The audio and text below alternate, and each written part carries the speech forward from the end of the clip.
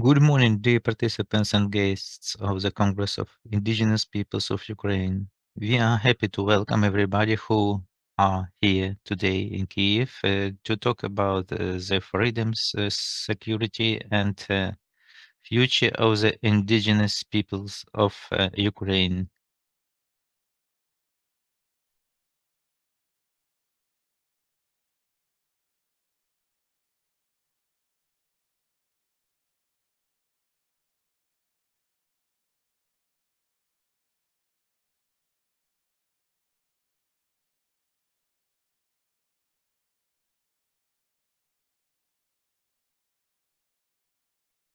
Thank you, Alim, and I have to introduce my co-facilitator, Alim Aliyev, the deputy of the general director of the Ukrainian Institute, right activists and journalists.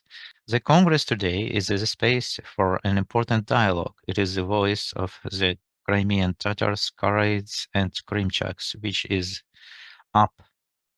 Doesn't matter the occupation, losses, and repressions. It goes about the force of indigenous peoples of Ukraine who, together with Ukraine, with the whole Ukraine, are counterstanding the Russian aggression. And you will see now on the video the faces of our defenders, killed defenders of Ukraine. They are united. They are from different nations, but they are united by great love to Ukraine.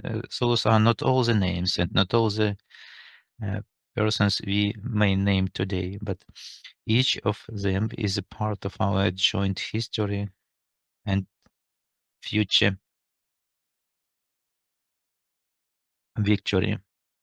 Let's remember the fighters for Ukraine. Ablatifov Rustem.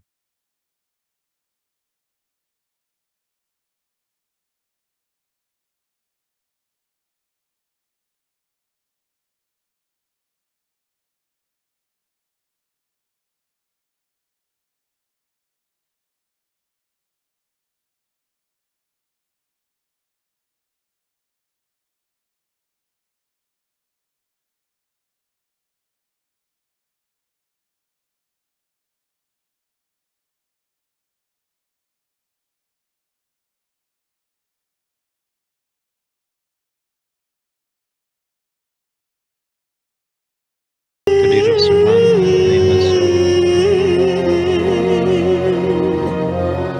Materjan,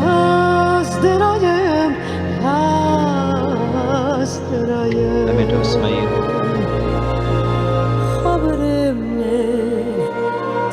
Mustafayev, Ruslan, Ney Tatar,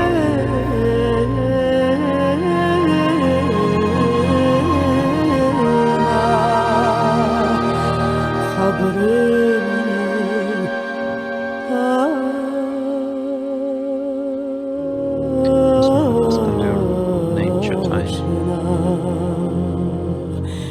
Sedemetov Hasan, Ney Tatar,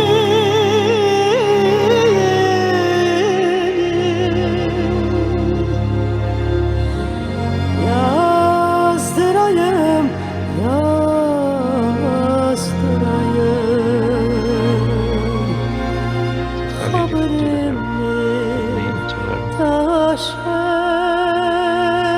Nadir, Ney Zimon, Hüseyin Alves, Ney Kuzgun, Abdurrahman,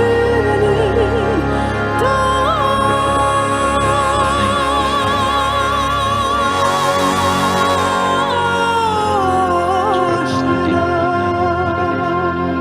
Magadev, forever in our hearts.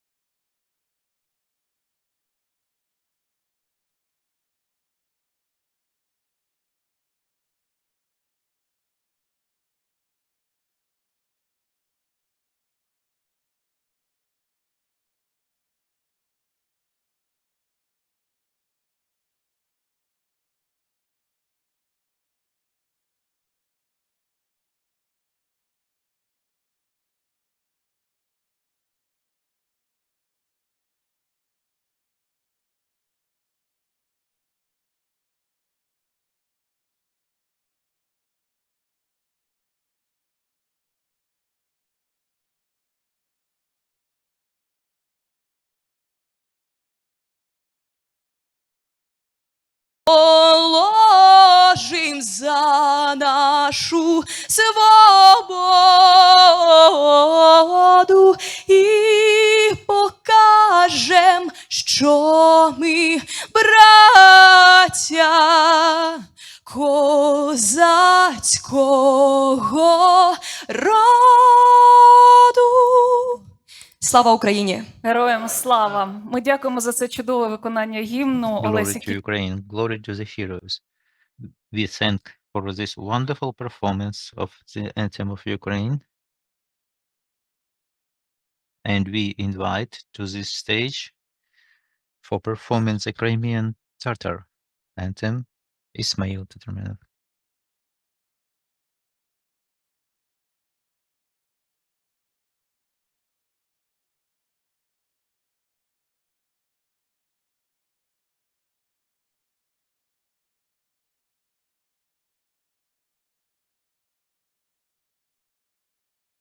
Sözbergen men billeti çunolmege bilip korep milletimni koz yaşını silmege bilip korep milletimni koz yaşını silmege. Bilme korme bin yaşasam kurultaylı han bolsam. Bilme korme bin yaşasam kurultaylı han bolsam. Kene bir gün mezarcılar gelir meni gömege. Kene bir gün mezarcılar gelir meni gömege.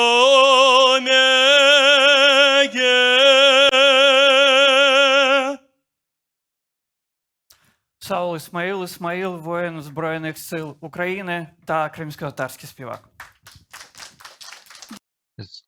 The fighter of Armed Forces Ukraine and singer.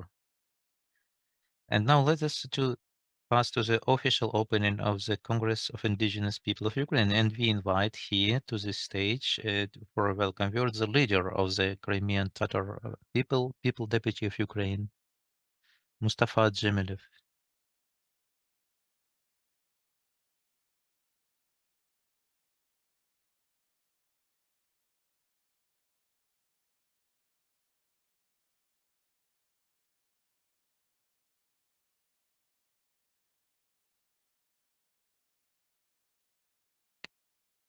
Dear participants and guests of the Congress of Indigenous People of Ukraine, I welcome everybody who have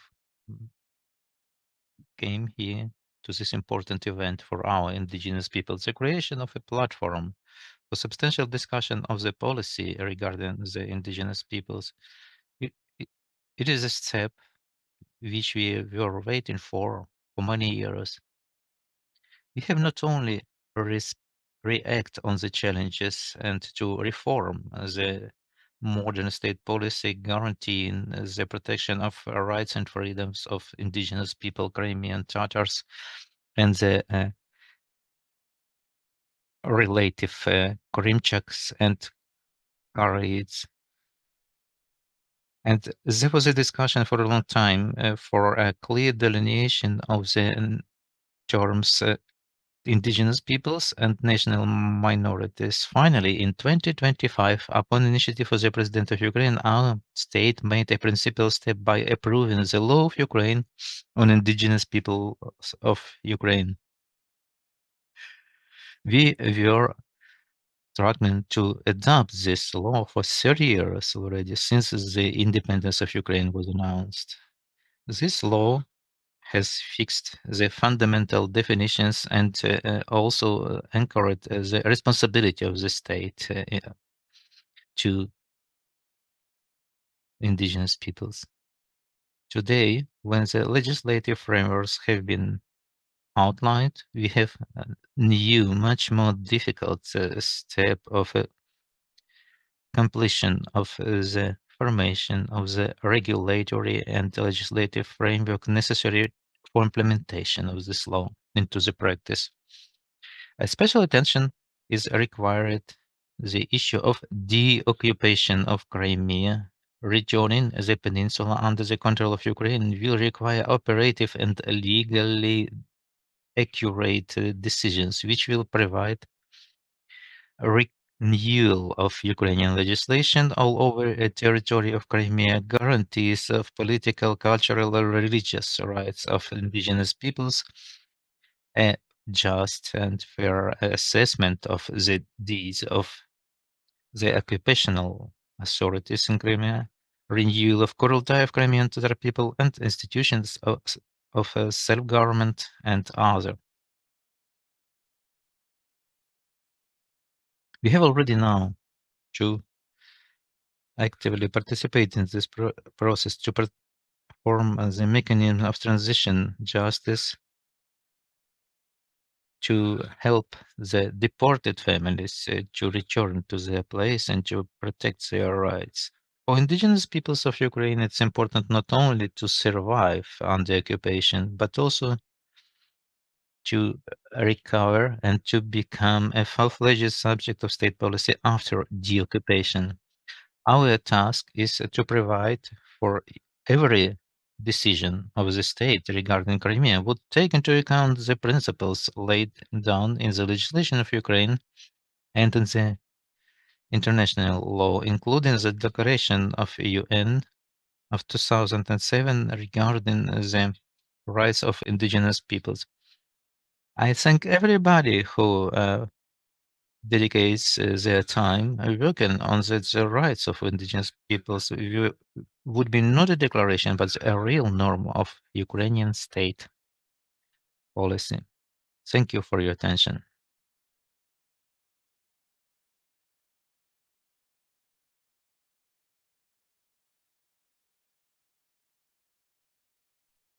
And now, Alexander Kornienko, first deputy chairman of the Verkhovna Rada of Ukraine, joins us on video. Good morning. Can you hear me? Yes, we can hear you, Alexander. Please, you are online. Dear brothers and sisters, I welcome everybody on this very important event, the Congress of Indigenous Peoples. The leaders of Crimean Tatar people, Mr. Mustafa, the management of our state services on ethnopolitics policy and freedom of consciousness, dear leaders of Karaites and Krymchak's peoples, we are happy to see you. Mr. Mustafa has outlined main priorities. We have to together develop this state policy, continue to do it. And obviously, the legislative branch, Verkhovna Rada, will be always in favor of indigenous peoples of Ukraine, who more than once have proved, especially during the last 4 years, how much Ukrainians are they in their spirit, in their view of the world and their vision, and how much are we together defending our land. Obviously, the problems for indigenous peoples of Ukraine began not 4 years ago, much earlier, and even not in 2014. We all remember that crazy pressure of humanitarian media organizational of the Russian Federation against Crimea. They were always exerting, they were doing all possible diversions, etc. We remember Tuzla, we remember the cultural expansion in Crimea, and obviously Crimean Tatar people and the related peoples of Karaites and Krymchak, they have been always executing the pro-Ukrainian task. They have always warned us, returning the understanding of this Crimea will be Ukrainian. Whatever Russians would like, on the contrary. We have a unique case in Ukraine. that is not existing somewhere else in Europe. We have approved the indigenous peoples. We have created the relevant legislation. We are ready to continue to work in this direction, providing resources for realization of these policies through the instruments of the executive power and also by interacting with the communities, with the elected bodies of Crimean Tatar people through cultural communities of Karaites and Krymchaks, but obviously also through the dialogue, political dialogue with Crimean Tatar people, with Mejlis regarding further steps and the future of our joint future in Ukraine. How to move forward to be in line with European basic rules. And today we have a meeting with the Council of Europe, to which I would also like to thank for support of our tracks regarding indigenous peoples and national minorities. I want to tell you that in few months, the first very serious consultations will take place in the platform of the Council of Europe between Ukrainian authorities, between the civil society unions and representatives of Crimean Tatar people and the management of Meclisi and Qırımtatar. So to continue to seek for the best model for the life of indigenous peoples and Crimean Tatar people in Ukraine. I begin the such consultations will lay down a very serious beginning for the further dialogue. And such forum as today, uh, today I'm sure there will be a lot of practical work and practical conclusions we'll take into account in Verkhovna Rada for sure. And we use them. I believe such forums are very important. Just a few days ago, the representatives of Crimean Tatar people, Mr. Jamirov, Mr. Chaparov, everybody heard how important is the topic of Crimea for Europe, from the speakers of Europe. How sincerely are they wanting for the problems and challenges of Crimean and the Russian occupation wouldn't just talked out, talked away. We'll do everything so that the topic of the Crimea would be always in the top priorities among many important topics of this terrible war of Russia against Ukraine. So we are thanking you for your participation. Verkhovna Rada will always be helping and supporting you. Crimea is Ukraine, and Crimean Tatar Karaites and Krymchaks are relevant members of Ukrainian families. So let's together move towards our future. Thank you, First Deputy of Chairman of the Verkhovna Rada of Ukraine, Mr. Kornienko, and now Viktor Yelensky, Head of the State Service of Ukraine for Ethnopolitics and Freedom of Conscience, is invited to the stage. The representatives of Crimean Tatar and Karaites and Krymchak people, the representatives of the diplomatic corps. Ladies and gentlemen, brothers and sisters, it is an exciting moment. The first Congress of the Indigenous Peoples of Ukraine. Rephrasing one German philosopher, I want to remind you that there are peoples occupying very little space in the map and a very large place in the history. And just one's head is becoming dizzy when you imagine that there are a lot of peoples going along with Crimean Tatars, Karaites, Krymchaks in the Crimean land. And just some lines in archaeology manuals remained about those. And Crimean Tatars, Karaites, and Krymchaks are continuing their way, their path in this land of Crimea. That's why I'm sure about their future. We know that theologians like to repeat that the God, the Lord, will never create a miracle without before being sure that the people, the persons have done already everything was depending upon them.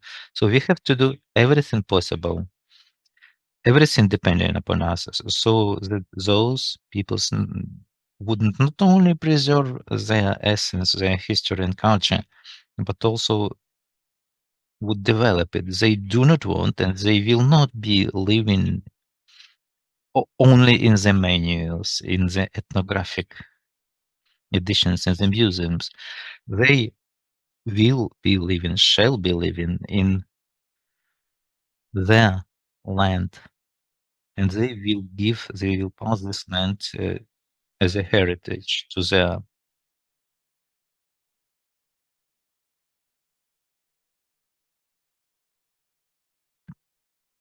heritage. So we have to do a lot and not very much. As a matter of fact, we have to help develop their languages. And so that their languages could be used to talk about computer sciences, history, the space, cosmic space, and whatever else. That is why the State Service on Ethnopolitics and Freedom of Consciousness is working over the strategy of development of those languages. We have included into this process, and we did it too. We did a lot for the languages, Crimean Tatar languages, Karaite languages, and Krymchak languages to be included in the new edition of the Charter of Minority Languages. For that purpose, we need so that the orthographic rules for those languages would be developed and would be available and affordable for anybody who would like to learn those languages. And we have to do in such a way so that the law on the indigenous peoples would take force, would be completed, finalized with the bylaws in full volume and begun to full-fledgedly act and work. For that purpose, we have to be ready, as Mr. Mustafa already underlined, that the deoccupation of Crimea would coincide with full-fledged development of all legal instruments providing for the development of these peoples. I'm happy to announce that the first Congress of Indigenous Peoples has begun. It is open and it will make its contribution, about which I'm sure historians will talk. I wish you successful and happy work in this Congress. Thank you, Mr. Yelensky, head of the State Service of Ukraine for Ethnopolitics and Freedom of Consciousness. I want to invite to the stage Olga Korishka, permanent representative of the Office of the President of Ukraine in the Autonomous Republic of Crimea.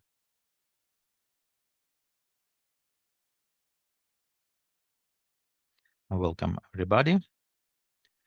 Frankly speaking, after such speeches by the previous three speakers, it's difficult to add something. But for me, it is very important for our team to attend this Congress, because the work on protection of the rights of indigenous peoples is one of the important directions of the work of our institution. It is a special pleasure to see so many people I do know, to communicate with them on different topics, to discuss certain traditions which we already know and understand about certain culinary recipes. Believe me, it's very valuable and it allows us to unite our cultures and to work more systemically. And today we are doing work on the drawing conclusions of the work of the mission of the president. 17th of December is where the service was launched, and we have now reviewed the number of events which have been organized and conducted when we were participating partially or completely. And many of those events is dedicated to the indigenous peoples of Ukraine. My business trips were dedicated to these topics, and it's very important for us to stay within this state politics, to help shaping it, to preserve this connection. As Alexander mentioned, We recently returned from the parliamentary summit of the Crimean platform. Everybody was surprised, and Ukraine is making everybody surprised by its resilience, stability, and the possibility of development. Conduction of the first Congress under such challenging circumstances is an extraordinary success of Ukraine. I do perceive this Congress as the possibility to set up a dialogue and promote relevant initiatives and to work stably. The Office of President in Crimea will always remain a reliable partner. You may rely on us. We shall continue to work with different topics and to help to form the state policy. I do wish today's event to be fruitful, efficient, and today in the second panel, we shall talk about realization of the law on indigenous peoples, where President's office in Crimea was participating. I wish you a good event. Thank you. Olga Kurishka, permanent representative of the President of Ukraine in the Autonomous Republic of Crimea. And now Christoph Kampf, OSCE High Commissioner on National Minorities, is joining us online. Good morning. Can you hear me?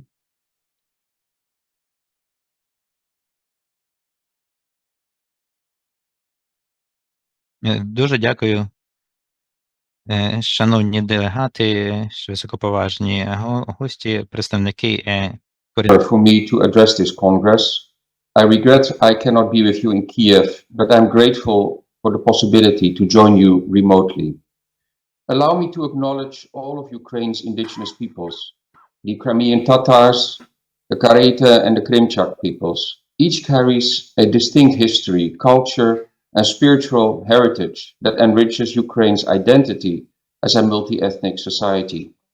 Even in extremely difficult circumstances, your communities continue to contribute to the country's resilience and cohesion.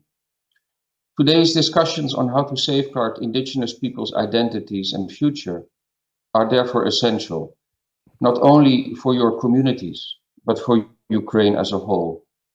As High Commissioner on National Minorities, my mandate extends wherever issues of identity, language, and participation shape intercommunal relations.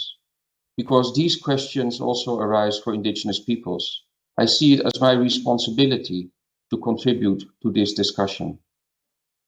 For the Crimean Tatar people in particular, the last decade has brought much renewed suffering. During my visit to Ukraine in April, I heard troubling accounts from Crimean Tatar representatives, civil society, and state institutions about the situation in Crimea.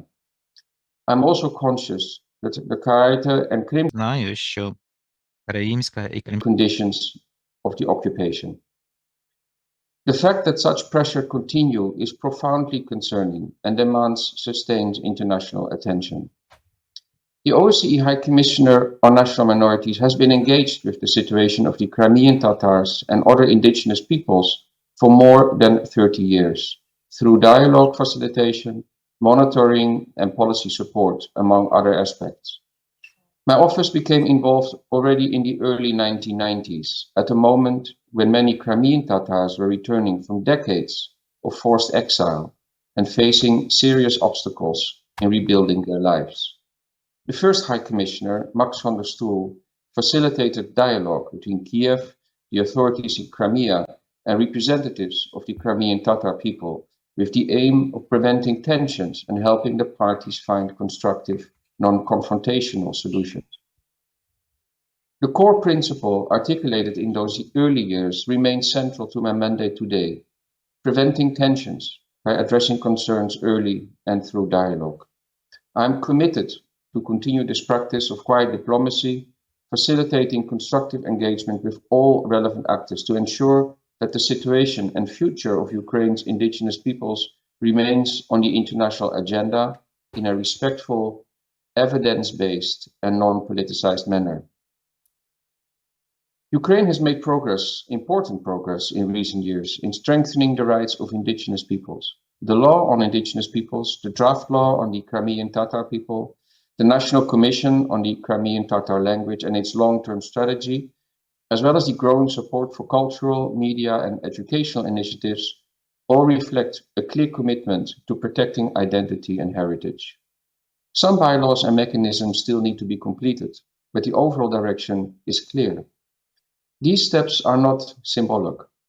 They also respond to a difficult reality. Displacement and occupation have already lasted 11 years, and many now live in different parts of Ukraine and beyond. Strengthening this legal and policy framework is essential to ensuring that indigenous peoples can preserve their identity, language, and culture wherever they find themselves today. For Ukraine's indigenous peoples, questions about the future cannot be postponed. How can languages, institutions, and cultural life be sustained if displacement continues? How can young people grow up with a strong sense of identity, even far from Crimea? These questions are essential to ensuring that when Crimea returns to Ukrainian control, communities remain strong and able to rebuild. And as discussions take place on a just and sustainable peace, the future of Crimea should not be forgotten. In this context, the principle, nothing about us without us, is imperative, which underlines that participation and inclusion are essential for the sustainability of any peace process. Future arrangements concerning Crimea must be shaped with the meaningful involvement of the Crimean, Tatar, Karaites, and Krymchak peoples. I see it as part of my role to contribute to these discussions and to support both Ukrainian authorities and indigenous peoples in this process. First, I will continue to follow, to the extent possible, the situation of indigenous peoples in Crimea and to raise these matters in my dialogue with participating states. Second, I am committed to supporting Ukraine in implementing the law on indigenous peoples and in developing the additional legal and policy tools needed to make this framework fully operational. And where appropriate, I stand ready to facilitate expert discussions and quiet dialogue. Third, in work related to peace settlement and reintegration strategies, I will continue to underline that indigenous peoples and minority communities must not be an afterthought. They should be part of the design of any future frameworks from the very beginning. And finally, and perhaps most importantly, I'm also here to listen to your concerns and needs. This Congress brings together an extraordinary range of experience, from elders who remember exile to young activists shaping new forms of cultural and civic engagement.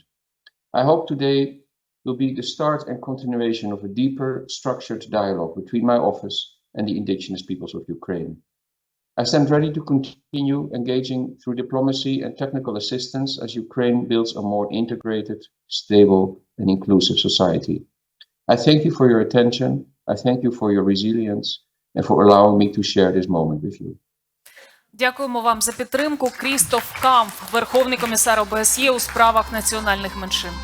А на цю сцену я хочу Thank you, Mr. Christoph Kampf, and I want to invite to this stage Tigran Khachaturian, the chairman of the Council of Public Associations of National Minorities of Ukraine.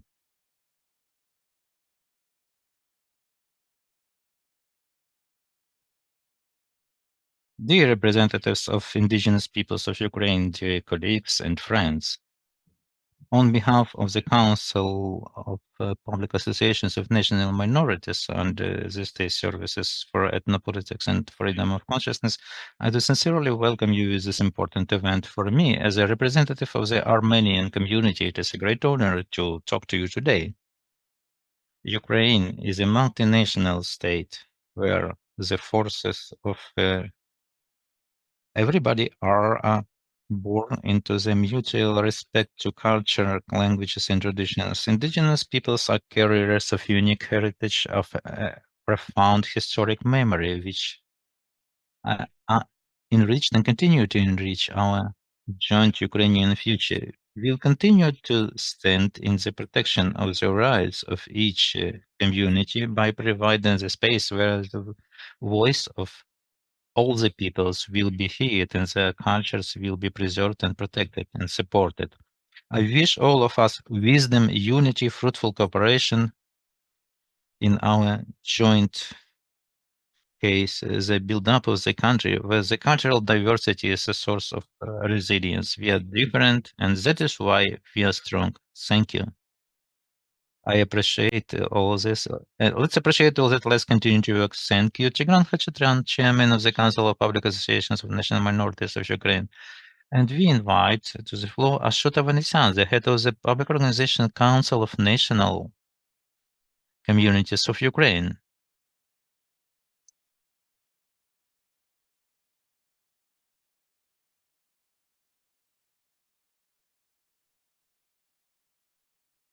Assalamu alaikum, dear brothers and sisters. Me, as the head of the Public Organization Council of National Communities of Ukraine, what can I say? Today's Congress of Indigenous Peoples. Indigenous peoples are our brothers.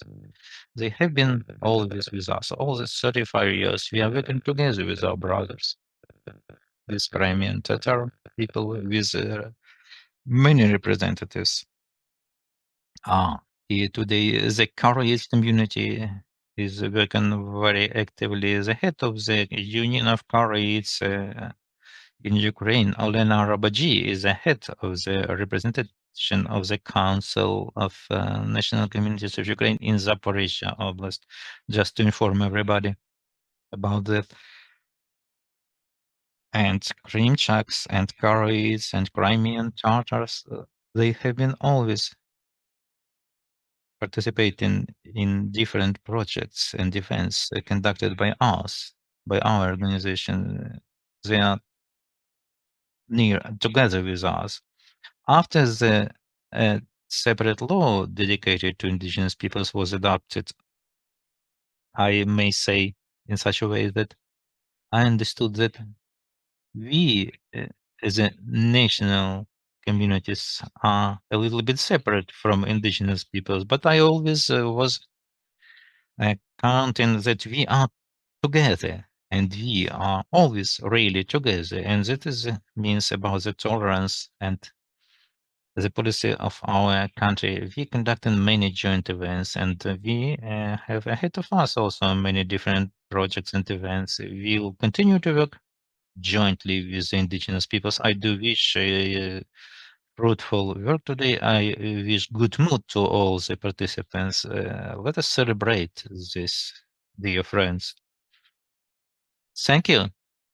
Thank you, Ashot Avanesyan, head of the Public Organization Council of National Communities of Ukraine. And here, the official ceremony of opening and welcoming speeches of our Congress is over, and now the working process is beginning. And we shall start now the first panel discussions. We shall talk about the threats to the indigenous peoples of Ukraine. But we may talk about the threats for a long time, and we are talking about this for tens of years. I would like us to build up this talk today. Let's talk about our future in Ukraine, about what today does occupation of Crimea means for Crimean Tatars, Karaites, and Krymchaks. And how should we do in such a way so that the main motive, main slogan, nothing about us without us, would become a real priority, not just beautiful words. Another important announcement. Within the whole day, you will hear the wonderful melodies, music from a talented composer, Usim Bekirov. Let's applaud him. And now I invite to this stage Arifat Aga Shubarov, chairman of Mejlis of the Crimean Tatar people and head of the World Congress of Crimean Tatars. I want to invite Dmitro Chuprina, the interim head of the expert group of the issues of school education from the Ministry of Science and Education of Ukraine. I want to invite Tatiana Kosetska, activist of the Krymchak people of Ukraine. And we have online Yana Tanagasheva, member of the International Committee of Indigenous Peoples of Russia. Sorry. And as a representative of the Schultz people.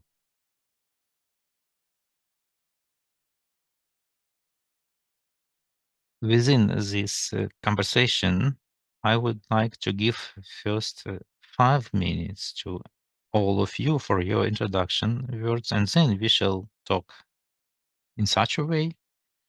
I will ask few additional questions. Rifat Aga, please, the floor is you. I want also to invite to your panel Mr. Bogdan Movchan, the deputy head of the World Ukrainian Community and for Humanitarian Initiatives. Bogdan, we are welcoming you.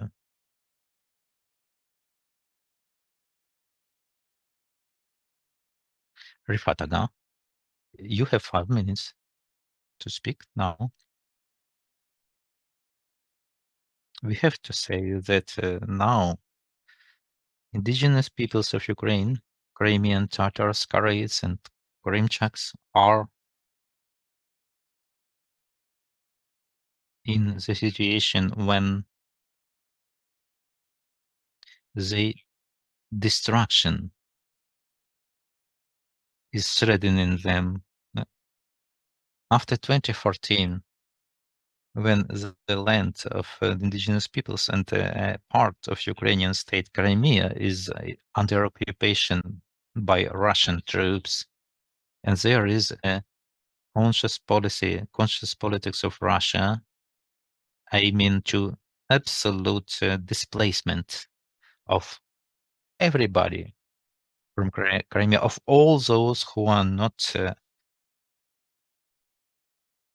who are withstanding the Russian occupation, who are not surrendering. And so this step of revival of indigenous peoples, which began from a massive return of Crimean Tatars from deportation at the end of 70s and 80s of the last century. So this process was suspended with occupation of Crimea by Russian Federation. And there are many manifestations, many signs of how Russia is destroying indigenous peoples of Crimea. We talk about that a lot, but I would outline the political repressions,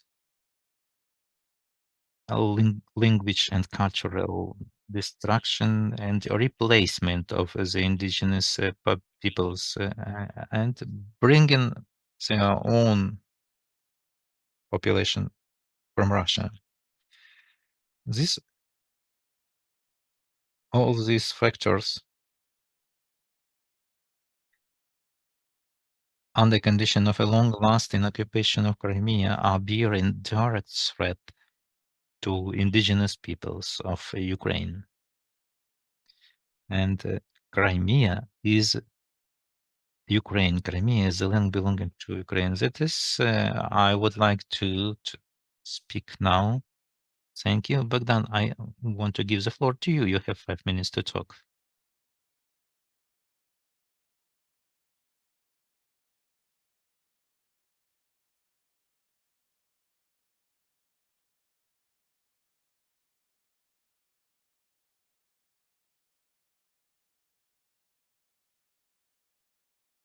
Thank you.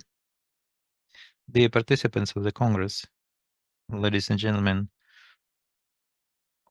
let me, on behalf of the Ministry of Foreign Affairs of Ukraine, to welcome you with this, as we believe, historical forum, the first Congress of Indigenous Peoples. Your attendance is a proof of the resilience of the spirit of indigenous peoples and their loyalty to preservation of own identity, even in such difficult times for our state. Ukraine continues to develop interaction with UN, OSCE, and the Council of Europe in protection of the rights of indigenous peoples in line with the relevant declaration of UN, European Convention on Rights of People, International Act on Civil and Political Rights, and International Act on Social and Other Rights. Our ministry is proud of that. For the first time, our state was elected to the permanent forum on the issues of indigenous peoples.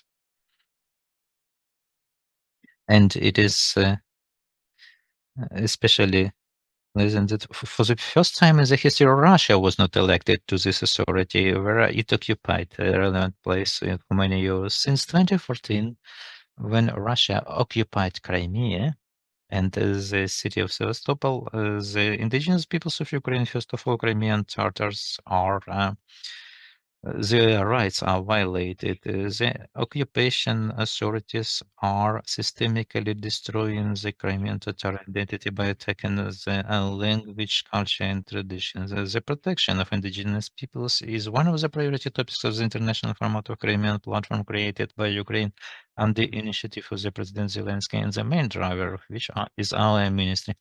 It's a unique international coordination platform uniting the efforts of the world community on the occupation of Crimea and renewal of the territorial integrity of Ukraine. The platform is functioning on 4 levels: summit of the heads of states and governments, a meeting of the ministers of foreign affairs, parliamentary assemblies, and expert group. Over 70 states and international organizations joined the platform. Within it, there are thematical, topical direction, including human rights protection, the occupation, counterstanding Russian propaganda, and international support. The Crimean platform attracts attention to the violations of the rights of the Crimean Tatars, Karaites, and Krymchaks, is documenting the crimes of occupation authorities and is coordinating the international efforts to bring to liability the offenders. Also, it promotes the occupation of Crimea remaining the center of international attention. The Ministry of Foreign Affairs is actively using all international mechanisms to bring in the aggressor to responsibility and to liability. 21st of June, there was an agreement signed in Strasbourg by Ukraine and the Council of Europe on creation of a special tribunal for the crimes of Russia.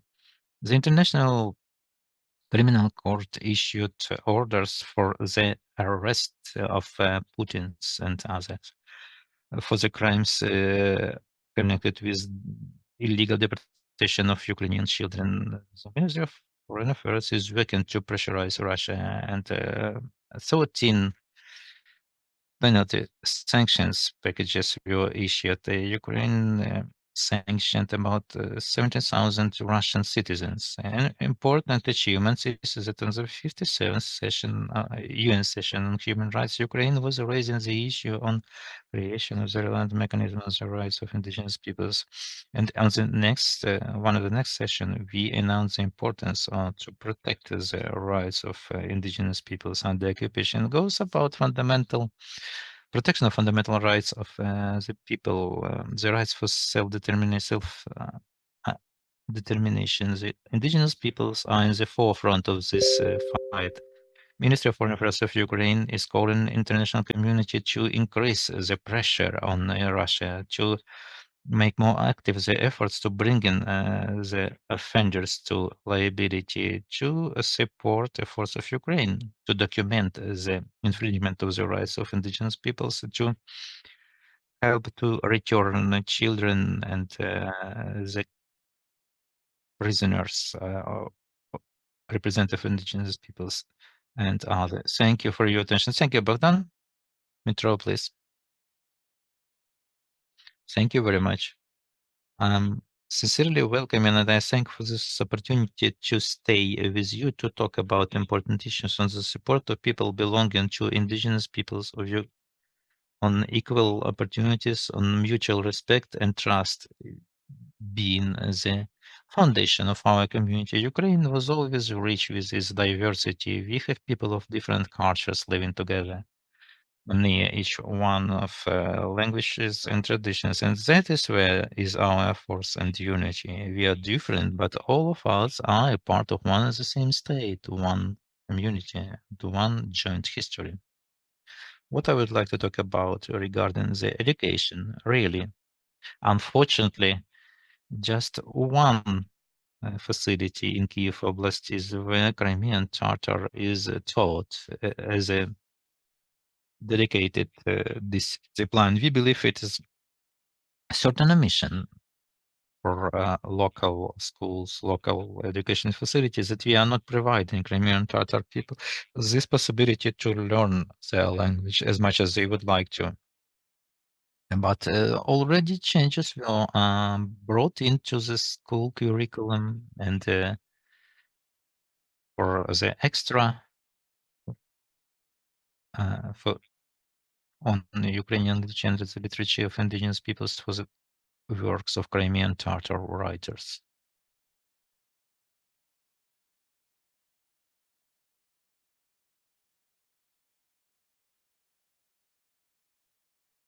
The Ukrainian literature in this section of the literature of representatives of national minorities, communities, and indigenous peoples of Ukraine, the changes were made for the 11th class. Erwin Yumerov, the Samotnist, and Erwin Kharilov up to the last breath. Also in the curricula on Ukrainian literature for the 5th and 6th years, the works of Crimean literature are proposed, different fairy tales, legends, and Ayudach, etc. And also in the model curriculum for Ukrainian literature on the 7th and 9th year, acting since 1st September 24, there is a section, Ukrainians and Crimean Tartars.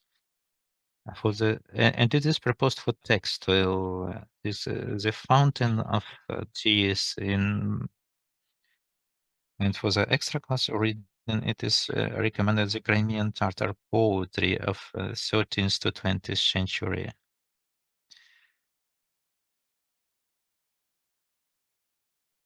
As of now, process of approbation, validation of manuals on Crimean Tatar language began. The Crimean Tatar language and a manual with text to be read in Crimean Tatar is being issued Crimean Tatar for the higher education entities. Integrated course of Crimean Tatar language and literature manual for the 9th year of high school facilities. On our side, on behalf of the ministry, we are trying to support Crimean Tatar language being the part of Ukrainian community and identity, and it is the foundation for creation of our further joint life after the return of autonomous Republic of Crimea to Ukraine, because we have to understand that the issues of education for the future of Ukraine is very important, and it is a cornerstone of in the creation of the future of our joint well-being.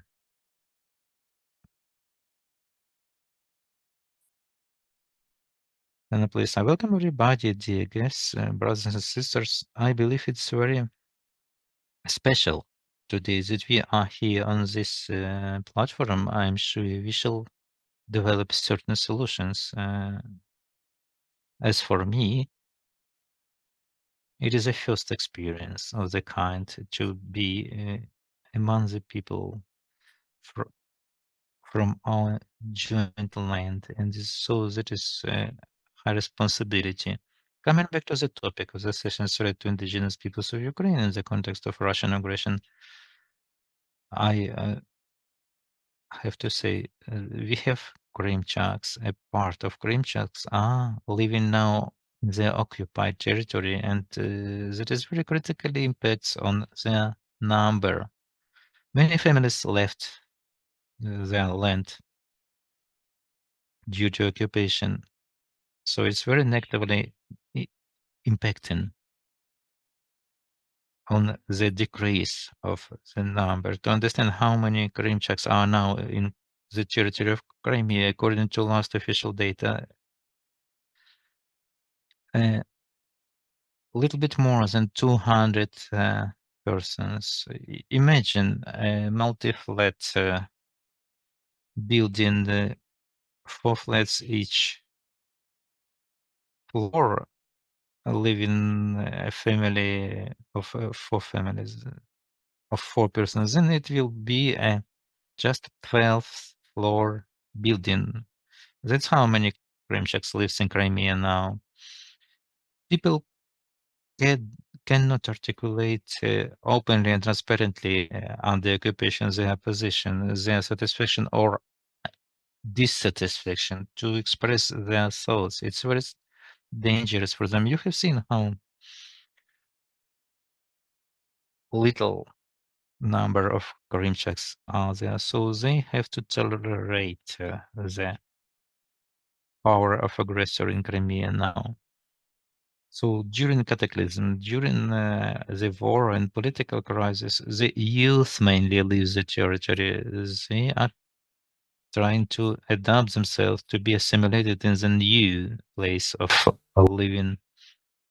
And mainly older people, carriers of the sacred knowledge, remain in places, carriers of traditions and memory, genetic memory of the people, and the connections, the ties are cut and ruptured. I have relevant experience I can talk along about. And the third aspect I would like to underline, we as a community,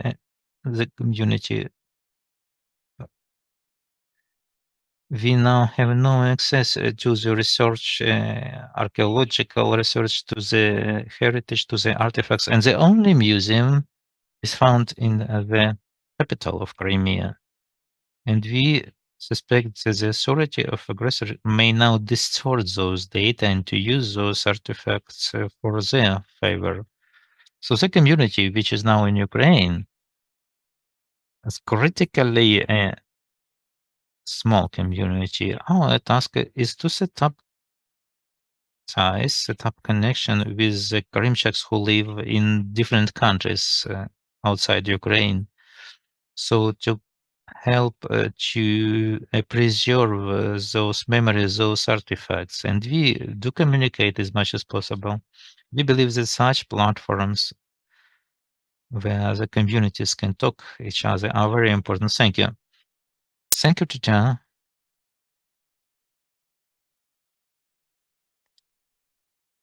Thank you. Do you hear me? Yeah. Yeah, thank you. My name is Yana Tanagasheva. Good morning, everyone. I'm a member of the International Committee of the Indigenous Peoples of Russia. And being originally from Southern Siberia, in 2018, I was forced to leave Russia due to threats and persecution for my activism and defending the rights of indigenous peoples. It is truly an honor to be here today at the Congress of the Indigenous Peoples of Ukraine. Last week, the Indigenous Peoples of Russia in Exile held a conference dedicated to the situation of indigenous peoples in the Russian Federation. We were happy to welcome representatives of the Crimean Tatar people as participants of our event. Today, I would like to read out the statement that was adopted at this conference. Dear sisters and brothers, representatives of the indigenous peoples of Ukraine, we, the participants of the Berlin Conference on the situation of the indigenous peoples of Russia, address you with a feeling of our deep solidarity, respect, and sincere sorrow for what your peoples and all Ukrainians have to go through in the face of the unjust armed aggression of Putin's Russia. We know that the war unleashed by the Russian state against Ukraine has brought heaviest losses, destruction, and suffering to your peoples. We know that the indigenous peoples of Ukraine, Crimean Tatars, Krymchaks, and Karaites, have faced occupation, deportation, mass persecution, the destruction of their cultural environment, and attempts to destroy their national identity. We express our full support to you in the struggle for freedom, rights, land, self-determination, and the future of your communities. Sadly, representatives of the indigenous peoples of Russia, including members of our own communities, have also been involved into this war, often through mobilization, coercion, economic pressure, or the absence of any real choice. We recognize the pain of this situation. It puts us in a difficult moral and political position. But none of this justifies their participation in the war. That is why we speak openly. We do not support this unjust war unleashed by Russian dictator Vladimir Putin. It has nothing to do with our values, with our traditional relationship to the land, to human life, to peace and justice. Today, our peoples face threats resulting from the policies of the state that uses our territories, resources, and lives as tools of its imperial and colonial strategy. We understand that as long as there is no democracy and respect for human rights in Russia, neither the indigenous peoples of Russia nor the indigenous peoples of Ukraine will have their safety guaranteed. We support the right of the indigenous peoples of Ukraine to self-determination, self-governance, and the preservation of their lands, cultures, and languages. We fully support the sovereignty, independence, and territorial integrity of Ukraine and believe in its victory of the Russian Empire. We believe that international solidarity among indigenous peoples is a force capable of resisting destruction, injustice, and violence. Today, we need joint efforts, the exchange of experience, mutual support, and active participation in international mechanisms that can protect our rights and the rights of future generations. We are certain that the day will come when the indigenous peoples of Ukraine and the indigenous peoples of Russia will be able to meet not in the conditions of war, but in peace, cooperation, and mutual respect. When we will be able to build a future based on the principles of democracy, dignity, and international law. When our voices will be heard not through the noise of artillery, but through dialogue, recognition, and friendship. From the bottom of our hearts, we wish you strength, resilience, and a fast victory. The victory of freedom over oppression, truth over falsehood, and life over destruction. Dear Ukrainians, we sincerely wish you strength, resilience, and speedy victory of Ukraine in this war. We stand with you. We are by your side. With our greatest respect, participants of the Berlin Conference on the situation of the indigenous peoples of Russia. Unfortunately, due to my time limitations, I have to leave you now, but my heart with you. And велике дякую. Україна переможе. Thank you, Jariana, for your words and for your statement. Thank you. Вашу заяву. Дякуємо. Our talk. And now we have outlined just few problems regarding the indigenous peoples of Ukraine. I want to say that our war and the occupation for indigenous peoples, it is first of all recolonization.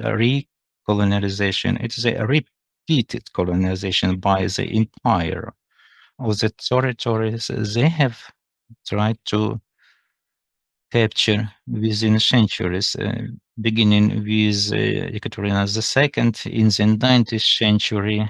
The Crimean Tatars called that Kara, sort of the black capital. When the Crimean Tatars state became larger than Crimean territory, that was a genocide in the 20th century, and today's occupation resulting in loss of identity, replacement of population, and militarization of children, youth, and in the peninsula itself. But obviously we can talk hours about problems. But when we are talking about the subjectness of indigenous peoples and destruction of those independence, it is important to hear from the indigenous people about the tactics of Crimean Tatars and Krymchaks in the counteraction of this novel colonization. Rifat Aga, please. You are absolutely right. We needed The Russian-Ukrainian war has triggered in our state the processes of decolonization, decommunization, overcoming the consequences of Russian imperial politics. And you know all those laws which have been approved recently and the actions undertaken. As regards Crimea, vice versa, Russia came once again and there is they are reinstating those orders and policies which were begun at the end of the 18th century. The Russian policy on colonization of the land and the replacement of the indigenous peoples. And it brings a very large commitment on all of us, on the indigenous peoples, on the Ukrainian state, and also on the international community. I believe you would agree with me that there is a certain understanding of what happens in Crimea. There is an appeal of the Verkhovna Rada of Ukraine listing on that there is UN resolution and by other international organizations. There is understanding, but there is not recognition, a real recognition and the realization of the strategy which happens, and it is on the surface. 3 peoples are erased from the surface of the land. Crimean Tatars, Karaites, and Krymchaks, and that is no exaggeration. You just have to see the substance of what happens in the occupied Crimea, the replacement of tens of thousands of our people outside of Crimea. They are disseminated all over the world. Once again, how it happened at the end of 18th century, in 19th century, beginning of the 20th century. How shall we recollect them? And that is Russification of Crimea, and millions of people are brought there to, like it happened in the previous centuries, obviously, as a background of what is made by Ukraine. A very important step, approval of the law and indigenous peoples, political recognition by the resolution of the Verkhovna Rada of Ukraine, recognition of Mejlis of Crimean Tatar people, Qırımtatar of Crimean Tatar people for other indigenous peoples of Ukraine. Everything very good. But you cannot make one step, second step, and stop. You shouldn't stop here. You may not stop here. At an international level, we have to bring attention and focus the attention on the strategy of destruction of indigenous peoples. Dedicated researchers, dedicated resolutions should focus on this, on that Russia is destroying the indigenous peoples, and to list those indigenous people of Ukraine, Crimean Tatars, Karaites, and Krymchaks. It is good for Ukraine to adopt and to approve certain acts. They have to be implemented. They have to be modified. More bylaws have to be added to that to complete that and to go forward. I'm now trying to wrap up, not to overtake time. When we are talking, we're not talking, we are now being witnesses. We don't know what we'll hear today after lunch and tomorrow, after tomorrow, at the background of the negotiations now happening in Washington. Today in Moscow, I'm sorry to say, they are continuing, and then will be announced certain results. We have to ask ourselves, where are we here? Where are our representatives in those places where negotiations are taken on the future of our land, among others, the Crimea, as an integral part of Ukraine, the land where we have been born and when we have been shaped up as a nation? It's very important, the issue of subjectiveness of indigenous people. It belongs to the peoples themselves, and Russians don't understand it very well. They banned the Meclisi, they suspended any activities of Crimean Tatar people, of Karaites and Krymchak, but it's also an issue of Ukrainian state, the issue of indigenous peoples, of their rights on their land and self-determination, self-identification within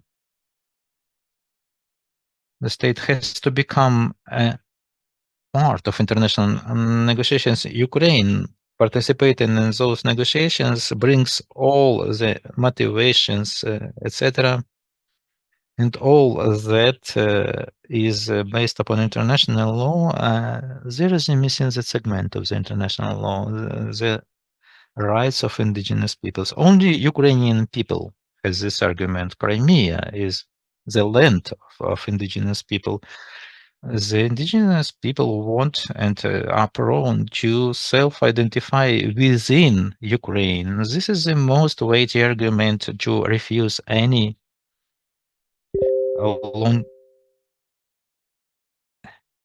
any claims, any pretensions of Russia on the Ukrainian land. I am not so well in this issue. My brother and partner Vladislav Lombroso will talk with more details, but personally for me, I believe our task is to be proactive as a community, trying to systemize, and as it might be a plan for the next year, to develop some strategy on the issue of communication with brothers and sisters, with Crimean Tatars, with Karaites, how they do it, and in such a joint work and to find answers for that. My personal experience, I have no connections with Crimea. My family, all my family is in Crimea now. And I have no communication. I am deprived of being connected, being linked with the values of my family. So it's very important for the strategy of the next year, the strategy of gathering information, put it systemic, and be as active as possible in all these issues. Thank you, Tatiana. You have outlined a very important problem. Another important problem is this rupture, loss of connection between families, friendly and professional circles of people who are living in Crimea and the people who have left Crimea, who are found in other regions of Ukraine or in other countries. John, I want to come back to you, and the Ministry of Foreign Affairs of Ukraine is working a lot at the international arena so that the topic of Crimea would not disappear, that the topic of Crimea would be as much as clear manifested in the international politics. How can the indigenous peoples of Ukraine helpful in this? How can we strengthen the voice of indigenous peoples of Ukraine abroad? Really, as of now,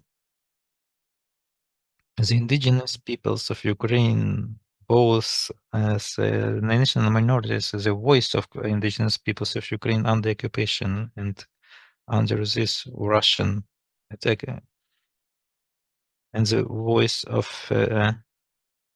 national minorities is very important, very powerful. It shows our policy, our resilience, the resilience against those new challenges and trials. The role of the MFA is the role of facilitator. We are enhancing those voices, and we shall promote the narratives of Crimean Tatar people, of Krymchaks and Karaites, as I already mentioned, in all the relevant platforms. First of all, in OSCE, Council of Europe, and UN.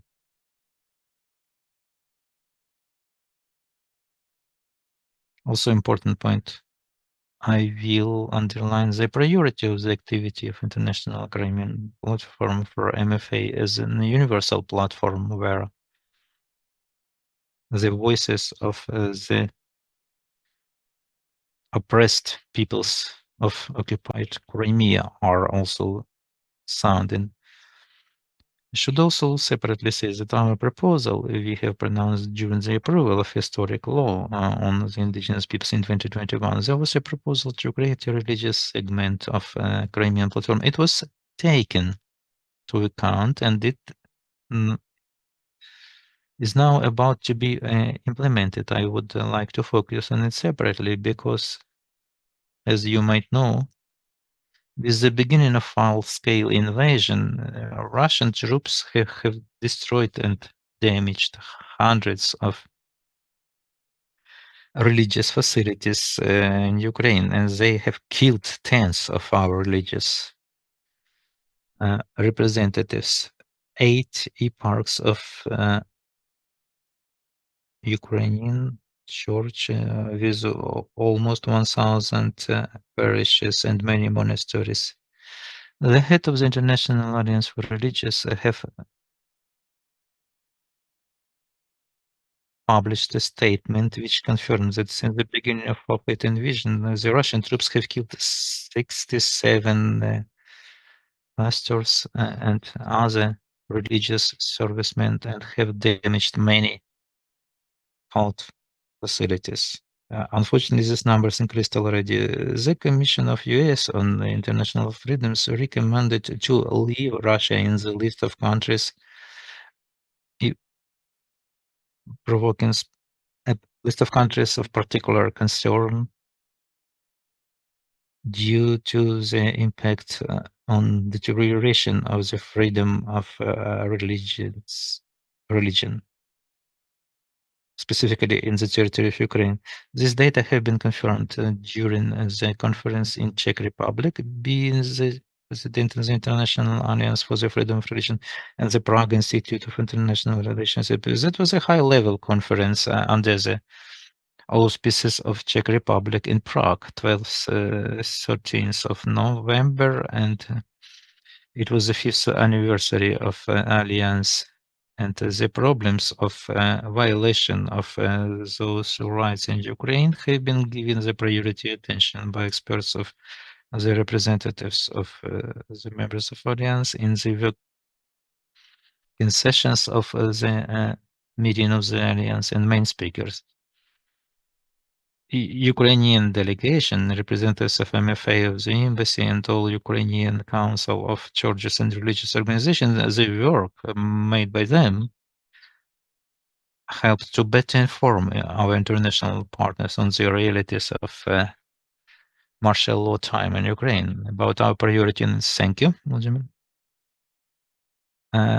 Dmitro, I have a question to you regarding what you said in your introduction speech.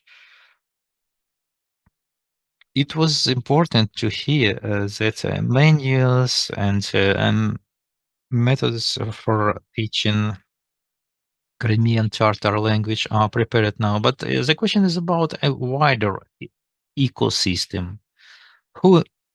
How the teachers will be prepared, how the school infrastructure will be prepared so that the children in any regions of Ukraine could have a choice either to study Crimean Tatar language, at least in the variation part. And the second question, I believe,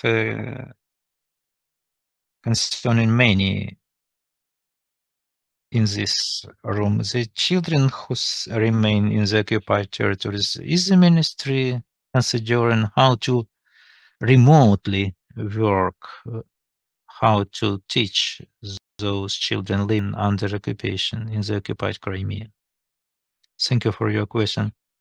Let us begin with from the end, because just recently the ministry approved, as of now it is being approved, the procedure of recognition of the results of learning acquired in the temporarily occupied territory, Crimea included. So the children using some simplified procedure would get the certificate on the basic and higher education of Ukrainian.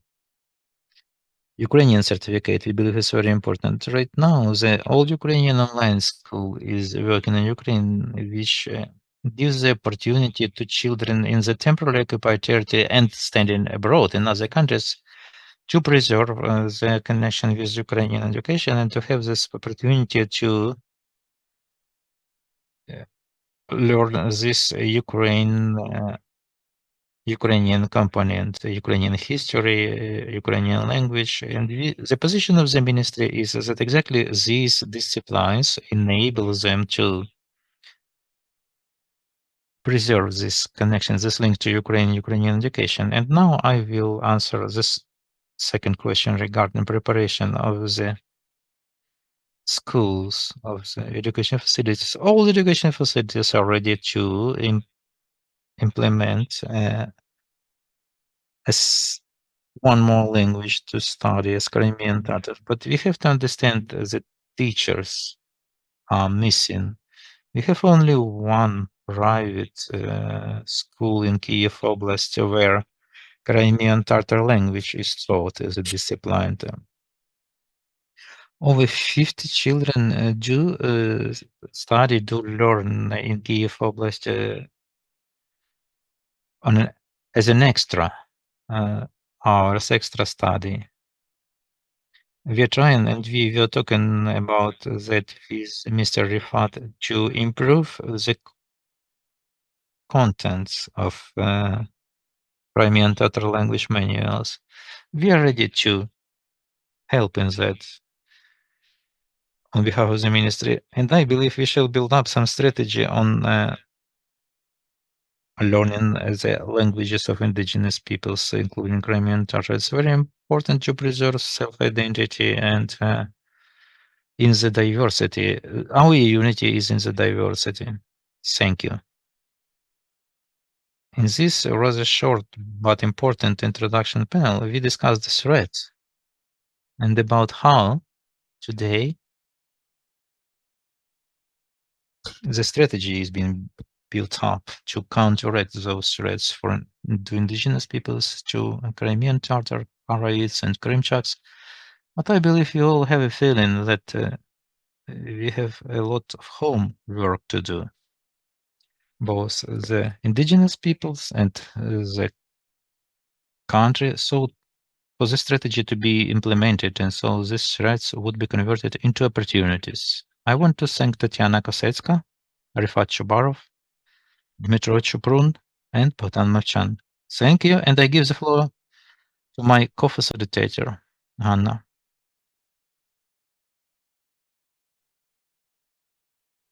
Thank you, Alim.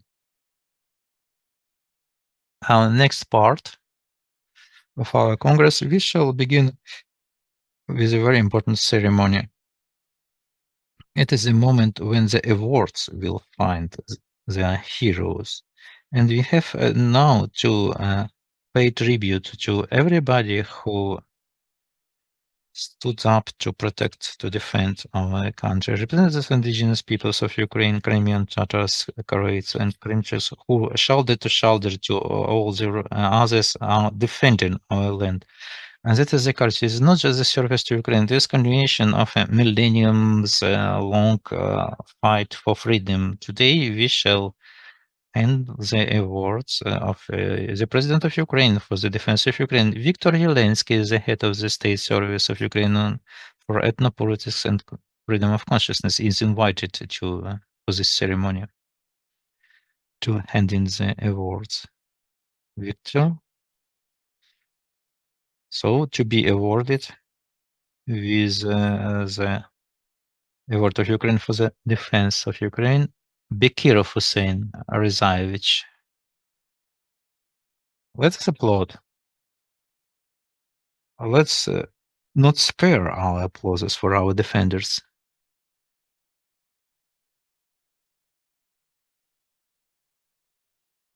These are the awards.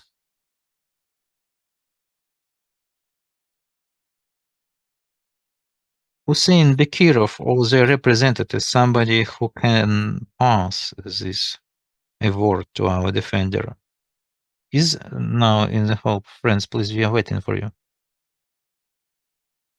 So let's go further. Basnaev Adam Sergeyevich, please your applauses.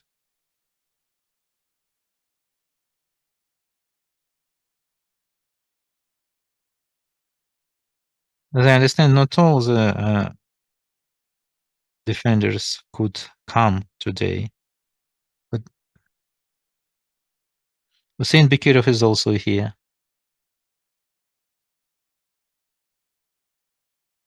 Not everybody could come.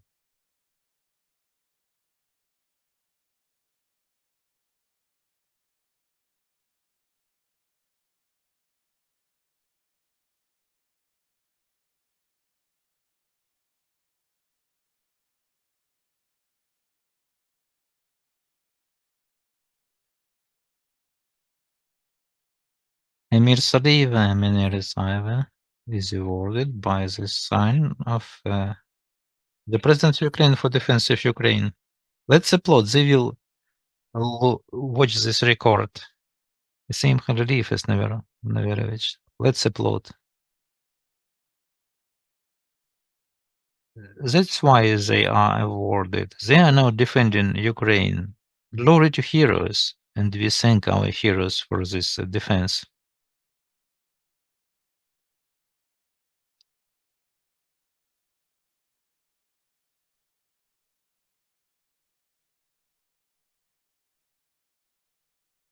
And we have found saying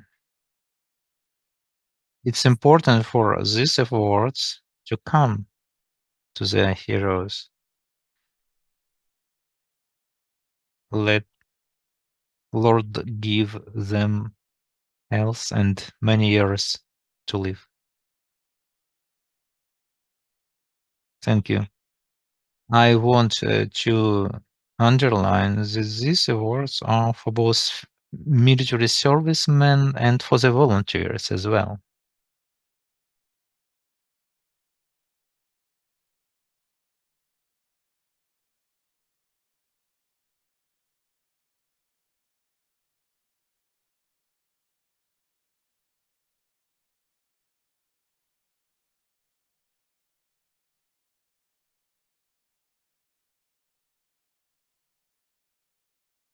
That's all we have.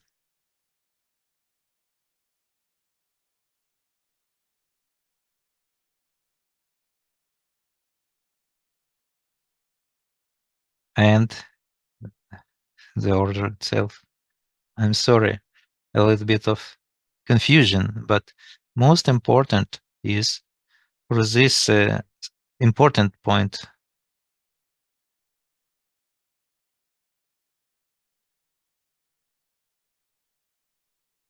So we want to thank our defenders. We know and we have been warned that not all of them might be present today, but all of them expressed their gratitude for these awards. And we are bowing deep to them. We appreciate their deeds, and we shall prevail together. Thank you. Let's pass them our sincerest congratulations and a huge, huge gratitude. Now we would like to begin our talk from the cadres of the movie. And Crimean Tatars have been the first to fight for the freedom, resistance to occupation of Crimea. Let us look some fragment of this movie. We call you to watch this movie completely on YouTube and also on the website of the Crimean Tatar Resource Center. So please. Crimea, 2014.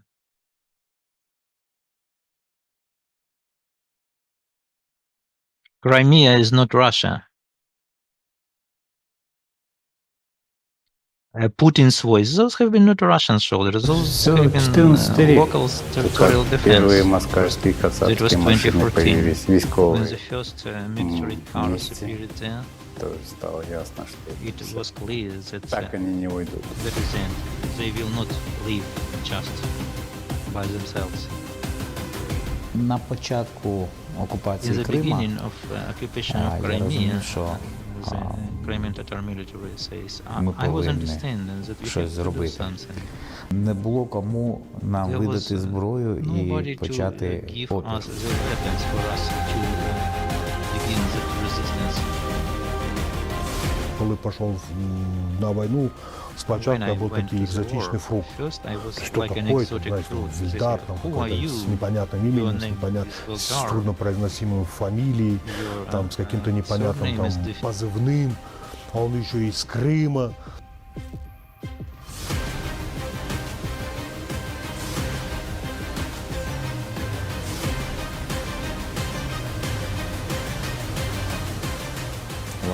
Астана нам за многие годы первый раз дал возможность Allah взять provided us for the оружие в first руки, time an да, opportunity to take weapons и into вернуться домой our как hands победители. and to come back as Кримські аскери. winners, Crimean askers, Crimean soldiers, Crimean military. So that was for us an inspiration for our next panels, because the name of the panel is the Crimean Tatars, Krymchaks, and Karaites at the defense of Ukraine. We'll talk now about indigenous peoples, representatives of the indigenous peoples who are now defending Ukraine. Doesn't matter, they are very little in number. So I invite Afin Karimov and Andrei Olenikov Kefeli, member of the public organization Union of Karaites of Ukraine, military servicemen. Alim Karimov, Lieutenant Colonel of the Armed Forces of Ukraine, and also Petro Koshakov, the activist of the Krymchak people of Ukraine, the military officer. He will join us online. He is already a colonel. There's an update. But the question is, do we have Alim Karimov attending now? I'm online. Yeah, okay, Mr. Karimov. We were waiting you offline here, but you are online. It's good. It's good to have you with us. Glory to Ukraine. So I want now to draw your attention before we start this talk, this conversation, to these photos which we have now in the room. They have been brought in by the participants of our Congress. This is a photo of Iskander.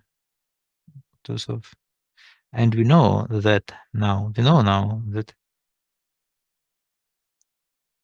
in the room there are parents of Ernest Baranov, Yulia and Krima. We wanted to name those persons who are missing, who are in the captivity.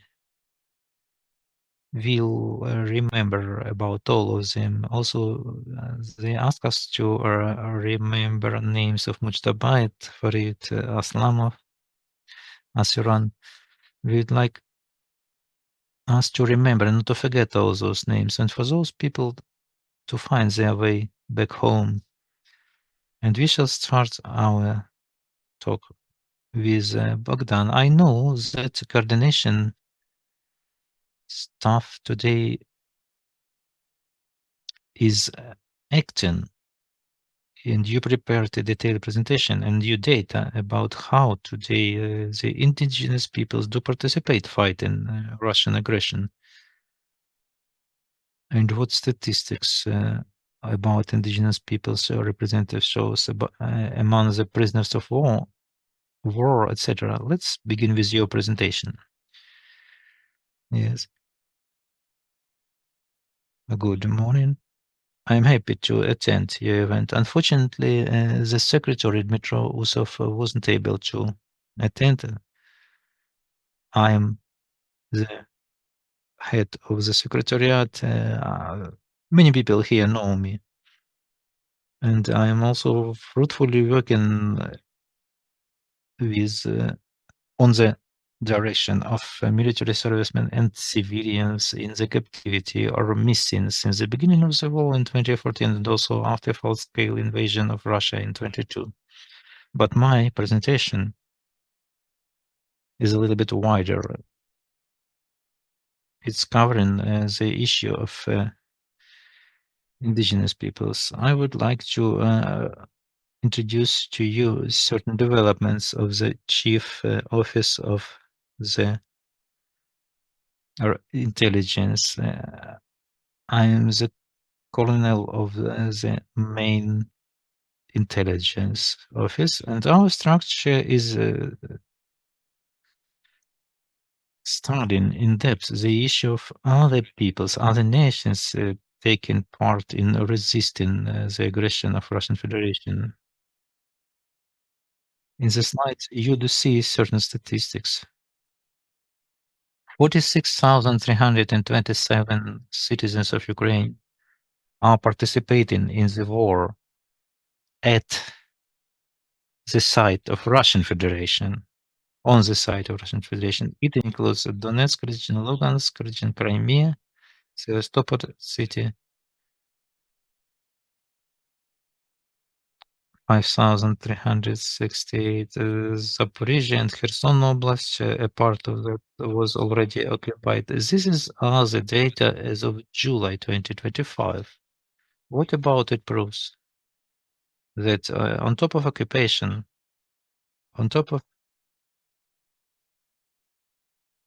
a genocide war against the people of Ukraine, against all the citizens of Ukraine, the Russian Federation is also mobilizing people in the occupied territory. This is violation of international humanitarian law. They are mobilizing civilian population. We have got mobilization plans of Russian Federation for the years 23, 24, 25, and we also have information on the plans for 26. This is a number you see, 46,000. They have been already mobilized on the occupied territories, and they are on the side of Russian Federation in the war. This is the number of Ukrainian citizens who are prisoners of war, enemies.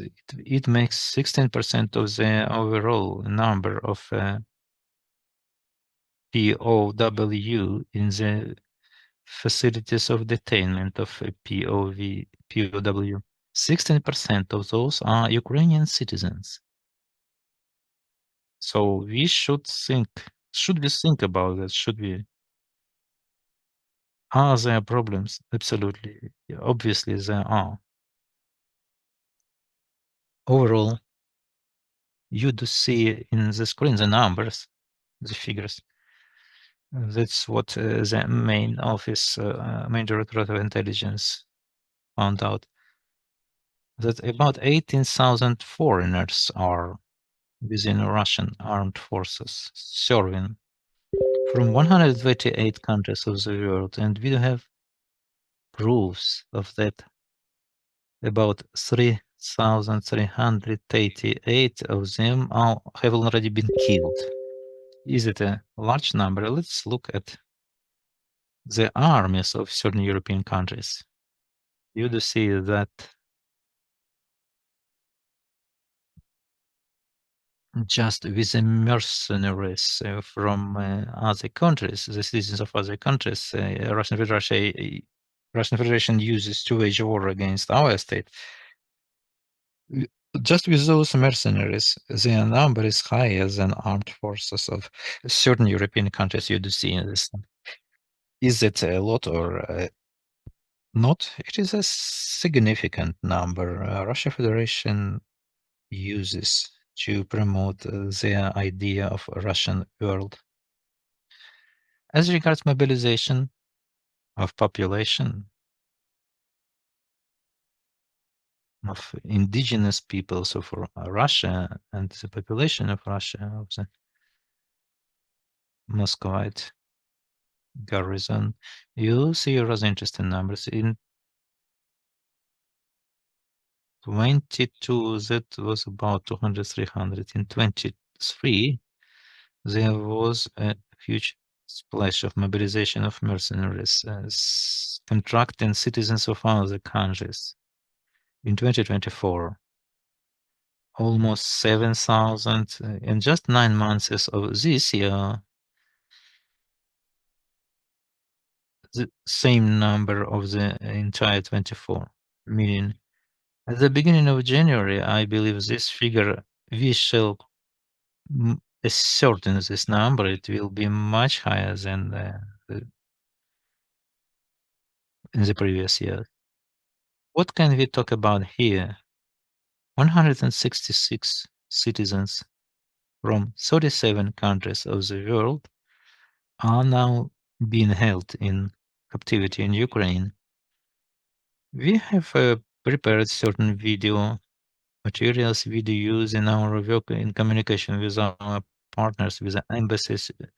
We do bring this information to their attention of the countries where from Russia recruits most of citizens. This work brings some positive results, but up to now we shall not talk about this now. I believe in the future we shall publish this information. As regards the origins shown in these slides, you can see the number of people who have signed a contract and who have died. And accordingly, we do see a rather big difference. The Russians do actively use small nations, small peoples of Russian Federation for the total destruction. The percentage of the residents of Moscow and Leningrad Oblast is the lowest one. As regards, for example, Chechen Republic, it's also interesting to see. I'll remind you that Ukraine, in the fall of 22, recognized the People's Republic of Ichkeria as an independent state occupied by Russian Federation, and we do perfectly understand the role of the relevant head of this occupied Chechnya. And this figure is even lower than in Moscow Oblast. So this war, with this war, Putin is destroying small peoples, small nations of Russia who have a potential for self-identification, self-determination, and fighting for their independence. The standard Russian practice of Russian Empire, Soviet Union, and so on is there. The issue of motivation of military servicemen, of the mobilized. First of all, they have tried to attract them with money. They were high amounts, sometimes up to $40,000. But what do we see in certain regions? The situation began to shrink, to drop down. This year already, we do see that in such areas as Tatarstan, Mori Republic, the bonuses shrunk in times. Yearly it was about 2 million rubles. Now the maximum amount allocated from the budget of the Ministry of Defense of Russian Federation is 400,000 rubles. And also they force the regions to allocate another 400,000 rubles for signing a contract. So 800,000 altogether. But once again, the lifetime in the fighting fields of Russian Federation fighters is not very long. The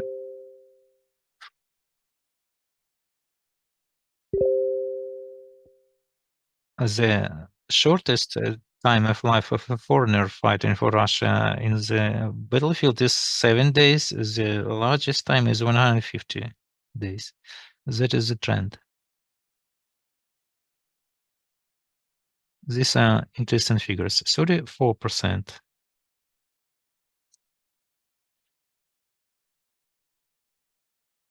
of foreigners are in the Russian army. We see that 16% are Ukrainians, 12% Indigenous peoples of Russian Federation, and 6% other nations. What it proves about, and that the Russian Federation with somebody else hands is waging this war. It is much easier for them to recruit people to premise, to pay a part of payment, and then to send people to the stormings, to the attacks, for those people to be killed, and there are no commitments after they are killed. As regards small peoples living in the territory of Russian Federation, and they struggle for their independence within Ukrainian armed forces, I want to say that there are functioning 3 units. The first one, Nomad, second, the Siberian Battalion, and also Bashkortostan. What it gives us? It gives us Bashkortostan to gives understanding that certain processes in the Russian Federation regarding the self-identification and unity and liberation from occupation by Russian Federation, they understand it, and the active part of this population is working in the partisan, in the guerrilla units in Russian Federation. A part of them comes to Ukraine, and after being verified and checked, they do join those units and participate in the fighting. We are fighting against the Putin's Russia together, and we are moving towards victory. So that the Russia would dissipate, would collapse, and would disintegrate into the independent nations and minorities having right to self-identification. How it happens? There's a project I Want to Live, created by the coordination headquarters for the treatment of prisoners. It has 2 parts. So the first one public one, and the second one closed, which is conducted by our units. This is information company, and we bring information to the citizens of Russia, to the people in the occupied territories, that they can say their lives, they can surrender, and Russians will thereby replenish the exchange fund, thanks to which we negotiate and we conduct prisoners swaps during the active fight and not at the end, like provided by Geneva Convention. So this information component is also enabling the citizens, including of those small nations, to connect with us to begin a dialogue, and eventually we advise them how to avoid mobilization. And there are people who want to help Ukraine to fight against Putin's Russia, and that is also that has another aspect also. The function and the capacities of the chief office of intelligence is it is a very interesting, very simple project, but with a good result. So by connecting through those channels in the internet, people get a direct contact with the consultant. Center of these projects they receive instructions, information, how to avoid mobilization, how to pass to the Ukrainian side, and how to remain alive. All of them are placed into the camps. All of them have a legend how they came into the captivity during the fight, and they were not surrendered, because we do understand that after return to Russia, such people also pass certain procedures in Russian Federation, and Russian FSB is studying in detail how they were captivated. We are ensuring those people as much as we can, because it allows us to replenish the swap fund.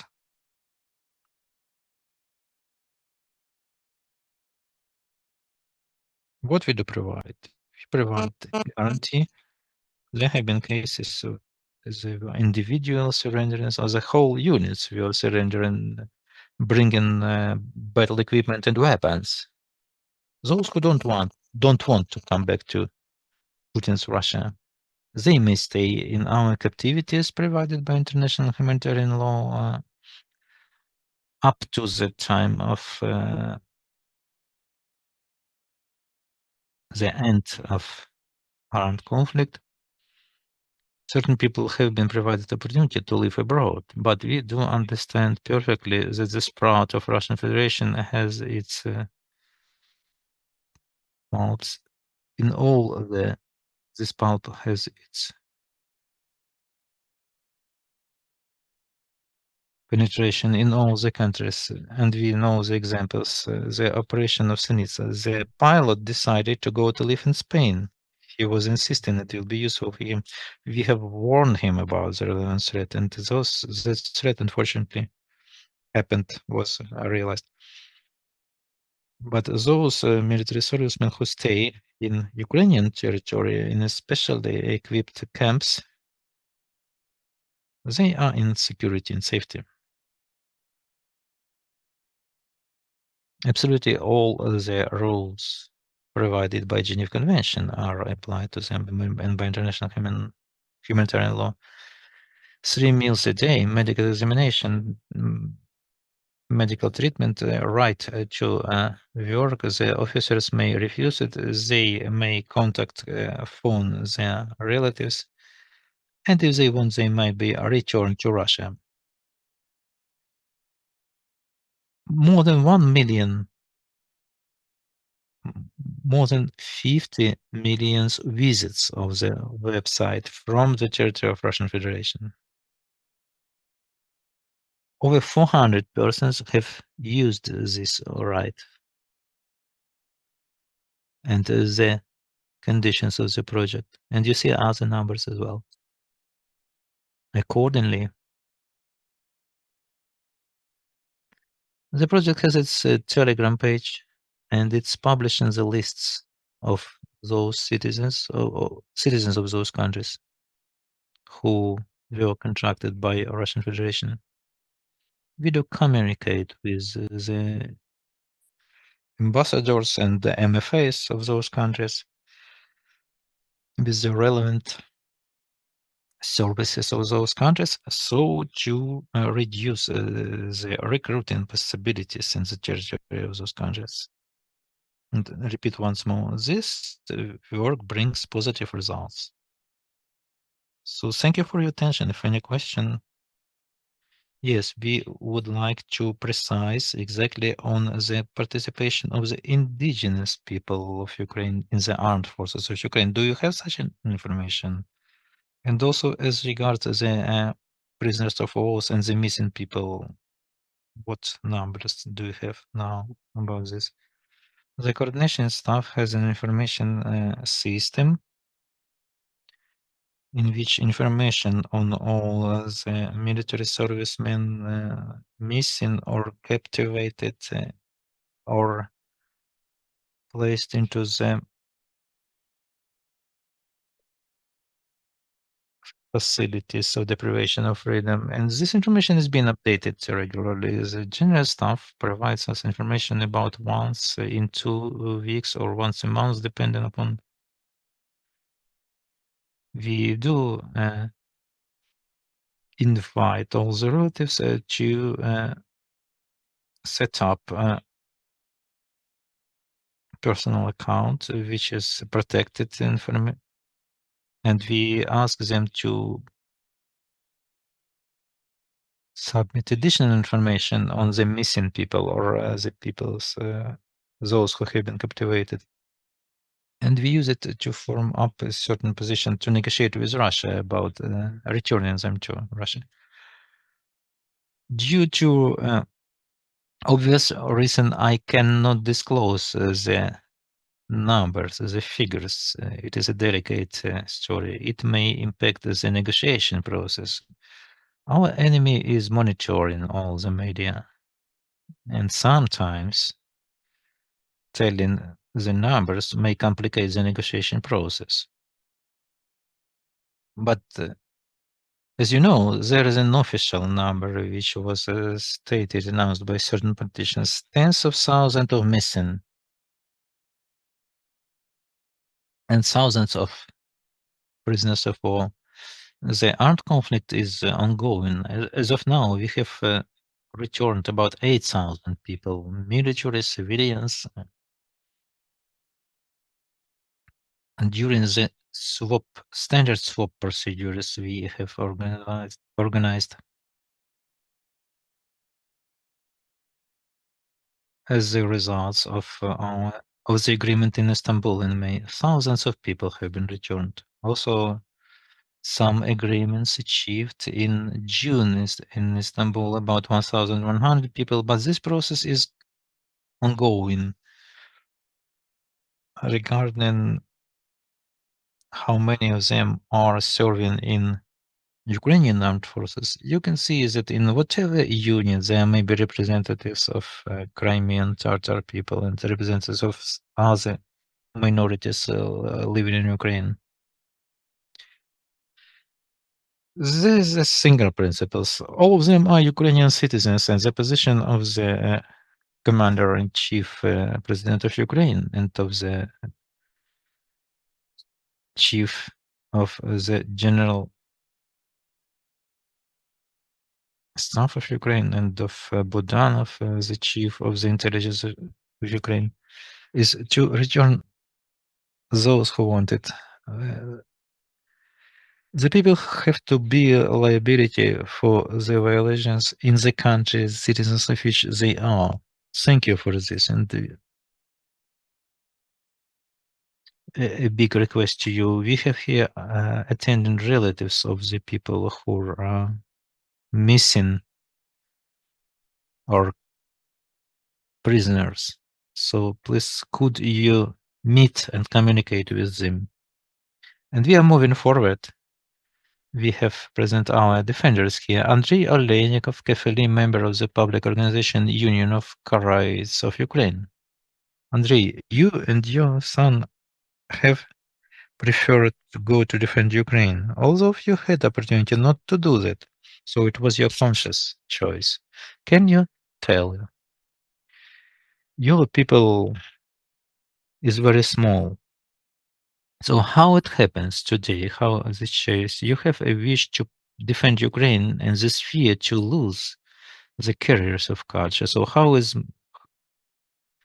difficult, how challenging is this choice for you?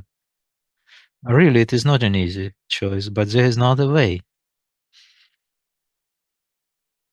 And now Mr. Colonel provided his data, and a representative of the small nations, small people of Russian Federation was talking. I believe that myself and most of people are aware of that. Either we shall prevail or we shall be destroyed, because the Russian Federation already ascribed the occupied territories to Russia by its constitution, and it sets up the issue of the legitimacy. But they are not recognizing the state of Ukraine and those parts they have occupied, we do see the political negotiations concentrated around this issue, and the imperialist empires policy of the state, which doesn't recognize the force of rule of law, only the right of force. The youth doesn't know about it, but the older people who have seen it, they know about it. Okay, let us invite Alim Karimov, who is in line to our talk. Alim, the colonel of the Armed Forces of Ukraine, welcome. Thank you for the invitation. Unfortunately, I wasn't able to attend physically due to that the enemy doesn't stop their storming activities, their attacks. I thank to the Congress for this important meeting. I thank to the guests and organizers. As a whole, for me, as a military and as a Marine, it's very important that my history of my people is not forgotten, and it is discussed in all the platforms, not only in Ukraine but in the world as well. I believe main businesses and everybody would agree that any country has a peninsula or an island, like Spain has Mallorca, Italy has Sicily, and Ukraine. The Lord gifted Crimea to Ukraine. Karaites, Krymchaks, Crimean Tatars are not national minorities. Those are indigenous peoples of our state, and exactly the Crimea. That's my main thought I would like to discuss. What can I say? Unfortunately, in 21st century, Russia is an heir of USSR and successor of USSR, and they are continuing, and they use their legacy as repressions and the replacement of indigenous peoples, the occupations. They continue doing so. I would like to say it is a temporary phenomenon because we are fighting. First of all, in the battlefield, it is the main front. But what is being discussed in all the institutions, in all the legal or in some general fields, it underlines that our state and all the servicemen, doesn't matter what is their religion, where from are they all are aiming at deoccupation, and it will happen. The Crimean Tatars, Karaites, and Krymchaks are in the armed forces of Ukraine, their representatives.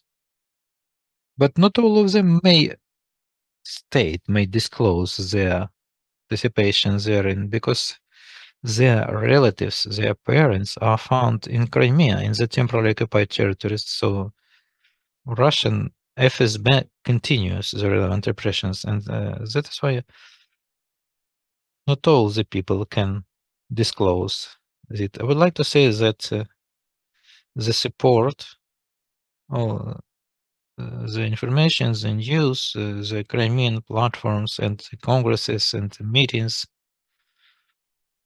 is counterstanding the Russification, because in the legal information field we do state particularly about our people and about our autonomy. May I ask a personal question to you, because to be a military is your life choice. You are in the army for 15 years. What about your historic memory? It is the memory about the genocide of Crimean Tatar people, the history of your family. How all that contributes to your motivation in the fight? Do you feel this fight is your personal revenge for your family, for hundreds of oppression of your people? Yes. It is a relevant question. Thank you. I would like to say it is not the first time.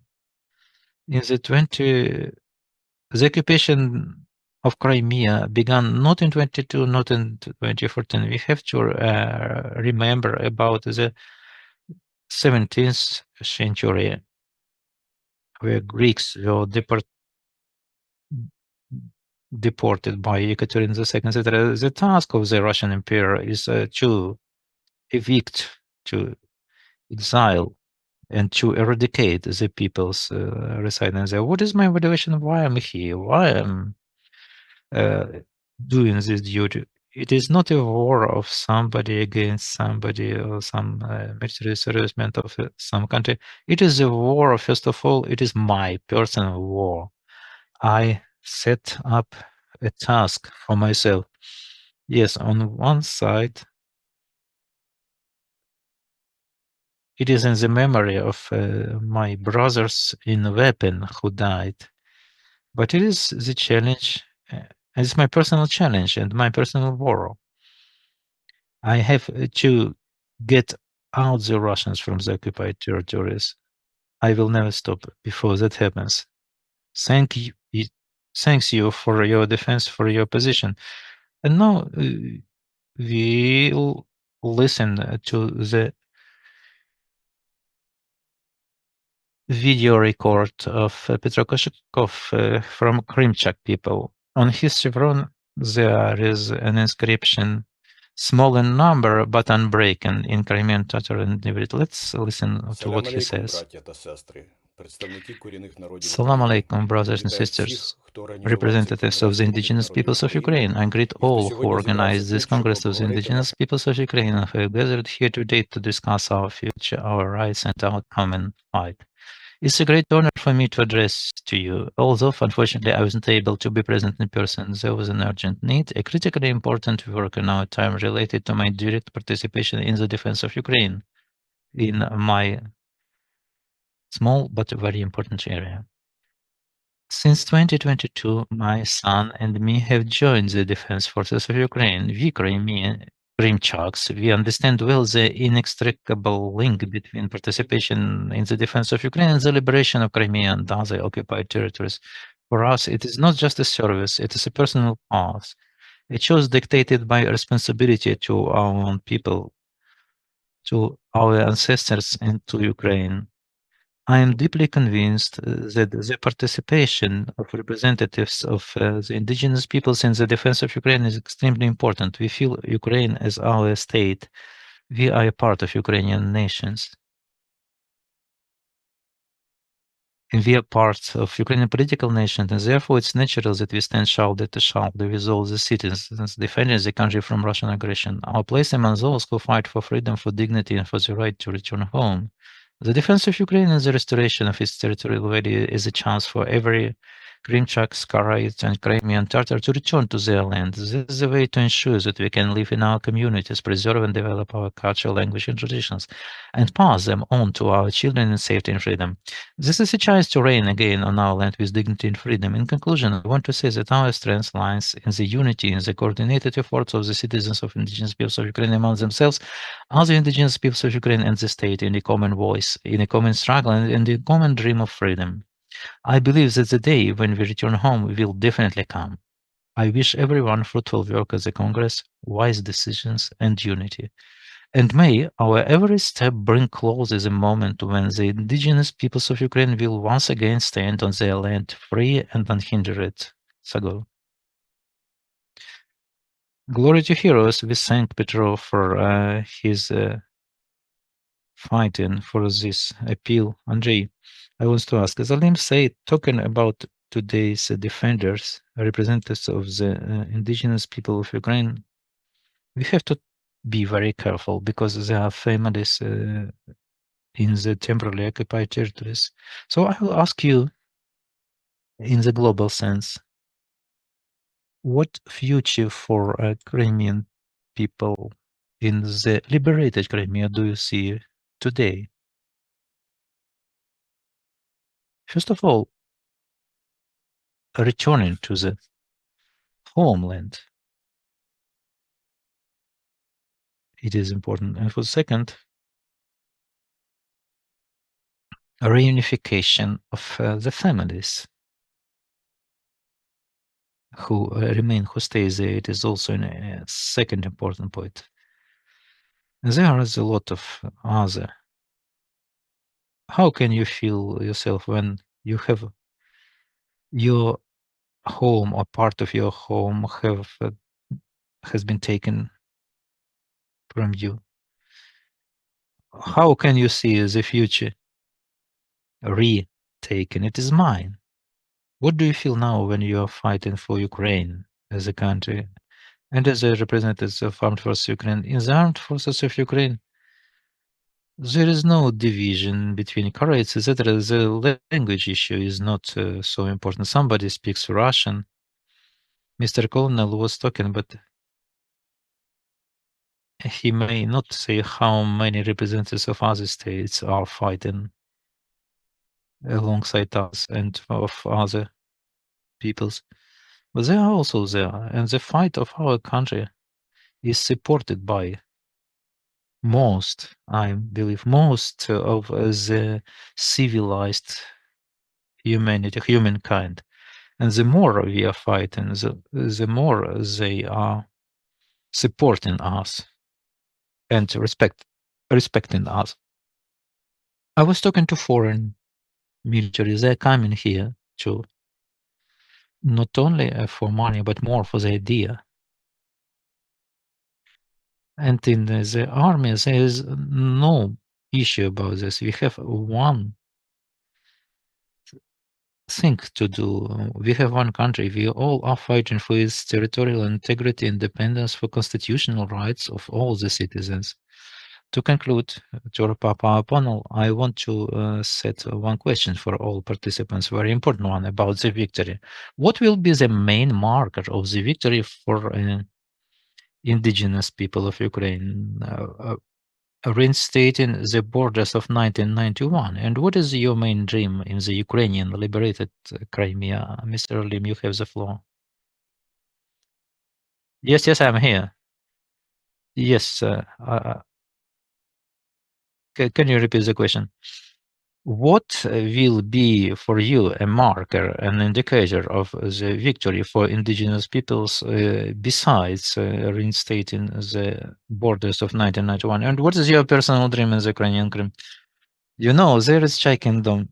For there to be is a Nova Posta or ATB. It is a main marker for all military servicemen. And we have in the list of people supporting Russia.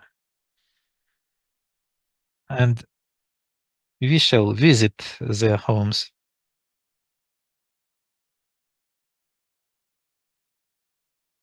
They will surrender, and we shall give them 125 grams of bread. So when a Ukrainian flag will be over Crimea and the flag of the Ukrainian Marines, it will be a symbol, a marker of the independent Crimea. Thank you. In my modest opinion, I also love Crimea. From my childhood. I was spending all the summers there. I believe the return of state institutions and accordingly of the democratic values to the territory of Crimea, of Crimean Peninsula, because right now they are there. They are missing. The Ukrainian state and the citizens of Ukraine right now are doing all possible for the Ukrainian flag to be always in Crimea, and for ATB shop to be there, as the previous speaker said. To add to all that, there is also an important, for me personally, as punishment of the offenders, of the criminals, those who have come during the occupation from Russia, they have to come out. Those who perpetrated crimes beginning from 2014, those who helped, who favored to that. So I believe it's not only from side of the Russian Federation. It goes also about our collaborationists, those who are sitting there and somebody is. There is a big layer. So reinstating the borders of 1991, it is wonderful. It is our goal, but our task is decommunization, de-Russification, and to make work on our own mistakes, how it happened, so to prevent it from happening in the future. It is very important. Okay, we thank a lot to all our participants, and on this prevailing note, we'll now move to the lunch break for informal communication to restore our forces and to continue the dialogue in the next part of our Congress. But before the lunch, the organizers ask you to make a family photo on the staircase at the exit from these premises. You may approach Bogdan now.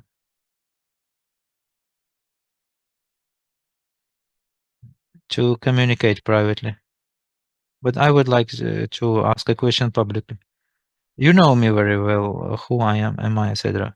I will not introduce myself. You mentioned that about 8,000 of our prisoners who were liberated.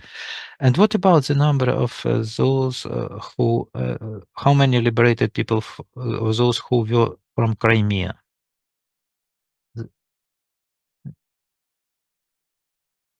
Look, I hear. You mean military servicemen of Ukraine who in 20 who were captured in 2014? Once again, if I want to, I may answer you individually. I will not pronounce these numbers publicly. We have such statistics. Currently, we have it, but not. I don't want to disclose it publicly. I will repeat you. Clear. Thank you. Thank you for your understanding. And I'm sorry.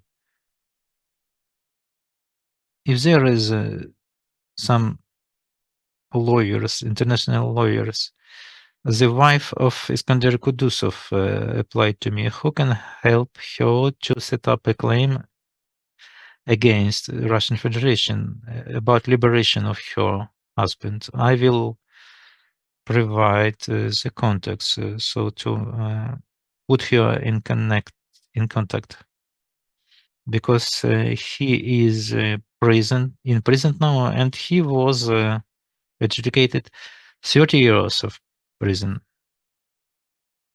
and he needs legal assistance. Thank you all. At 1 p.m.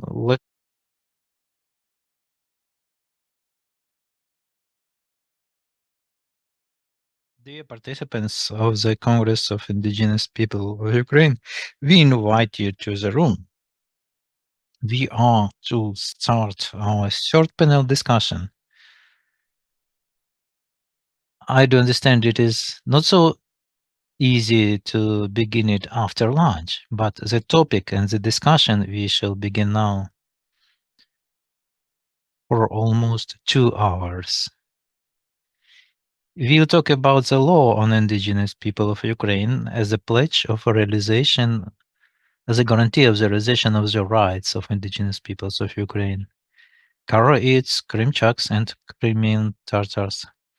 And I do invite to this panel Tamila Tasheva, People's Deputy of Ukraine, Chair of the Subcommittee on the Restoration of State Power and Local Self-Governance in the temporarily occupied territories of Ukraine in the Autonomous Republic of Crimea and city of Sevastopol. Hilde Haug, Deputy Head of the Council of Europe Office in Ukraine. Olga Kurishko, Permanent Representative of the President of Ukraine to the Autonomous Republic of Crimea.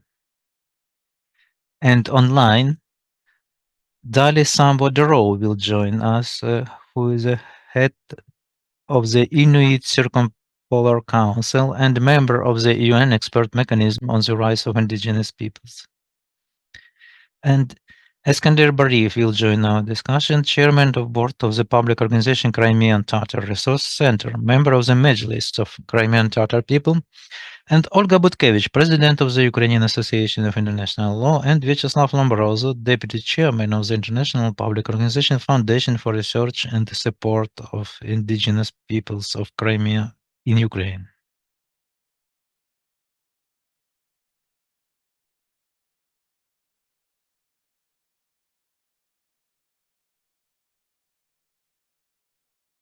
I'm happy to welcome such a representative number of participants in this panel. And before starting our discussion, each of you will have up to 5 minutes for your introduction word, and then I'll facilitate the discussion I am addressing to the audience. And after that, the audience may ask questions. Tamila, will you start? You have 5 minutes. Thank you, Arlim. First of all, I welcome all the audience. I welcome the indigenous peoples on this very important event. It's practically the first such event in the time of independence of Ukraine. And this is the first time we conduct such important Congress of Indigenous Peoples. I believe 10, 20 years ago, we were not able to even imagine that. So I'm happy to see many known faces in this audience. I'm happy to see that practically the representatives of all indigenous peoples of Ukraine are attending this meeting. Unfortunately, I couldn't join you before lunch, but I have seen very high representation. So I thank the organizers and the state service for ethnopolitics and freedom of consciousness. I welcome and I thank the Mejlis of Crimean Tatar people and representation of the president in Autonomous Republic of Crimea. I would begin from that really. In 2021, we have adopted a framework law on indigenous peoples, and it was very important for all the indigenous peoples. I will tell a little bit the background. Rifat Agha might mention about it in his speech that in 2016, when the Constitutional Commission under the president was working, when practically the 3 first laws on the status of Crimean Tatar people and indigenous people and changes into the constitution as regards Autonomous Republic of Crimea. A lot of work was done. We thank all the experts who participated in that. Unfortunately, in 2018, when this so-called triad of laws was ready, it wasn't adopted by the then Verkhovna Rada. It was initiated by the previous management of the country. When we talked to President Zelensky, I then worked as a deputy of the permanent representative. We proposed President to adopt the first law on indigenous peoples. He said, I'm ready to initiate it, to submit it to Verkhovna Rada. And then an active work was ongoing with the Ministry of Integration. I was very happy, and it was an honor to me to contribute to that work on promotion of that. And I am very grateful to Verkhovna Rada, who in July 21 adopted this law. But obviously, it is a first step to be made by the state. I will not dwell now on specific points, specific provisions of that law. I believe all of you are will know about what is going in that law, but it is not so good that unfortunately in already 5 years after that law was adopted, up to now there is no bylaws have been adopted by the government of Ukraine. I mean, first of all, that the act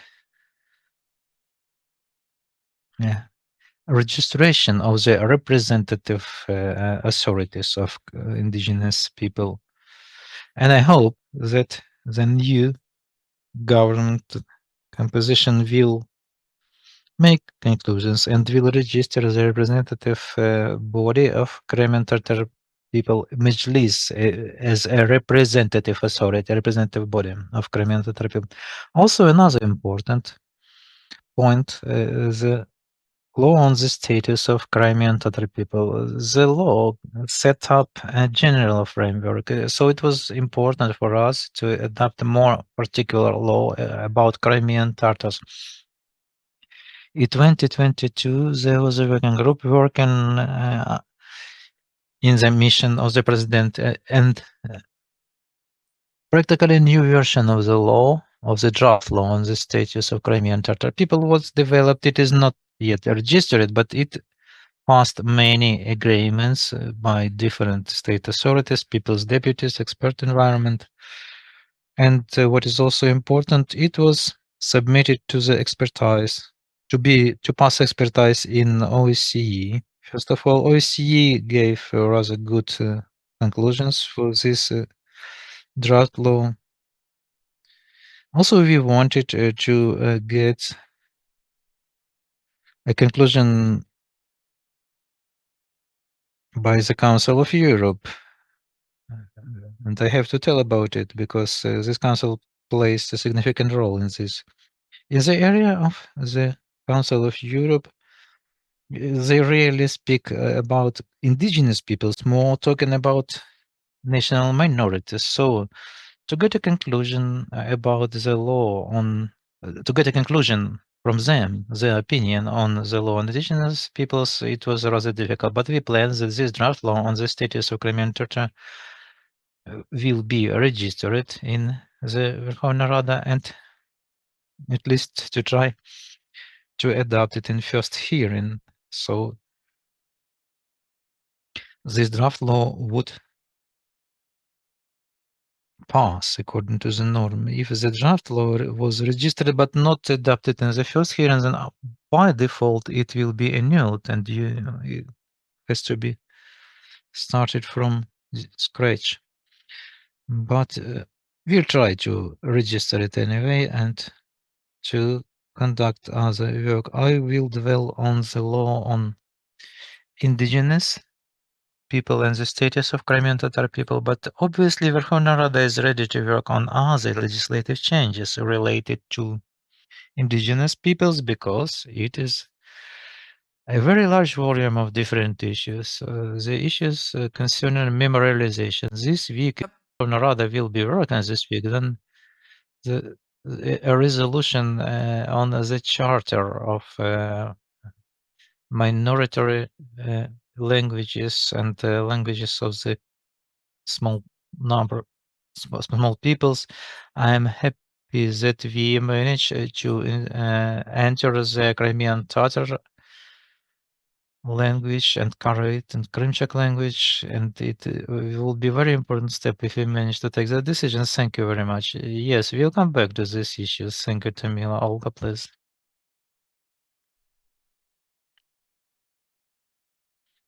Alima, should be an introduction, but yes, up to 5 minutes each, and then we shall start the overall discussion. Yes, because I want to tell about many issues. I will talk more from my expertise and how I work with the draft law, because when it was developed, when we advocated for it, and later on when we were implementing it, I was in the position of a lawyer, so I will talk more from that perspective. This law is a legal framework and the foundation to be relying upon. It was begun in 2014 when the Verkhovna Rada of Ukraine adopted a resolution which fixed the status of, and the Crimean Tatar people was already defined as indigenous. And then in 21 the law was adopted we are discussing now, and it made a pulse for many directions after that. An important component remaining now regards language and literature, because after adoption of this law, a strategy for development of Crimean Tatar language was approved with certain implementation plan. On the registration of representative authorities, it was already mentioned by Tamila. And next, the activity of National Commission on the issues of development of Crimean Tatar literature and language. It was of almost 1 year. It was working based upon the Ministry of Reintegration, which is already liquidated, and this role wasn't passed to any ministry up to now. Talking about topical needs and issues, in my opinion, because the permanent representative is a co-chair of this national commission. There are two other co-chairs. One of them is a representative of the Meclisi of Crimean Tatar people, and another co-chair who has to convoke this national commission. It should be a minister. Those are main directions to be led by the ministry, because they require approval of those documents at governmental level. So I believe the work of this national commission should be renewed, and here even certain ministries should undertake a role. We already led preliminary negotiations about this. Coming back to the law itself, obviously it is a framework, and there are many references, many referrals to the procedures to be approved at the level of the government. And now there are developments together with Mejlis of the Crimean Tatar people, representatives of the indigenous peoples. They might refer to the language, culture, and other components. And due to the process happening in Ukraine due to the war, obviously the promotion of such proposals is rather complicated. But I'm very happy that we managed anyway to approve, to change the literation, to approve certain rules. We have a good history, and I'm always talking about this because I believe this is a history of success. This year, in 81st anniversary of marking the exile of Crimean Tatar people, we prepared a big board in Crimean Tatar. I believe such visual products work even better than certain strategy because it's something one can see, feel, and understand. And we continue to work with that. And, for example, our website is also being translated into Crimean Tatar, and we discussed it should be developed as one of the directions of support which has to be actively implemented now within the framework of the law on indigenous people. And obviously the issue of occupation. As a permanent representative of the president in Autonomous Republic of Crimea, I couldn't but speak about that the existence of this law, the state policy currently gives Ukraine additional arguments, additional advantages and possibilities to conduct protection of indigenous people, because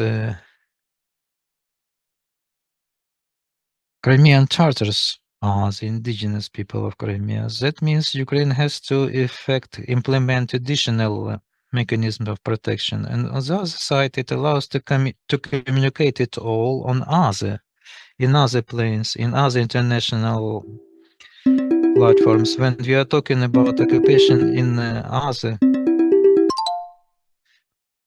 dimensions and talking about the people, you have 5 minutes.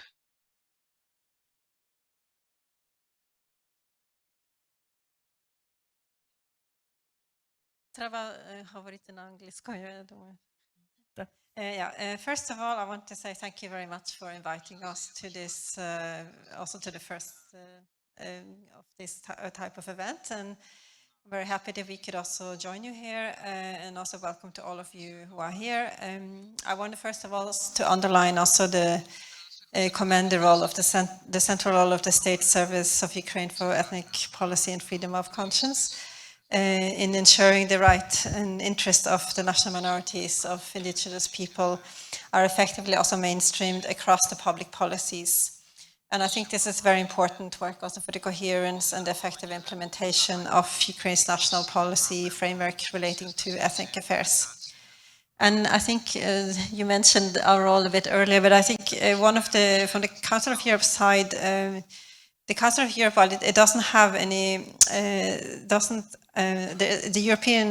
Council of Europe standards does not establish a dedicated legal framework for indigenous rights. But however, we do have a number of relevant considerations that have been reflected in the opinions of the Advisory Committee on the Framework Convention on Protection of National Minorities, as well as on the committee's thematic commentaries. And I think importantly in this regard, the committee has also underlined that the protection afforded from the Framework Convention on National Minorities also extends to the persons belonging to indigenous peoples without at the same time affecting their specific status. So it means that the individuals who from indigenous peoples, irrespectively, or different groups, irrespectively of whether they are formally recognized or not, are still safeguarded by these provisions.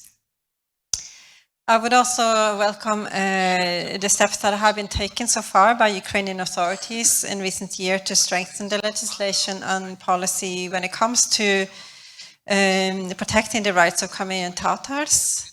I think some measures cited by Ukraine include also the targeted affirmative action when it comes to the Crimean Tatar language, which you already mentioned here, and which is also currently in a vulnerable positions for reasons that was also stated. And in this context, it's important also to highlight the importance of the strategy for the development of the Crimean language, the Tatar language, as a key political instrument. From the Council of Europe perspective, the law on Indigenous Peoples of Ukraine aligns with international standards and integrates both the vision consolidating the Ukrainian political nation, as well as the commitment to protect and promote the rights of identities and cultural heritage of indigenous people. And I would also say that it's also a good step that you have this conference here today, I think, in that regard. So I want to just reconfirm the Council of Europe's long-standing engagement on this field, including through also providing expert support in many of these topics.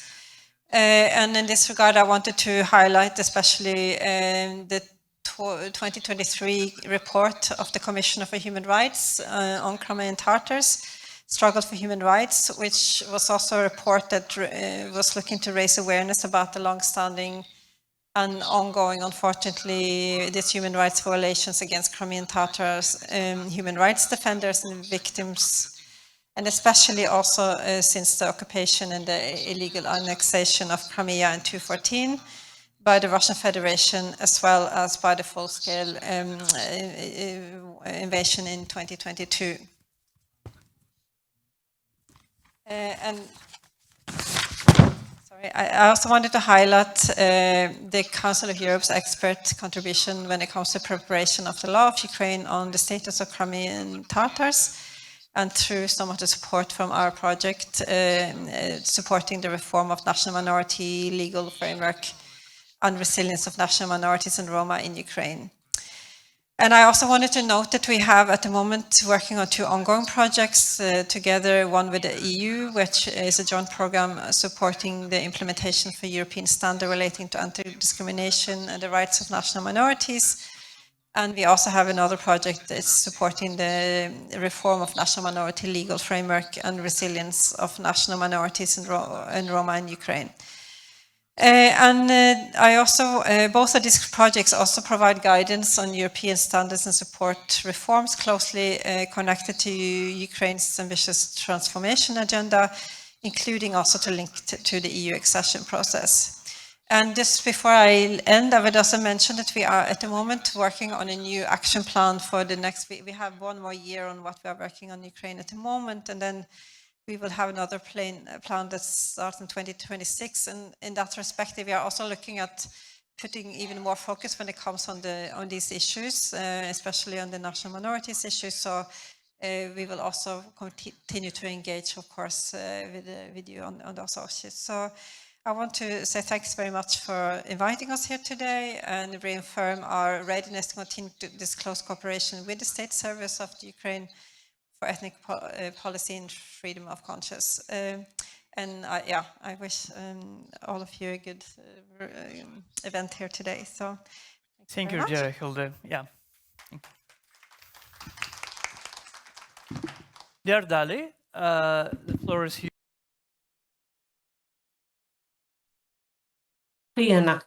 Thank you very much for the invitation. As an outside observer, first of all, allow me to congratulate you on the gathering and the importance of the gathering, especially in light of the challenges that everyone has faced. As an Inuk from the Arctic region and the interest of this particular panel, I wanted to highlight very quickly the fact that the government of Canada in 2021 and in a similar fashion adopted the UN Declaration Act. And one of the biggest challenges, and I can surmise from the comments that have already been shared, implementation is the biggest challenge. It's a very comprehensive piece of national legislation, similar to the law on Indigenous peoples that has already been briefly introduced. It's fortunate that they don't have the same challenges as the Indigenous peoples of Ukraine, but there has been some progress in the area of implementation of the UN Declaration Act in Canada. There's been some progress, especially in the area of self-determination and self-government and recognition of treaties that First Nations have been engaged in. Also, enhanced participation in decision-making, as well as the furthering of Indigenous institutions, and also some progress in the area of economic, health, and social rights. There's been some progress in the area of the environment and resource management by the First Nations of Canada, but unfortunately, there has been little progress or no progress in the area of recognition of civil and political rights through the national legislation. There's been little to no progress in the area of education, information, and media. In addition, cultural, religious, and linguistic rights are also suffering to a great extent in terms of that, again, the UN Declaration Act.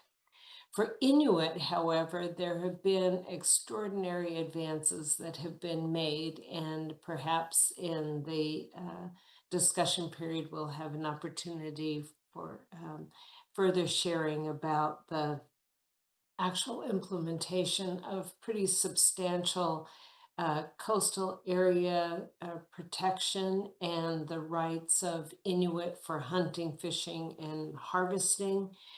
In my assessment and in my quick review of the legislation on Indigenous peoples of Ukraine, I think that it's highly beneficial that there is clarity around who the Indigenous peoples are, and some regions of the world, we have seen the lack of UN member state recognition of the indigenous peoples within their existing borders. So it's good that this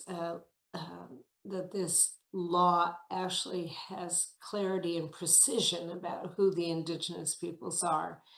All of the other areas of identifying that the indigenous peoples are beneficiaries of the international human rights instruments that exist within the UN regime, including the UN Declaration on the Rights of Indigenous Peoples. This too is quite significant.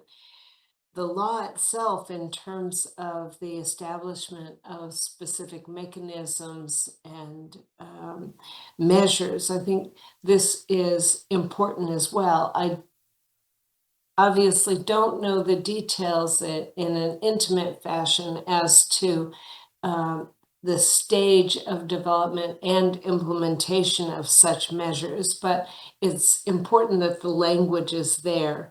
I'll just conclude my remarks for the moment by underscoring the importance of the law being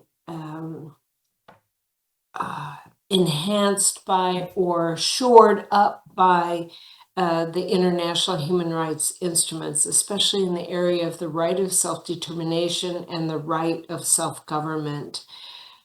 It is essential that adequate funding is put in place to ensure comprehensive implementation through and through of all of the provisions of the law. And as I said earlier, I'm willing to share other examples of how the right of self-determination is being exercised by my people, the Inuit, throughout Alaska, Canada, and Greenland. But once again, congratulations in this gathering, and I look forward to the open discussion. Vienna. Thank you so much, Dali, for such comprehensive overview, and we'll back to you later. І я хочу запросити також для слова. And I want to invite to the floor Olga, please. Thank you. Today we are discussing the implementation of the law of Ukraine on indigenous peoples, and I would draw your attention to that this implementation has to be conducted on two components, and both components, the work on them has to begin already now, already today. It doesn't go only on adoption of the bylaws at the level of the government. Also, it should be made at the level of at the legislative level by the Verkhovna Rada. Which are those two components? First of all, the positions which may be regulated already now. There is finalization of formalization, legal formalization of the rights of Crimean Tatar peoples. Also, the issue of the assistance to internally displaced people from indigenous people. Also, the rights, education rights, creation of new education facilities, the issues of culture and language and teaching and learning this language. So I am quoting this set of information and education legal acts which may begin working already now in the territory of Ukraine. The second component is more complicated, but we should start working on that already now. Those are regulatory acts which should be adopted after the occupation of Crimea. It's a large set of issues, private property for land of indigenous peoples, returning them into the ownership of indigenous people, eventual issue of bringing changes to the constitution of Ukraine, because there have been preliminary developments in 2016. Relevant proposals were submitted to change relevant sections of the constitution about regarding Crimea. In this aspect, the problematic issues will be recognition, perception of the international community, international institution, not non-perception, non-recognition of eviction of everybody who came to Crimea after February 22, the issue of liability to be beared not only by those who infringe the rights, human rights in the occupied Crimea, but also of collaborationists. And it is important legal position. Responsibility should be beared by everybody who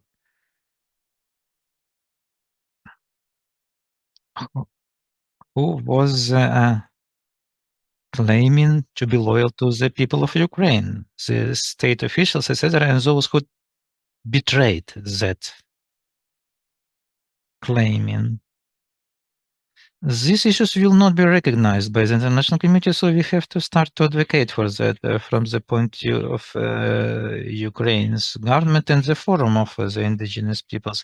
It is the issue of promotion of the issue on genocide of Crimean Tatar people of 1944. There will be a legal counterstanding because the Convention of Genocide was adopted later in 1948, but the recognition of Holodomor of Ukrainian people as genocide had the important significance. The same way, Ukraine at the level of state has to promote that issue of recognition of genocide of Crimean Tatar by deportation of 1944. Ukraine has a huge experience after 2014 of modern high-tech military conflict, Russian aggression and violation of many norms of humanitarian law, and Ukraine sees and observes the gaps existing in IHL and can propose how to fill them in, to propose it to international community. I believe it is not only a possibility but also a responsibility of Ukraine. The lawyers are working, they are collecting evidences and facts in many areas, not only in human rights, but also environmental and many other aspects, IHL, and they do propose international legal acts which Ukraine may bring in to propose to fill in that gap. I want to now address everybody who is working with the topic of indigenous peoples, their rights in occupation, their rights outside of occupied territory, the forced migrants from Crimea. We are ready to cooperate. We invite to cooperation. Ukraine has to develop a document and to propose a document protection of the rights of national minorities and indigenous peoples in the conditions and the circumstances of armed conflict. Thank you. Thank you very much for your clear focus in your introduction speech. Iskandar, you have your 5 minutes. Good afternoon, everybody. First of all, I want to draw your attention to that Dr. Dali, when she spoke, she used the term First Nation. Why so? Because indigenous peoples, it doesn't go about root here. It goes here about preservation of traditions, of languages, of identity, preservation of religion. Also, it goes about the right for self-identification and the right of having own representative bodies. And what only the law can regulate this in some countries. Only at the legislative level, this issue may be regulated. Second point, when we are talking about, we have to talk about that the law shouldn't be declarative. The law should be an instrument for protection of the rights of indigenous peoples and realization, implementation of the rights of indigenous peoples of Ukraine. Really, we can talk a lot about the history, how the law on indigenous peoples appeared, came to light. It's very important. After the first Kurultai of 1991, the Crimean Tatar people began actively working on that in Ukraine. Crimean Tatars, Karaites, and Krymchaks would be recognized as indigenous peoples. It was a very long way. And we tried to adopt this law many times. It was all postponed. And when occupation of Crimea began in 2014, we were able to do in such a way that the resolution of the Verkhovna Rada of Ukraine would provide the status of indigenous people to Crimean Tatars, Krymchaks, and Karaites, and Ukraine announced about the protection of the rights of indigenous peoples, and Kurultai and Meclisi became official authorities, but it has to be regulated, settled in a legislative way. It was provided by the resolution, and when we met with people's deputies, we discussed it. And a number of draft laws was registered at that time on the indigenous people of Ukraine. Unfortunately, the laws were not approved at that time, but it was very important that Ukraine joined the Declaration on the Rights of Indigenous People, UN Declaration on the Rights of Indigenous Peoples. It was a very important way because it's important for indigenous peoples. We will clearly understand where we are, that we have clearly defined. We want to see our future in the democratic and Ukraine of rule of law. And when there was an appeal to from Crimean Tatar people to Verkhovna Rada of Ukraine, it's a very important issue now for Ukraine to destroy the Nazi ideology of the Russian world. The adoption of the law on indigenous people in 2021 was very important. There was also a negative reaction of President of Russia and of Державна Duma of Russia. What should be made now? For the law to work now, we need 17 bylaws to be adopted.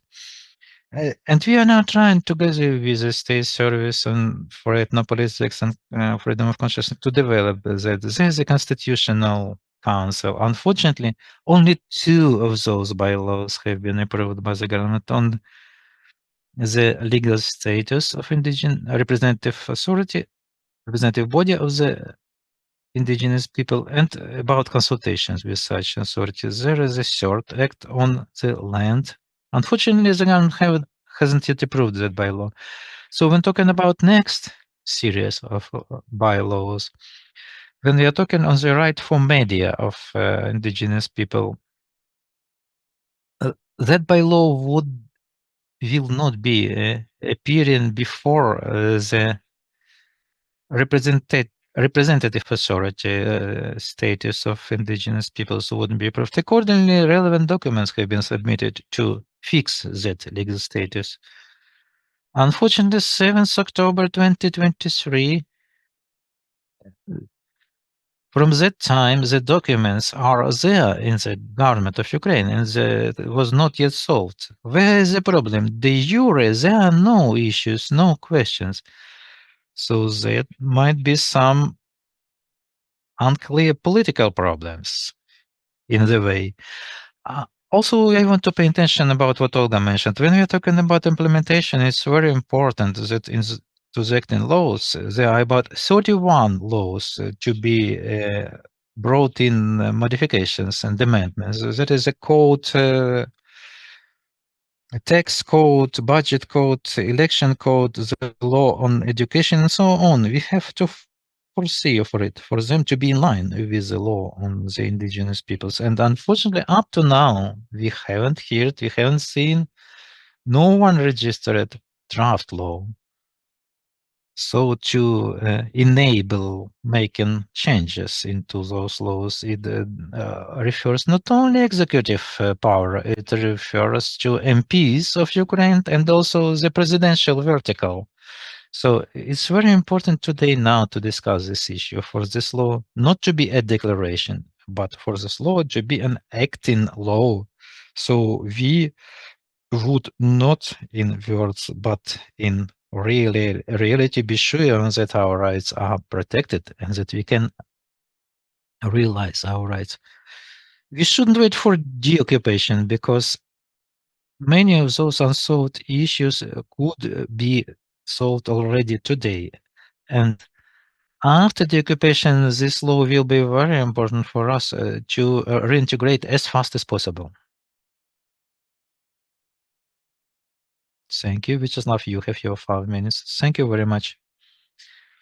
And I thank the previous speakers, because I have to talk now 80% less. So I would focus on realization of the legal status of Crimean Tatars, Karaites, and Krymchaks, and the role of the law of Ukraine on indigenous people regarding this status, in which way it influenced it. First, part of people I see are people whom I know from my childhood almost, because before the UN Convention on the Rights of Indigenous People under relevant number, regarding in which way the states have to protect the rights of indigenous peoples. And early in Crimea, there was a lot of speculation about the definition of indigenous people. Same Crimean Tatars, Karaites, and Krymchaks have to prove, also helped by international practice, in which way the term, the definition indigenous people should be understood. As of now, we have this definition in the legal framework at the level, in the level of the law of Ukraine on indigenous people. But still that issue wasn't solved. Verkhovna Rada of Ukraine, when adopting the law on indigenous peoples, haven't established the legal relationships, just regulated the previously existing relationships. With adoption of that law, the indigenous people, Crimean Tatars, Krymchaks, and Karaites, they existed before. They had their specific self-identity, and they do have it now. God thanks, availability of this law helped Crimean Tatars, Karaites, and Krymchaks not to begin to formulate those definitions once again. But on the other side,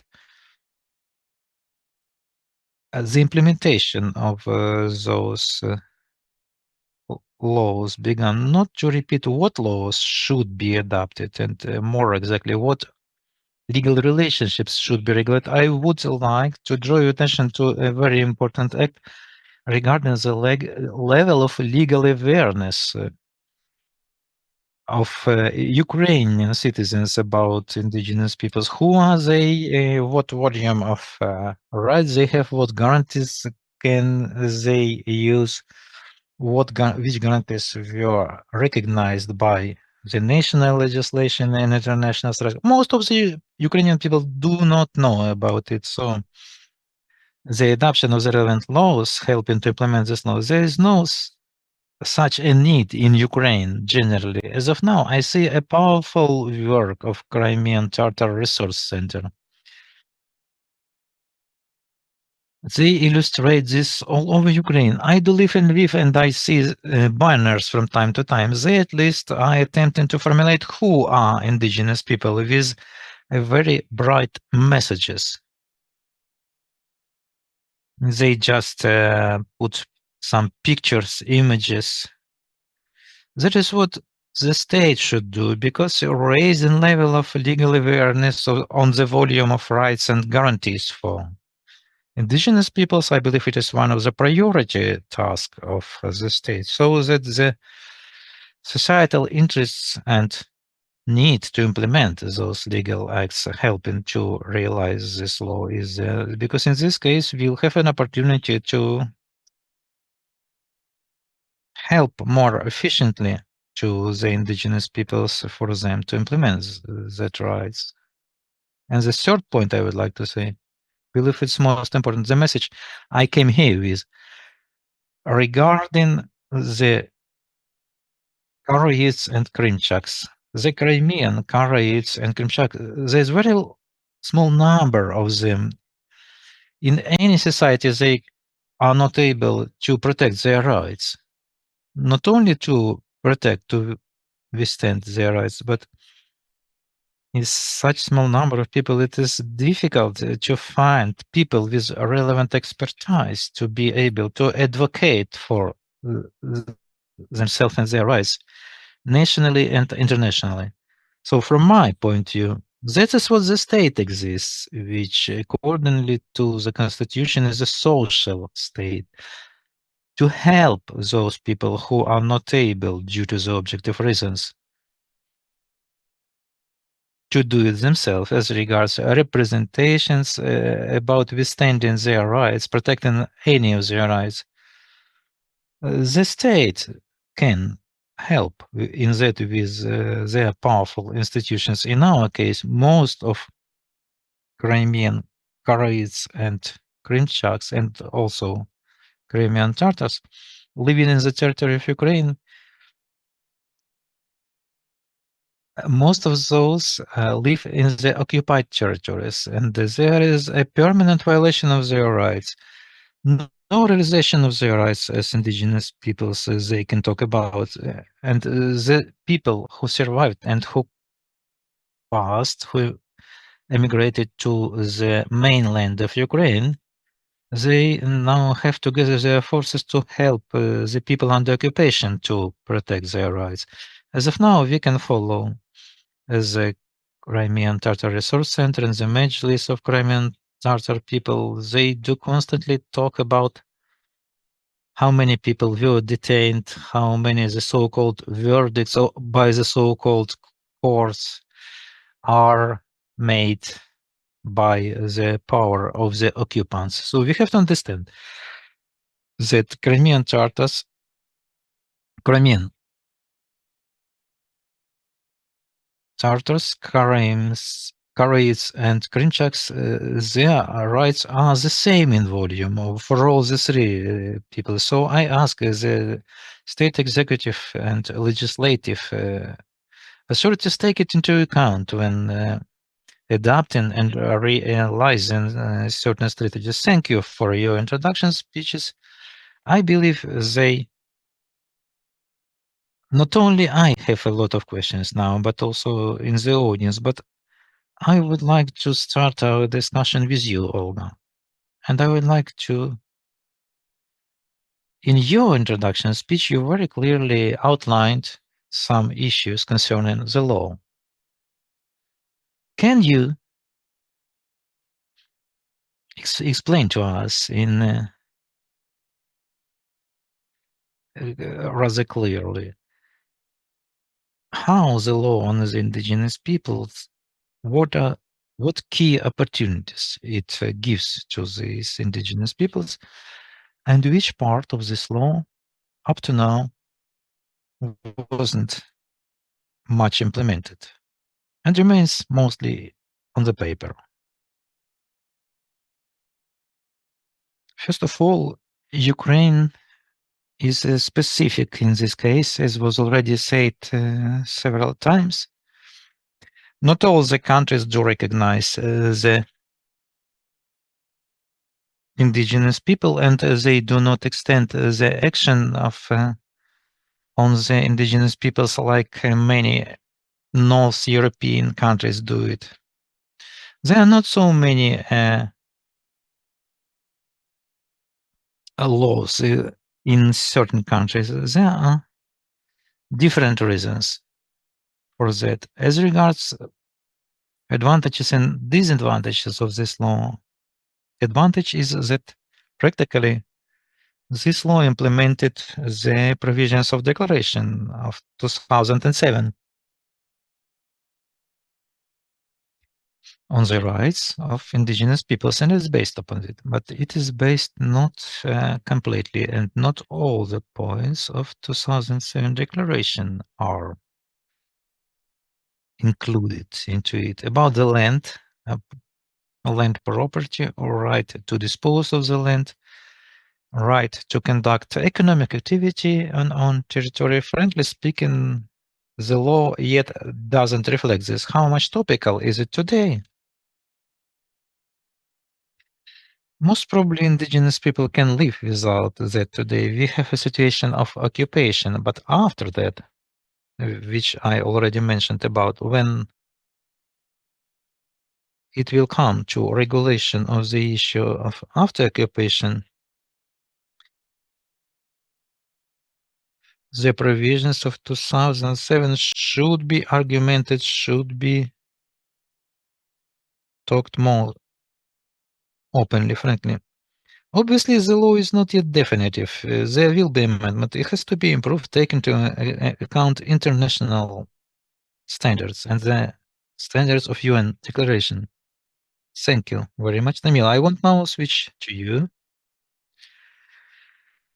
There was a lot of discussion on what was already made and what yet has to be made. So I want to discuss with you about that what should be added or changed in the legislation to establish a real protection of the rights of indigenous peoples, so those rights wouldn't remain a pure formality. Thank you, Alim, for your question. I was listening to all the speakers very attentively. What's important to say now? Obviously, a people's deputy is developing certain proposals for different legislative acts, but it is very important also the initiative from the indigenous peoples themselves. I'm talking about that the law was adopted in 2021, and colleagues mentioned it is not perfect. Obviously, most of the legislation adopted is not perfect, or it is not implemented because relevant bylaws first have to be adopted. I believe it's very important to review what was adopted, what should be made at the level of the bylaws, and if something will be not solved by the law, so what changes, what modifications should be made to the law. I believe my colleagues who are working in advocating certain issues and with their hands they have developed something for that law, and then they promoted it to be adopted. I believe they do understand how long-lasting is this process, and sometimes there's a draft law of one page may be adopted for a long time. Give you one of the examples. I do work in the subcommittee of the local self-governance in the subcommittee on reinstatement of the power in the occupied territories, and there was a law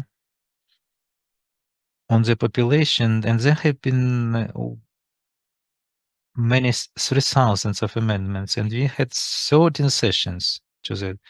So I would like us, after 22, when we were united, when we were developing a new edition of the law on the status of Crimean Tatar people, if you have such proposals, I'm ready to help to promote it in Verkhovna Rada. Also, at the level of the working group, which was created based upon our committee, I do thank all the colleagues who joined it. I'll remind it's a working group in charge of the issues of temporarily occupied territories and the development of a single strategic document concerning those territories, both Crimea and other oblasts of Ukraine which are now occupied. There is a work ongoing within the framework of working groups, both regional and topical ones. There is also a working group regarding indigenous peoples, and I do believe that it would be very important for those issues which were suspended within the framework of that working group, Rifata Gaia. I believe we could bring them for this solution. We may meet in the forums, we may discuss, but after that, there should be very thorough work in the committees by the experts. I'd like for our today's Congress to result in specific proposals, and the expert environment would join for development of those proposals. Frankly speaking, my capacities to work with all the issues and to develop very specific changes, I have not so many of them. I have the 3 assistants who have a very small salary, as you might know. The assistants of people's deputies don't get a high salary, so I will ask for the help of expert environment. If you have any ideas, please put them on paper, as it can be, it is, we can say it. I am ready to develop it at the maximum with some other state authorities and then bring it to the moment of registration of this law. Also, obviously, we have to continue communicating with the government of Ukraine, and one of the key roles have to be played by the state service on ethnopolitics, but the state deputies are continuously talking about these issues. Olga was already talking about this commission, and I was assigned by the ministry, and the decision hasn't been taken up to now. A number of issues we discussed with Rifat Shabarov. Obviously, they have to be discussed with the newly appointed Prime Minister Sviridenko. She is working already a long time, so we could move from this dead point, those bylaws, which are waited for the indigenous peoples, specifically Crimean Tatars. Thank you, Tamila. You have practically laid out a good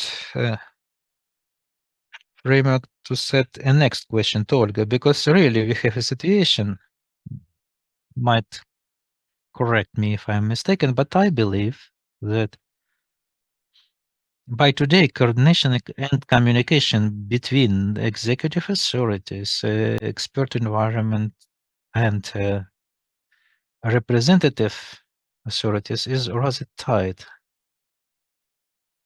And even during today's discussion, we show for it, not just we have monologues of separate representatives of the authority, we have a dialogue. But also I hear that something is missing yet. So, Olga, my question to you, eventually you might see what mechanisms would enhance, would strengthen that interaction of indigenous peoples and their representative authorities and different branches of state authorities. Thank you, Alim. It's interesting. I would split my answer into two components. First, our experience of communication and of work, and for the second, how I would propose it within a general state policy.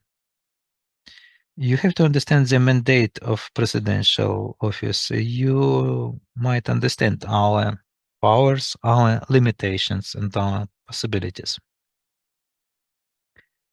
In our experience, what I do see now, frankly speaking, the development of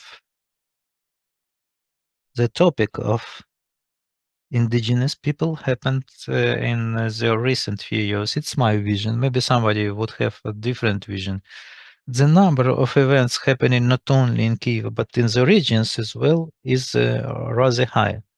The level of representation is high, and there is a request from indigenous people and national minorities who declare and who already determined what they would like to have. They begin to communicate with the local authorities and with the state central authorities. I believe it's a good time now to set up such platforms for communication. Once upon a time, there was done very little, so we have to discuss a lot, especially under the circumstances of the war, when there is a big challenge of instability for the entire country, not to talk about other problems. There should be obligatorily a ministry, or in certain responsible ministries, there should be responsible department. Talking about Crimean Tatar language and literature, eventually that would be a Ministry of Education and Science to undertake a component. We are talking here about teaching Crimean Tatar language and the languages of other indigenous people. Somebody should print the manuals, somebody should review them, etc. Talking about other components, culture projects, there are many artists now who already passed that period of being aware and searching for their self-identification. Eventually, the Ministry of Culture to do it in this composition and to expand it, like I gave an example of National Commission with 3 co-chairs.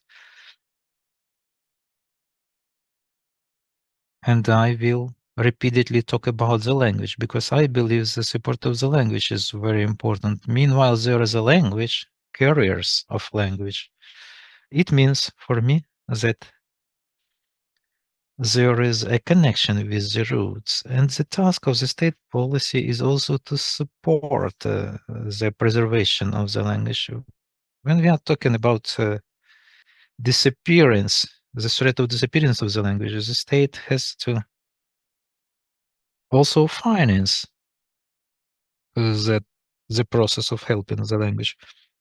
From our experience of representation, some communication platforms are working better.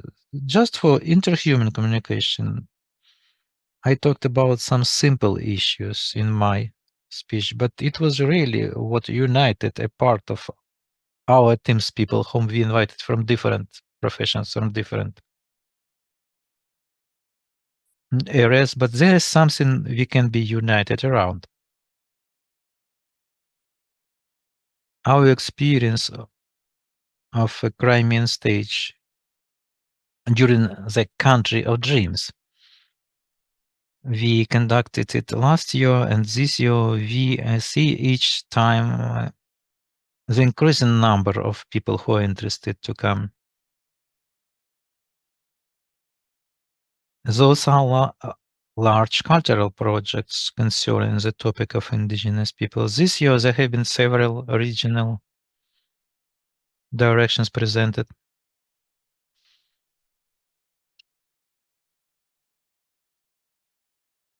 As well as our developments, we work with that, and we also locally. I believe it works. Draft laws is very important. We have to work on them, but not always you can see the immediate results of the draft law. You may work trying to help to adapt certain laws, but it doesn't mean there are no other areas to work with, to work alone.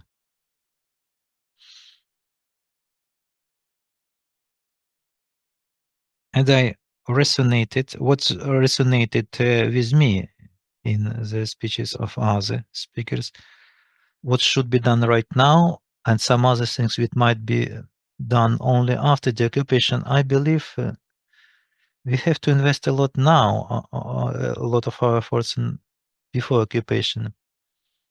In February, there will be already 12 years of temporary occupation of Crimea. It is a very long period, so we have to invest now, before the occupation, a lot of things, to conserve connection with Crimean Peninsula, with the people who stay in the temporarily occupied territory. We have to invest into culture, differently from what Russia does. Understanding how they destroy the cultural heritage, how they destroy the language and literature. Ukraine has to understand it has to do more to invest into protection what exists now before the kinetic liberation of the territories. Thank you.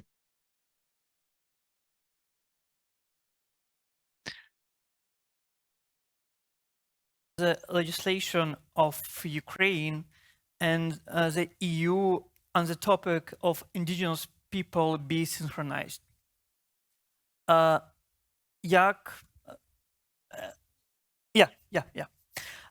Яким чином має відбуватись синхронізація Ways the synchronization of the legislation of Ukraine and the European Union should happen about the indigenous peoples in the way of Ukraine towards the European family. I want to say, first of all, I'm not the subject expert on this. I have to apologize on that. I do have some colleagues here who are more working on it, so they can maybe come back. But I think generally, I say a lot of what we are doing, we are, of course, working according to the standards that we have in the Council of Europe and trying to use those in terms of also looking at these issues. As I mentioned, this advisory committee and other colleagues who work on these issues. So we are working very closely with the Council, with the European Union as well. So as I mentioned earlier, we have a few projects that we are doing jointly, and we are now also planning a new one So we are trying to make sure also that what we do is also supporting this, the kind of accession process to make sure that what we do in this field also will align with, what will be expected from the European Union. And so I think that's kind of basically, I don't know if my colleague wants to add anything, but yeah, so I think that's maybe the main thing. Ми дамо можливість тоді, якщо ви for you to add something to that. Yes, please. Because I believe it is an important issue, we have to discuss it. Good afternoon, everybody. Thank you for the invitation to this wonderful event. It is a special pleasure to stay here. I am the coordinator of the project of Council of Europe on national minorities issues regarding fighting discrimination and also improvement and enhancement of Ukrainian legislation regarding national minorities and Roma. Now, answering your question, look, the Council of Europe, we do provide standards, we do provide certain framework which takes place in Ukraine within framework of dialogue, partnership, consultations, talking about national minorities, it is consultation with national minorities, and the state is filling in this framework. Through such projects, as represented by the Office of the Council of Europe and Ukraine, this synchronization takes place, but everything is then relying on implementation, how the state is implementing those documents we developed together, because the Council of Europe, Office of the Council of Europe is open for cooperation. Please come to us with requests for any issues within the scope of recommendations of Council of Europe. We have more than 25 projects on different directions. Unfortunately, as Hilde mentioned, we don't have a specific mandate for indigenous peoples. We are working more in the context of national minorities, but as of now, our framework convention on the national minorities is also using the those standards to indigenous peoples together with the State Service on Ethnopolitics and Freedom of Consciousness. Our project provided support regarding creation of strategy for peoples who are threatened to disappear. Among those are Crimean Tatar language, Krymchak language, and Karaite language. This strategy is being finalized. So we are also cooperating on that regard for indigenous peoples. Please, the state institutions, society organizations, representatives of indigenous peoples and minorities, national minorities, please apply to us.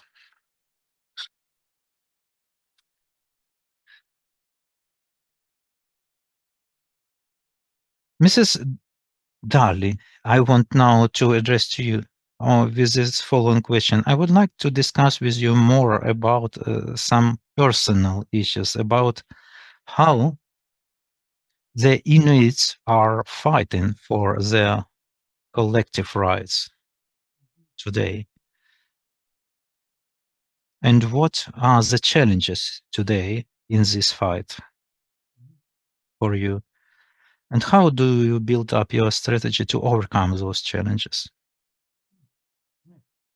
Well, in the area of self-government and also rights to land for Inuit, actually, to be frank about it, it is our relations in Chukotka in the Russian Far East that have the biggest challenges. As you might guess, the Russian Federation hasn't advanced or embraced many of the rights that have been affirmed in the UN Declaration on the Rights of Indigenous Peoples. However, in Alaska, Canada, and Greenland, I'm sure many are aware of the ongoing debates in Greenland about self-government and exercising the right of self-determination consistent with international law.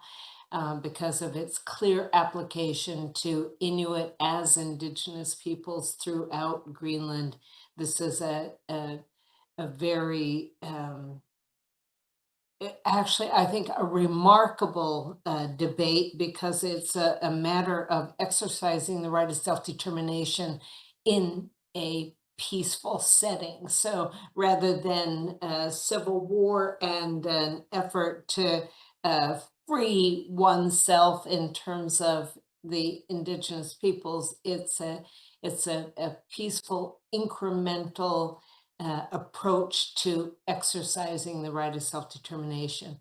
Across Canada, the rights to self-government and rights to lands, territories, and resources, as well as all of the other economic, social, and cultural rights, civil and political rights, they have largely been addressed through comprehensive land claims that include political institutions that, for example, in Nunavut, the presence of a legislative assembly, the presence of a premier, the presence of a cabinet, in along the lines of the discussion just now shared by someone about the appointment of ministers responsible for various different parts of the law. So on the ground and within communities, the exercise of self-government, the exercise of self-determination, the realization of the rights affirmed in the UN Declaration are in motion and taking place. However, at the international level, the key areas of advocacy are matters that are actually facing the entire globe, such as climate change. Just in listening to the discussion, I wanted to also just quickly say that we have to be mindful of the nature of human rights and the fact that they apply universally to all peoples. And I have taken note that, and I understand the challenge, the occupation, the ongoing conflict has been, I can't even begin to articulate in English what a challenge it happens to be. Nevertheless, Ukraine has ratified a whole host of international human rights instruments, the ICCPR, the International Covenant on Economic, Social, and Cultural Rights, the Convention on the Elimination of Racial Discrimination, CEDAW, the Convention Against Torture, the Rights of the Children. They have also clearly embraced the UN Declaration on the Rights of Indigenous Peoples. And I make specific mention of this because it is important to recognize that the law on Indigenous peoples, regardless of its state of implementation, are bolstered or undergirded by these existing international human rights instruments. And I would take up the messaging of our friend Olga, who talked about the momentum being generated around initiatives to safeguard culture. If there are ways and means to begin the dialogue, even in the context of occupation, that it would be, I think, highly constructive to consider all of the bylaws that are needed and the nature of them in advance. I mean, I think that the collective intellect that you have gathered even at this conference, looking at how to shape at least the contours of, for example, a cabinet of Indigenous representatives to fulfill the exercise of self-government and self-determination, that you have this opportunity to do so now, and importantly, be prepared for after occupation. I may be misguided about it because I'm not a person in the midst of the conflict, and I don't see all of the challenges in the same way that each of you do, but it seems to me that to safeguard what you have now, the cultural identity of the Crimean Tatar people and the other indigenous peoples is paramount. And with this law, you can breathe life into it, even though it is not in a comprehensive way. Thank you, dear darling. Thank you.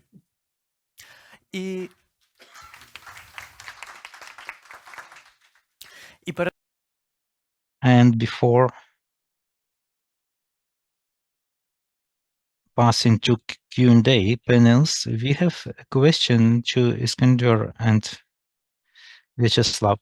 I do believe that we as indigenous peoples, we have sometimes to go out of our bulb and to look on ourselves from a side. It is an incredibly interesting observation.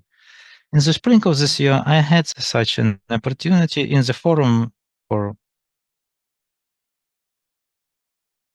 of the peoples without a state and not peoples without representation. Frequently, they were discussing about Crimean Tatars as an example of their role models during the Soviet times, a model which was able to build up horizontal ties.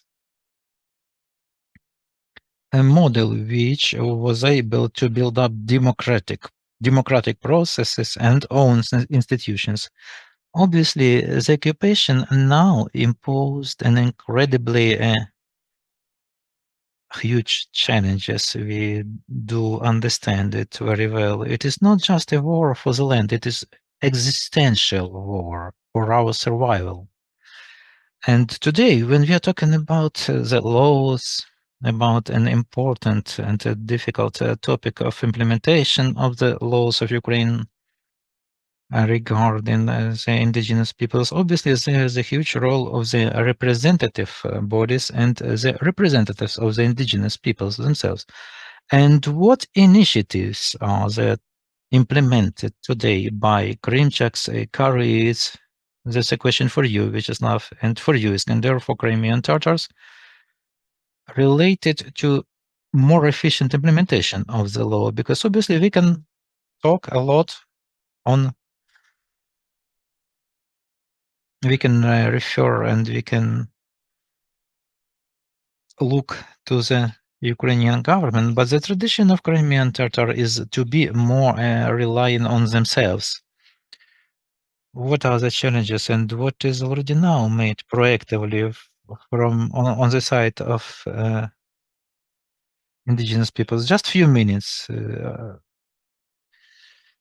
In Berlin, I remember these words when in 2014 occupation of Crimea began. I said, on one side, it is a strategy for indigenous peoples and for Crimean Tatar people. On the other side, it gives an opportunity, a chance to become conscious, to become subjective.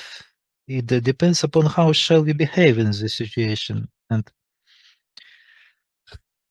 And the Mejlis of Crimean Tatar people, we produced a statement, a position talking about getting out of the bulb. The task within our bulb to do everything to preserve our identity, our history, and for us to clearly know what do we want from the future and in the future. As regards going outside the bulb, and the law on indigenous peoples and its implementation, it's important for us, for Ukrainian society, to understand about this.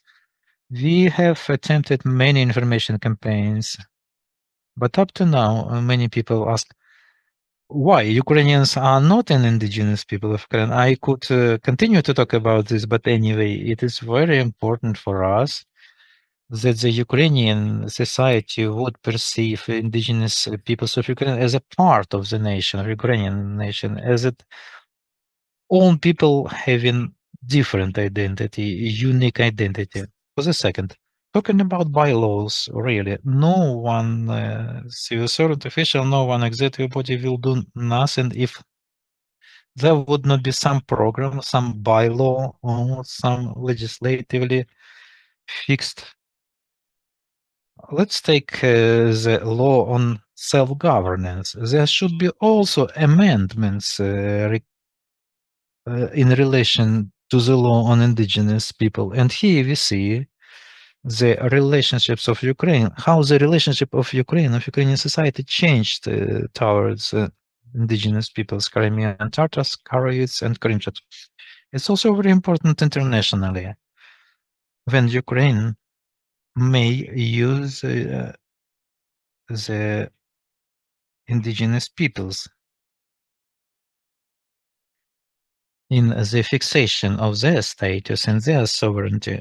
On the other side, Ukraine has to defend the indigenous peoples at the international level for them to have higher subjectivity and for Ukraine to make an example for the whole world that the indigenous peoples in Ukraine are really protected.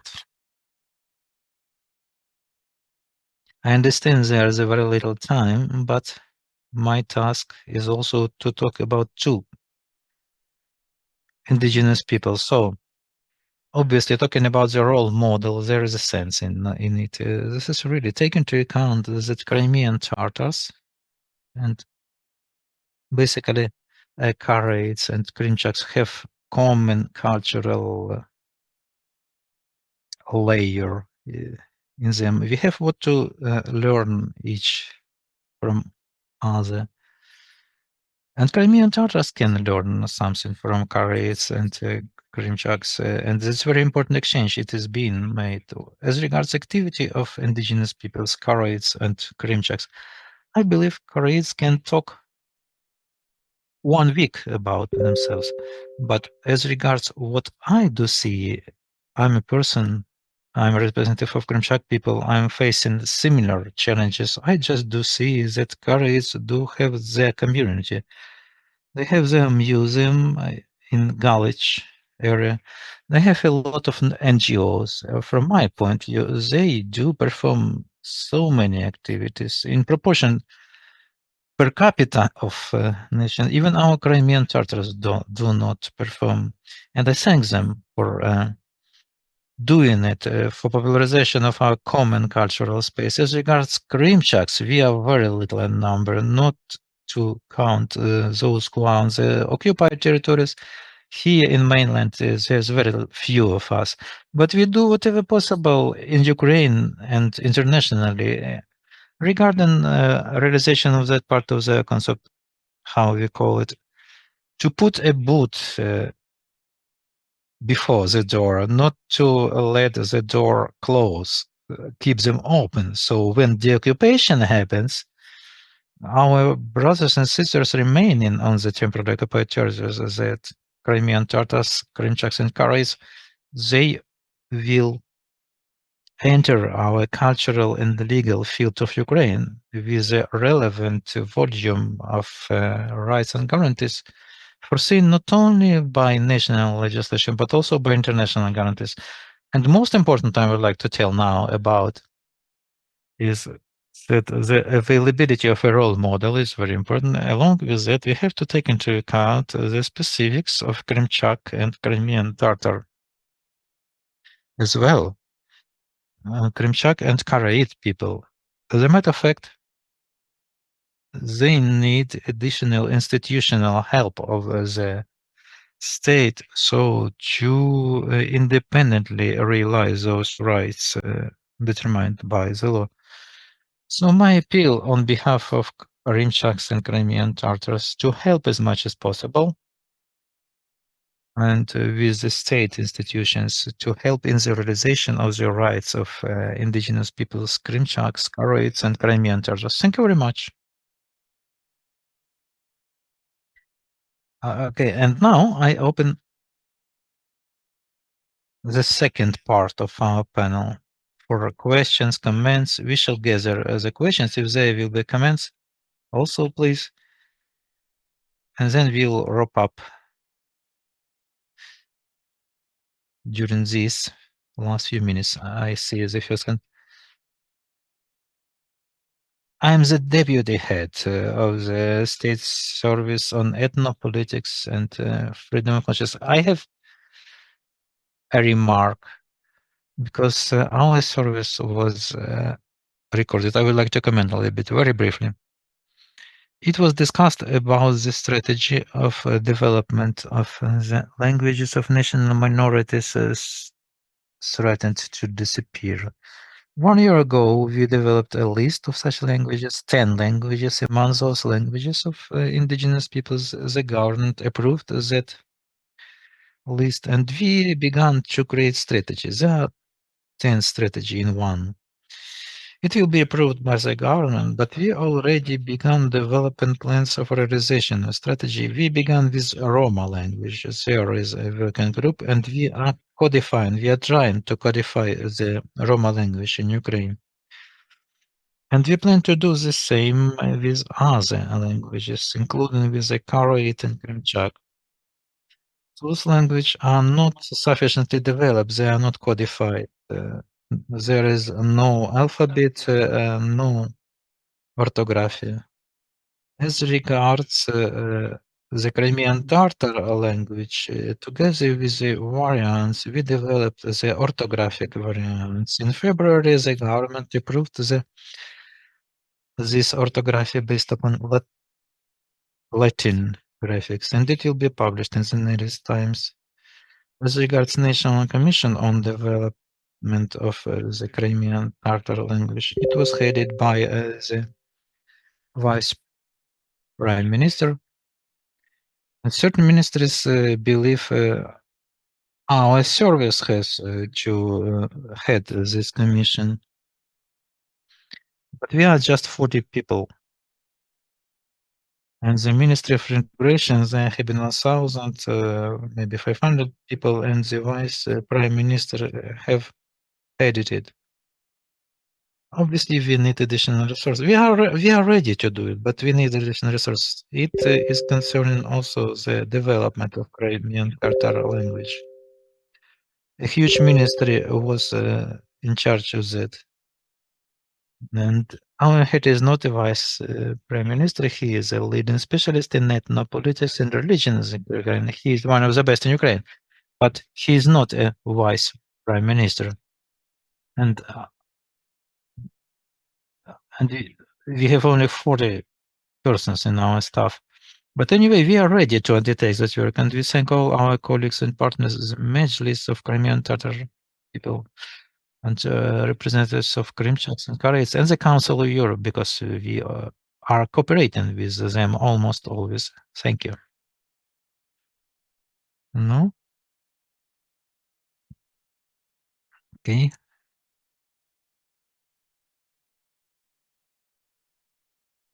Ismail Kortomer. I'm the soloist of the musical ensemble of the Armed Forces of Ukraine. I will begin from the background. At the beginning of full-scale invasion, the military ensemble group recorded a video singing in Arab language, dedicated it to Muslims, to Muslim countries, congratulating them with Ramadan. And many of you have seen this video and how strong resonance it produced in the world, especially in Muslim Islamic countries. I remember people were feedbacking. They say, Russia says you are very bad and you are so like in Christian and Islam states, so Russia is lying about you. I mean, it's not a secret that music and arts is a very powerful instrument, first of all, aiming to preserve and to develop culture. It is an instrument of influence and even for development of the language. I remember how many Ukrainians approach me with the question, where can we learn Crimean Tatar language? Because we want to know what Jamala thinks about in her song 1944. And we are talking about the preservation of culture. I believe such projects and such instrument should be a priority, should be supported first of all. Crimea is under occupation for 11 years already, and unfortunately in those 11 years no professional musical ensemble was created here in the mainland, which would preserve and develop the Crimean Tatar music. I understand it's difficult because it is not the format when we can first gather the musicians, develop the repertoire, and then apply for funding. Because to set together such an ensemble, we have to gather musicians from the whole country, from the mainland. But if such an ensemble would exist, it first of all would preserve the Crimean Tatar culture. It would develop the musics of other indigenous peoples of Ukraine, and it would be a live remembering about Crimea and the importance of returning Crimea. And it would be even a tool. It could represent Ukraine in the Muslim and Turkish country and to tell us truth about our country. I would like to finalize. This year I initiated creation of such an ensemble, and the people here also attending here are were helping me in this. And I have sent letters in all the instances to the Ministry of Culture, to the President, to the government, etc. I am ready to undertake responsibility for creation of that ensemble for its development. I know what should be done for this purpose. But about 3 weeks ago, I have got a last answer from the Ministry of Culture, and they say that currently such programs are closed by the state. And when the full-fledged war began, the government prohibited creation of such projects. Now in Ukraine, there are about 25 of such professional ensembles. We have no one. What else should be done by me or by all of us so for this project, to promote this project? And what do you think about this?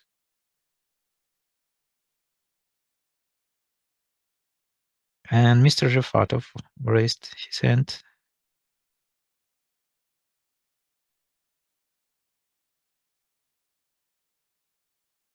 I want to comment, but on the topic.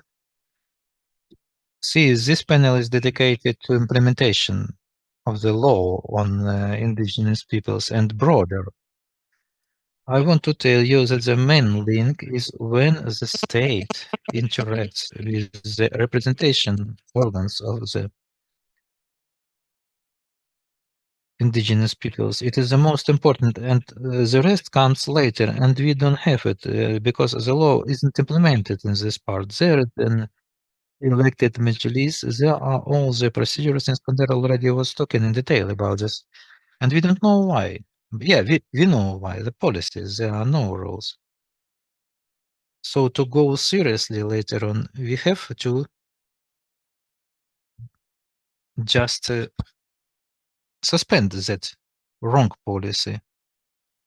We have a lot of examples when we are working very fruitfully. In the Verkhovna Rada of Ukraine, there was no case when Mejlis would propose some initiative to the People's Deputy or to committee or to the management. The management was always rather objective, rather deeply approaching, and this is shown by our cooperation, at least as regards the Crimean platform. Not only the Verkhovna Rada and the Parliament of Sweden as well. And we also have an issue sometimes at the plain ground. In January, we do plan to conduct a workshop maybe a conference, just to see on the facts, on the cases. When there are manifestations of not a random, of a random, not streamlined xenophobia in the school curricula. So we are now thinking how to update the monitoring what we did for Crimea. The Ministry of Education is ready to interact. Other ministries are coming to the Meclisi asking us to agree on that. But all this depends upon the political will of a manager. It should not be so. The fixed status is not just an interaction. That is a mutual commitment. And then the state authorities should, on the issues directly related to the indigenous people, should agree. They will understand immediately there is also organizations of Karaites and Krymchak should be fixed, should be established. We have talked a lot about occupied Crimean peoples who live there, and our informational channels have been cut. There was a Crimean Tatar channel ATR. It might improve its work. It was a very noticeable information channel. We are talking a lot about propaganda, about the necessity and the need, also about recognition of indigenous people in Ukraine. It is important, especially now when everything was closed. The Crimea is practically isolated and people use more safe channels, so they get information, they are changing their minds, but there will be no dialogue because dialogue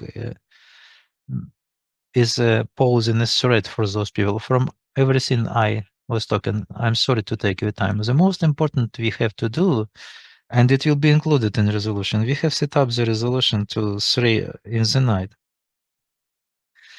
No, just the blackout was over at 3 a.m., but we have been working for 2 hours. Vyacheslav, Iskandar, me, Svetlana, and we have discussed for a long time how to set this point. I hope very much that after our Congress, we will promote all that. That will promote this. All the rest is very important. If they don't want to talk to you and to solve your problems,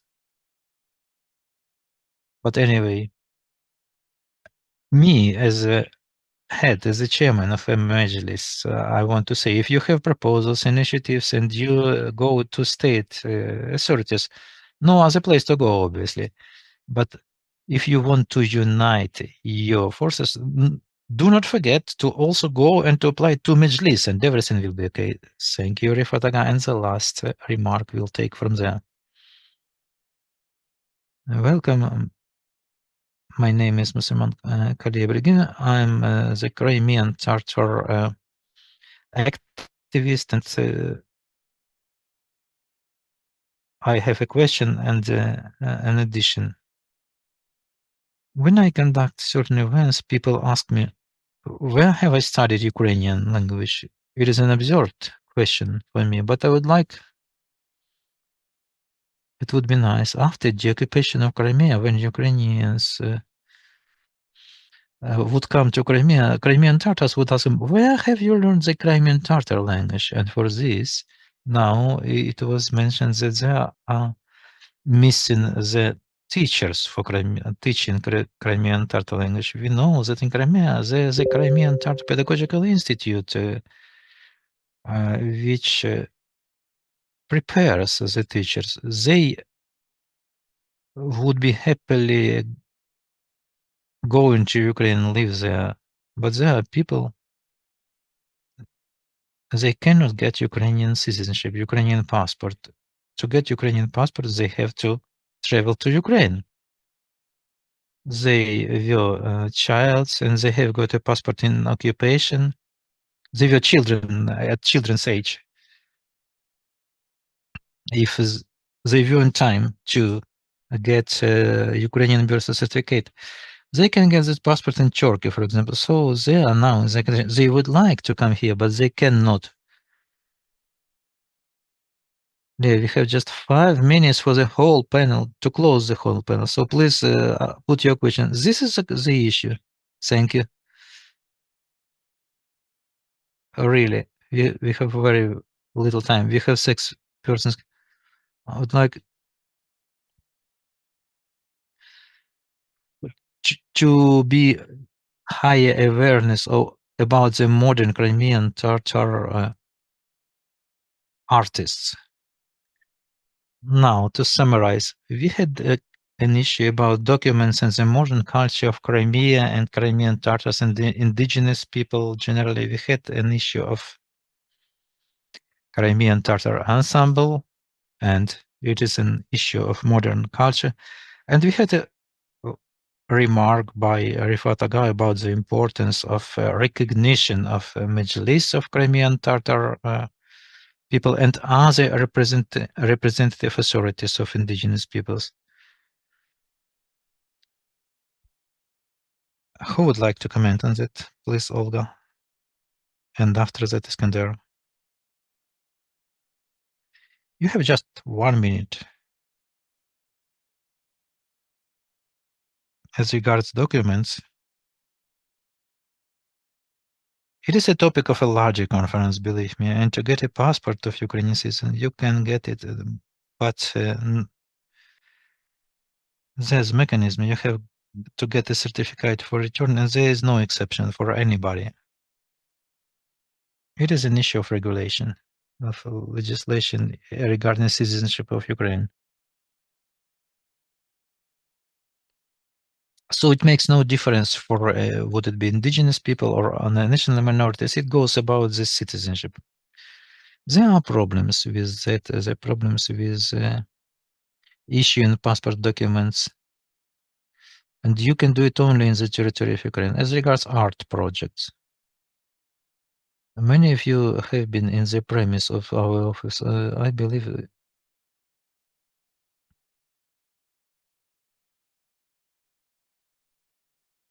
the best representative of state institutions is supporting the art in all of its presentations. We continuously have expositions of different artists. And I thank to many of the attendants here who are supporting us with their talents when there is a need to conduct certain projects. As regarding the ensemble, we have been working on that separately. There have been requests to the mission, and I believe we shall consider different formats of creation of that. And my position was already pronounced here. There are many initiatives. I believe the more initiatives, the better. That is briefly on my behalf.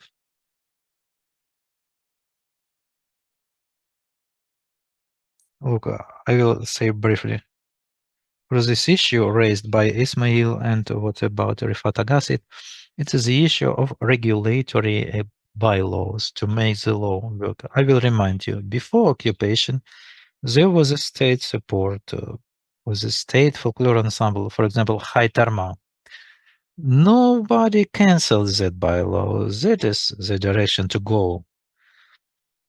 When talking about ATR, Crimean Tatar channel, according to the law, there can be development of the media of indigenous people in case when 51% of that media will belong to the representative body.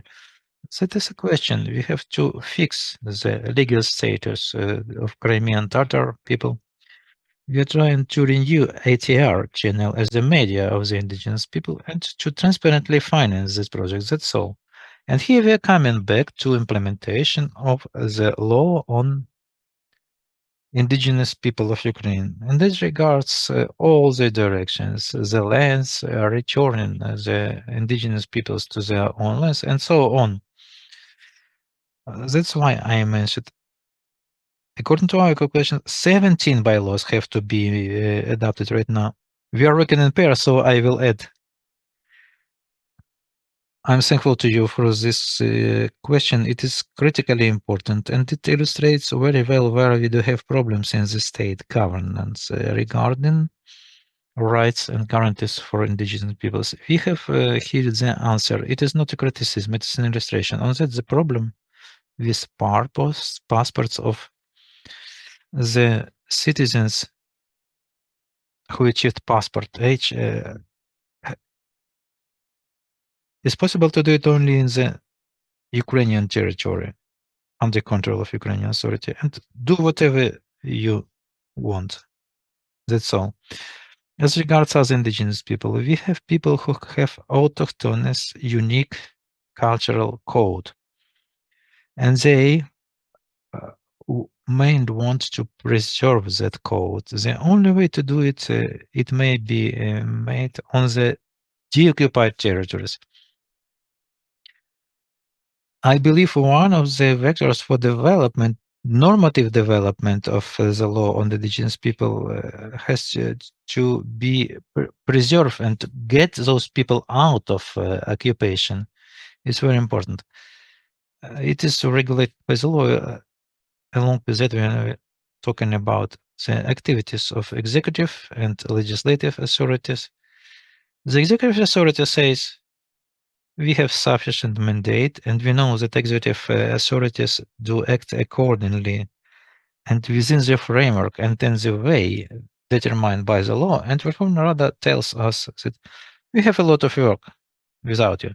I know there is a lot of work during the war and many relationships to be regulated, but I believe our task in this Congress is to set up questions regarding that the specifics of regulatory regulation of indigenous people have to be a priority, an imperative.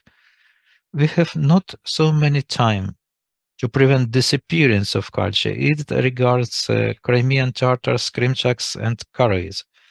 So if there is a possibility for us to be hit, we have to immediately activate the issue of the search and rescue of our people found on the temporarily occupied territory of Ukraine. Thank you. Thank you, Tamila. Very briefly, there is a principle, I believe, in United Nations and a number of humanitarian organizations, do not harm. And here it's very important, colleagues, when we are talking about any programs initiated in favor of indigenous people, do not harm with those programs. I want to answer the question made by Lilia Hanum. Obviously, our people are found in very difficult circumstances in the occupied territory, not only in Crimea, but also on other occupied territories. But we have to understand there is a state, there is a legislation, the law, and we have to respect it. It doesn't matter. It has to be improved a lot. So when you're talking about the teachers who do live there, obviously, for us as a state, it's very important to preserve this connection. And one of the possibilities for that is issue them Ukrainian documents. It was an active position of the state, especially before 22, and obviously after 22, it became much more complicated. The state provides an opportunity to get passport in the territory controlled by the Ukrainian government. As Olga said, it can be only so. Most of the society will have negative relationship with it. There would be some allowances, some permissions for certain citizens, because there is an issue of identification of the personality. It is sophisticated, it should be simplified, but nobody prevents the citizens to move to the Ukrainian territory and to get this document. If there will be problems here in the mainland, I am sure that Olga Nikolaevna and me as an EP are ready to intervene and to help in such a case. Thank you. Thank you, Tamila. Samila was talking about do not harm, and I would also say be proactive and renew the political and civilian rights of indigenous peoples. I thank very much Tamila Tausheva, Hilde Hauk, Dali Sambodero, Iskander Bariev, Olga Butkevich, and Vyacheslav Lombroso. And the next panel will start right now. I want to introduce to you the facilitator of the next panel, Ludmila Korotkih, the lawyer of the civil society organization, of the Crimean Tatar Resource Center. It will discuss the voice of the indigenous people in Ukraine and in the world, from a local fight to a global recognition.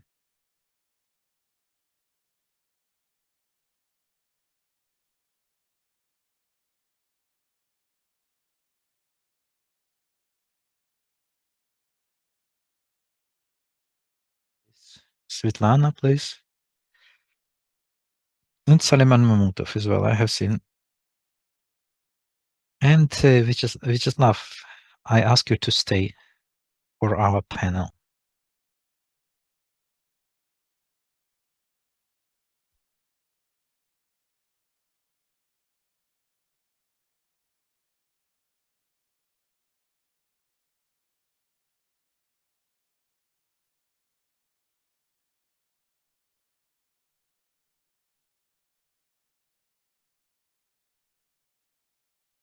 Good afternoon once more.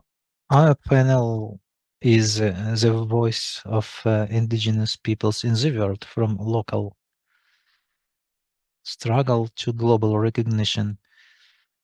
Today, within the previous 3 panels, there was a lot of discussions,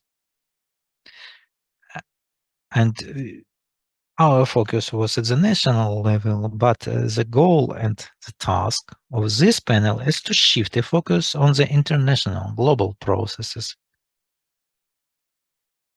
Because indigenous peoples of Ukraine are a part of a very large community of many millions of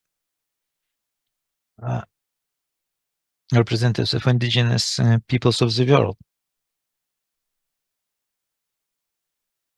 As we see, there are many indigenous people existing in the world, over 5,000 cultures and languages in the world. So this global movement of indigenous people has a huge history, a huge experience. And today, the indigenous peoples are not just participants, not just a force fighting for recognition.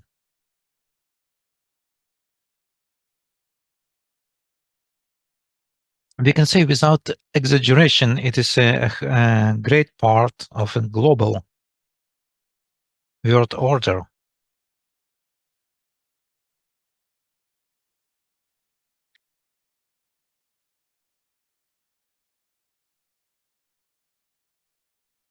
So it's my great honor to facilitate this panel and our speakers. We cooperate with them in different formats, and I'm happy we have the opportunity to talk to them today. I will start from those present in the room. Samran Mamutov, the representative of the Permanent Forum on Indigenous Issues in Ukraine. Svetlana Saitova-Barash, coordinator Projects and Relations of the Public Organization Union of Karaites of Ukraine, member of the Advisory Council on Indigenous Peoples of Ukraine. Vyacheslav Lombroso, Deputy Chairman of the International Public Organization Foundation for Research and Support of the Indigenous Peoples of Ukraine. And we do have online Kenneth Jira, representative of the Beer clan of the Mohawk tribe in the Kanawaka territory. And also Bina Lakshmi Nepram, the founder and president of the Global Alliance of Indigenous Peoples of Gender Equality and Peace. Please confirm you are in connection. Yes, our online speakers are with us.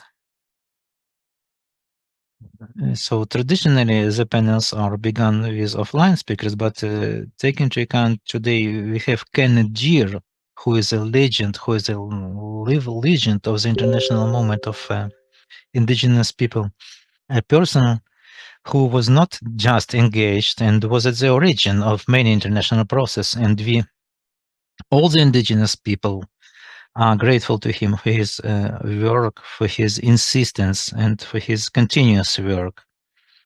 Regarding creation of UN Fund for Indigenous Peoples and for approval of UN Declaration on the Rights of Indigenous Peoples and many other important processes, international process, the results of which we have today. So I invite first to the floor exactly Kenneth. It is a difficult task, but I understand him to use maybe 5 at the maximum 7 minutes to talk us about, very briefly, about that way which indigenous people did all over the world since 1923, when it was an attempt to come to the League of Nations. And what happens now? We are talking about enlargement of participation of indigenous people in UN system. We are equal, we are right owners, and we have to be communicated with. Please, Kenneth, the floor is yours. Thank you very much, and I'm very honored to be asked to be on this panel. And I know it's like you said, it's very difficult to express everything that needs to be expressed in 7 minutes. If it's possible, can I share some of my? I guess I have a PowerPoint that I wanted to share to make it maybe a bit easier for me to display our I guess what I wanted to explain today. And what I wanted to start with, I don't see on the board. Kenneth, sorry, but we don't see your presentation. We see your screen with Zoom link. Right. Okay, let me see what I can do. Try again, please. To change this. Where am I? It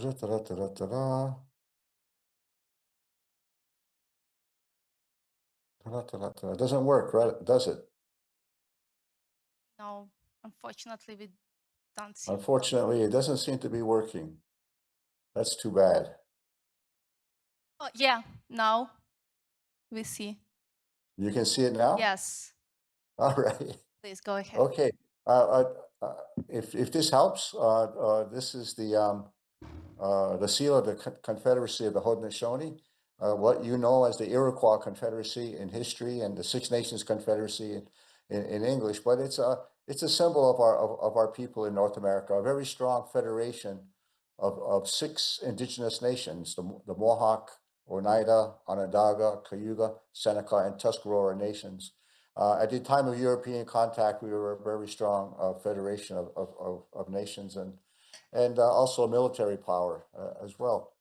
But we had our difficulties with Canada, Great Britain, so we sent an individual. Whoops, is it working?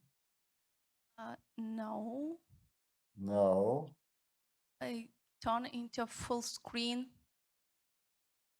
Is that working? Yes. There yes. you go.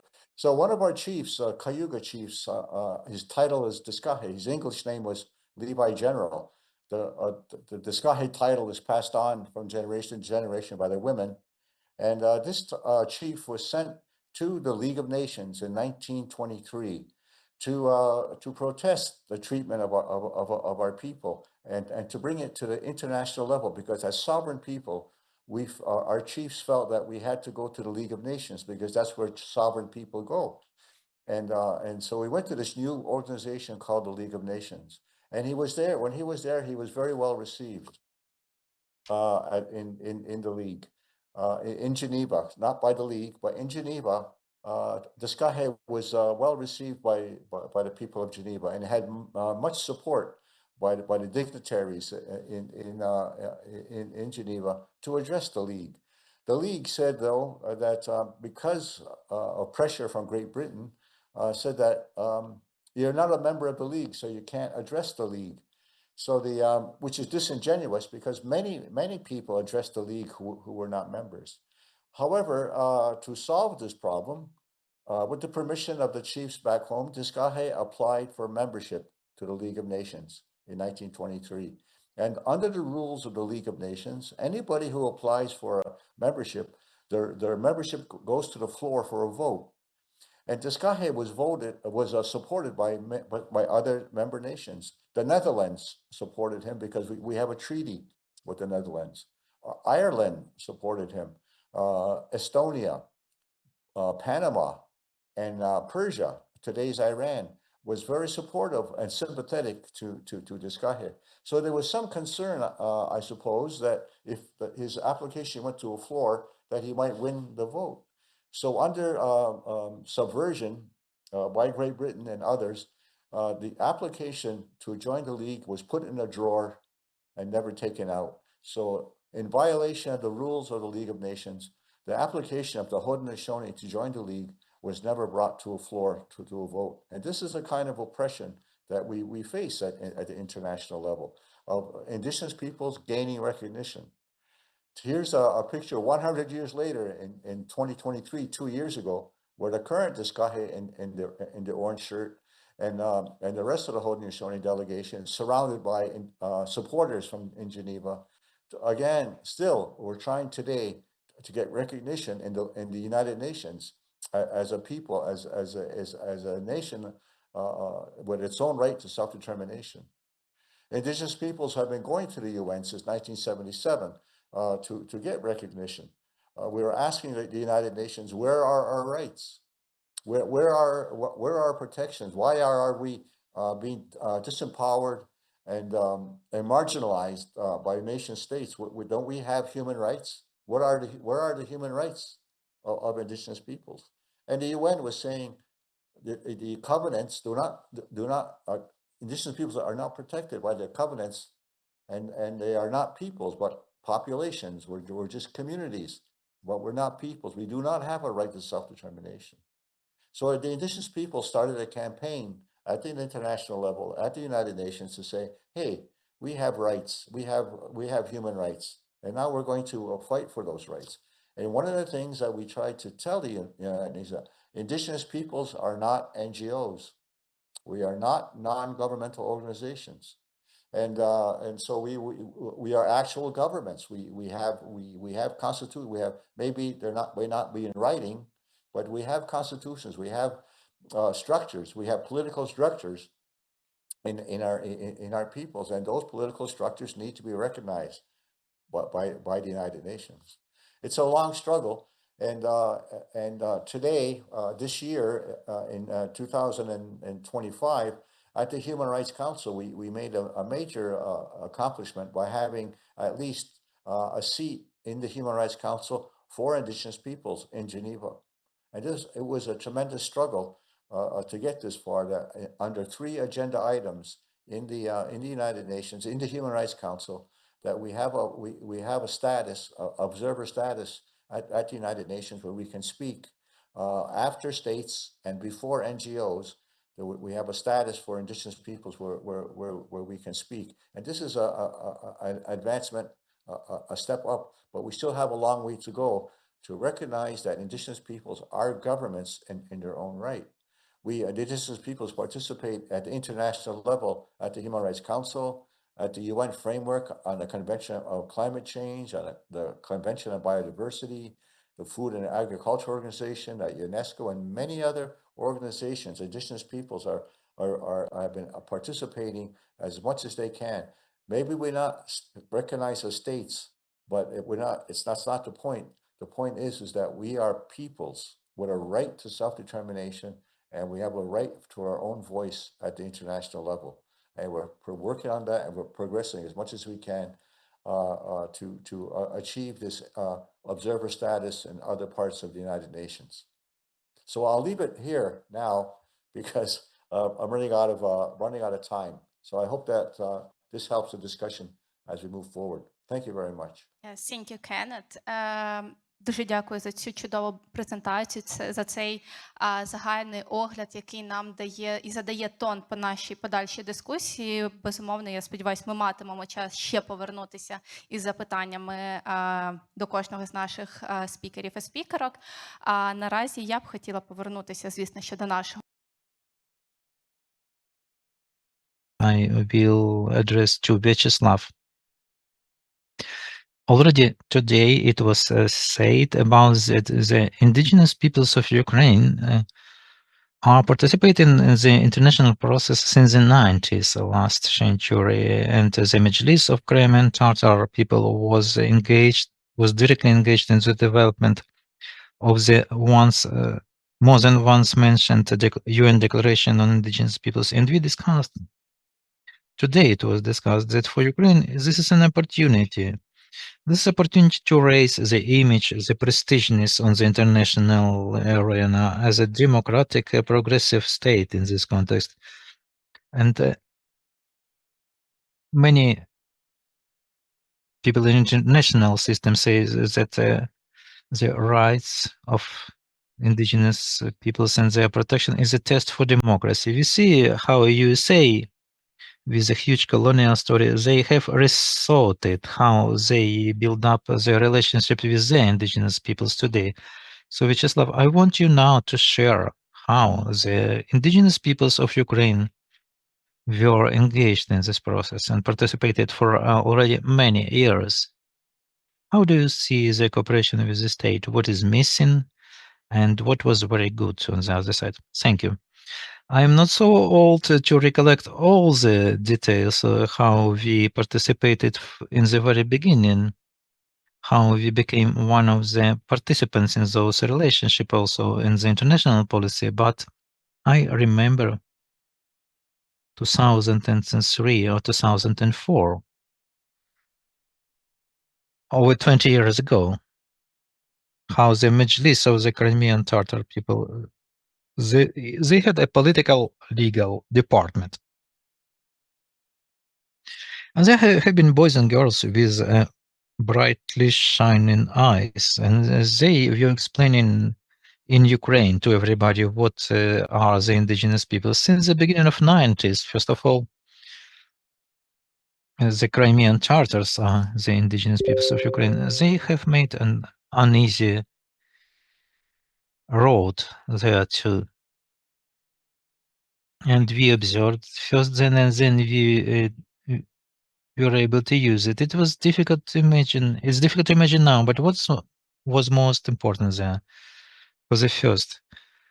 The indigenous peoples, Karaites, Krymchaks, and Crimean Tatars were recognized by the international structures which are dealing with that. For example, in the export mechanism and other structures, we have been recognized already, and Ukraine didn't knew even that we are indigenous people.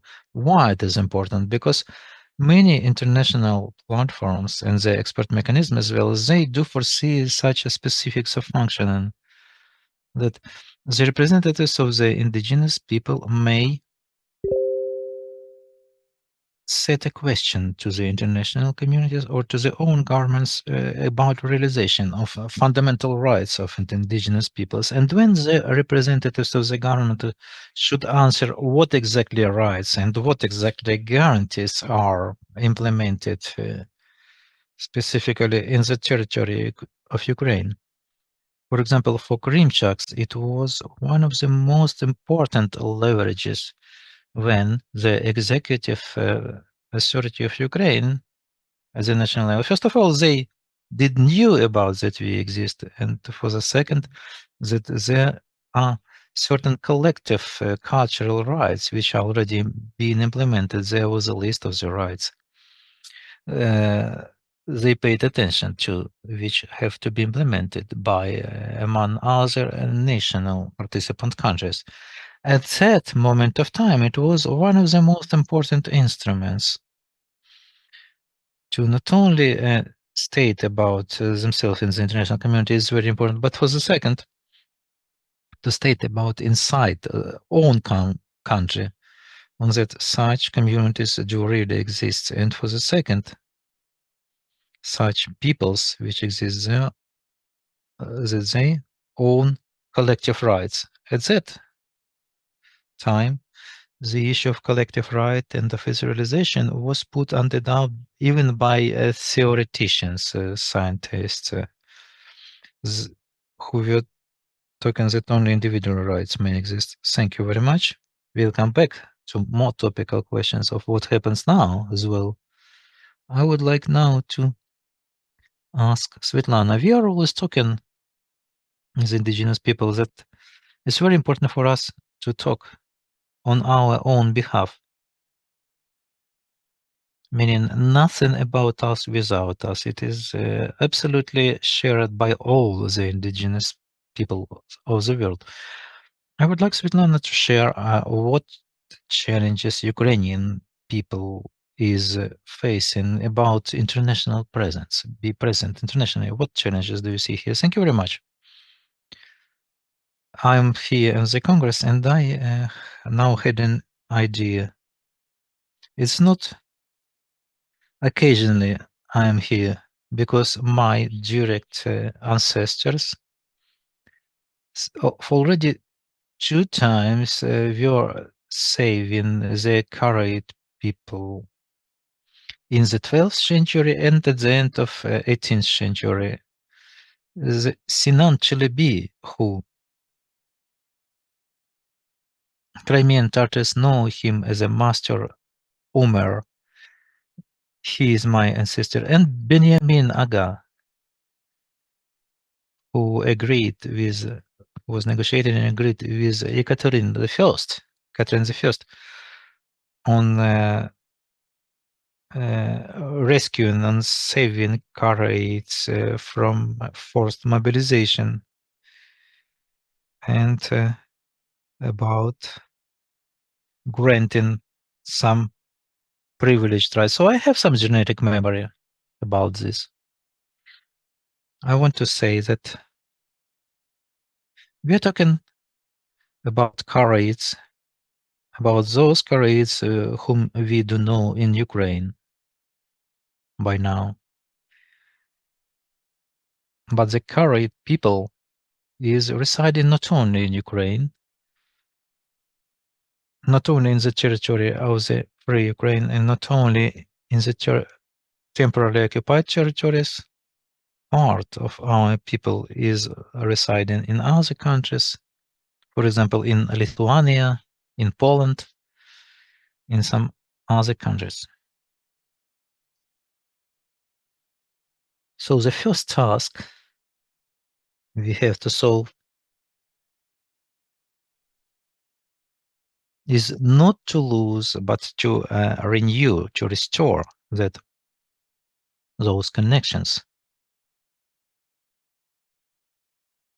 which now are moving to the international plane. We are representatives of one people having different citizenship, subordinated to different laws and rights and duties in their respective countries. Even here, we can tell about international level. And also, the Karaites always have been peacemakers. The value of the human life is the most important value. And for the sake of the life of each person, you may overturn the whole world. So eventually, I believe it should be so that the indigenous peoples, the Krymchaks and Karaites, and the Crimean Tatars, not just one representative from all the indigenous people, but a representative from each indigenous people who has his own history, his own vision and worldview.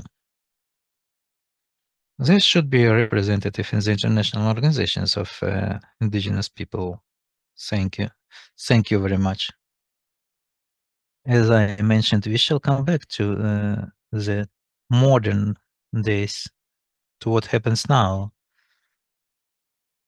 So it was a task for ourselves, with indigenous peoples, because it depends upon ourselves how much we'll be represented in certain platforms or structures. Would you suggest, do we have Bina in connection now, our online speaker, Bina Nepram? I would like to address to her. Yes, I do see you are in connection. I'm very happy that Bina today is with us. She is an extraordinary person with an extraordinary energy, working day and night for the sake of indigenous peoples all over the world. Bina is from Manipur state, the area where the armed conflict goes now. And here people is facing a high level of violence and huge challenges. And the indigenous people, there are many of indigenous people under similar circumstances. I am very grateful to Bina for her always being with us, always supporting us with her activity and professionalism, inspiring us and promoting the issue of condition of indigenous people under armed conflict in the international level at a UN system. I would like to ask, Bina is also a founder of a global network of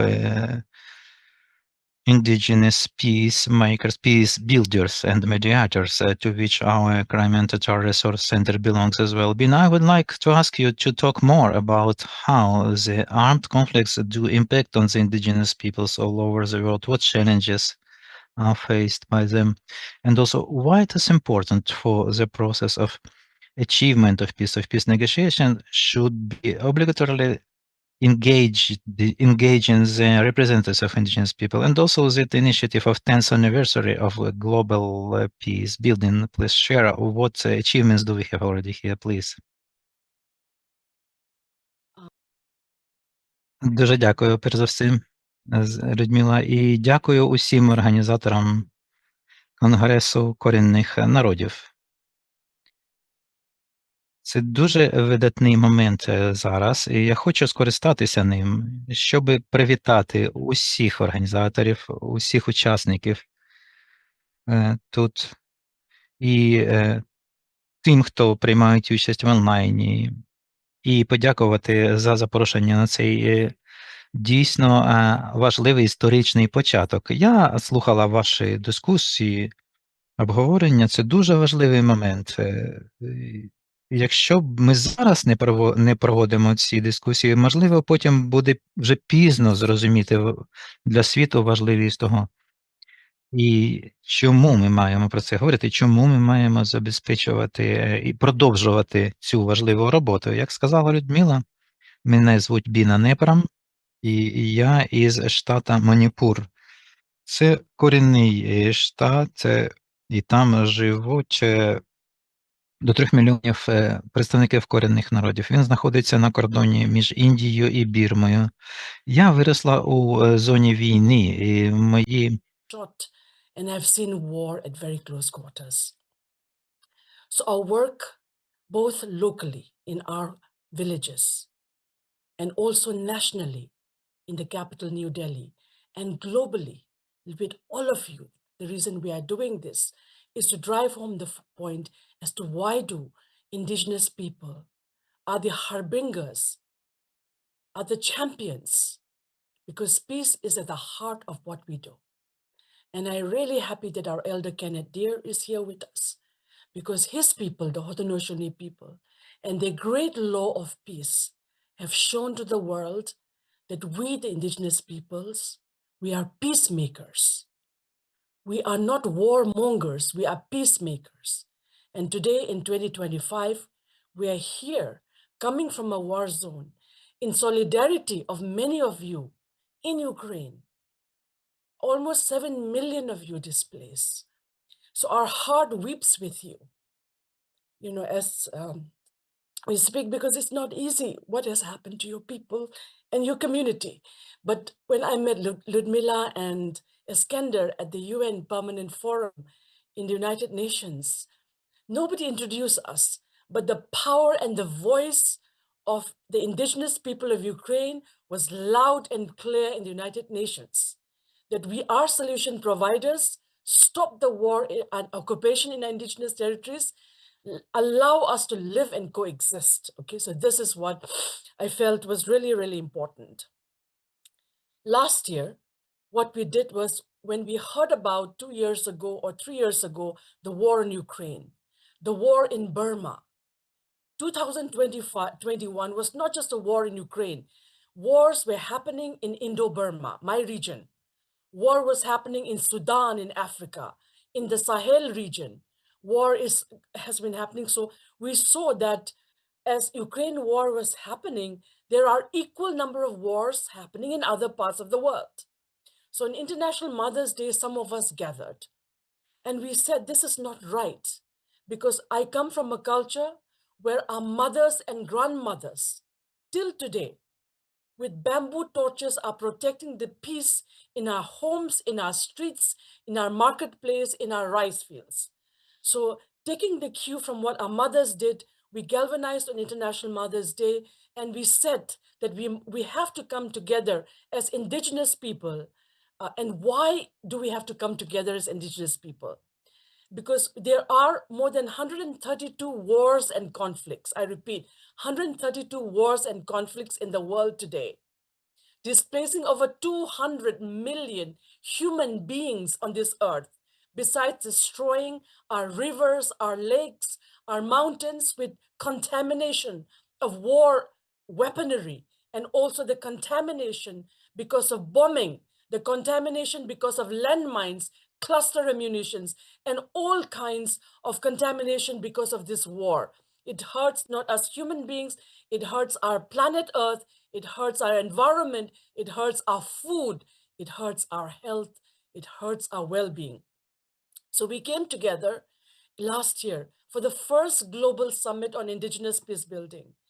And we got about 120 Indigenous peace builders from over 30 countries and territories. And the Indigenous people of Ukraine was there. You were there, supporting us in this initiative. So thank you for doing that. That led to two important processes.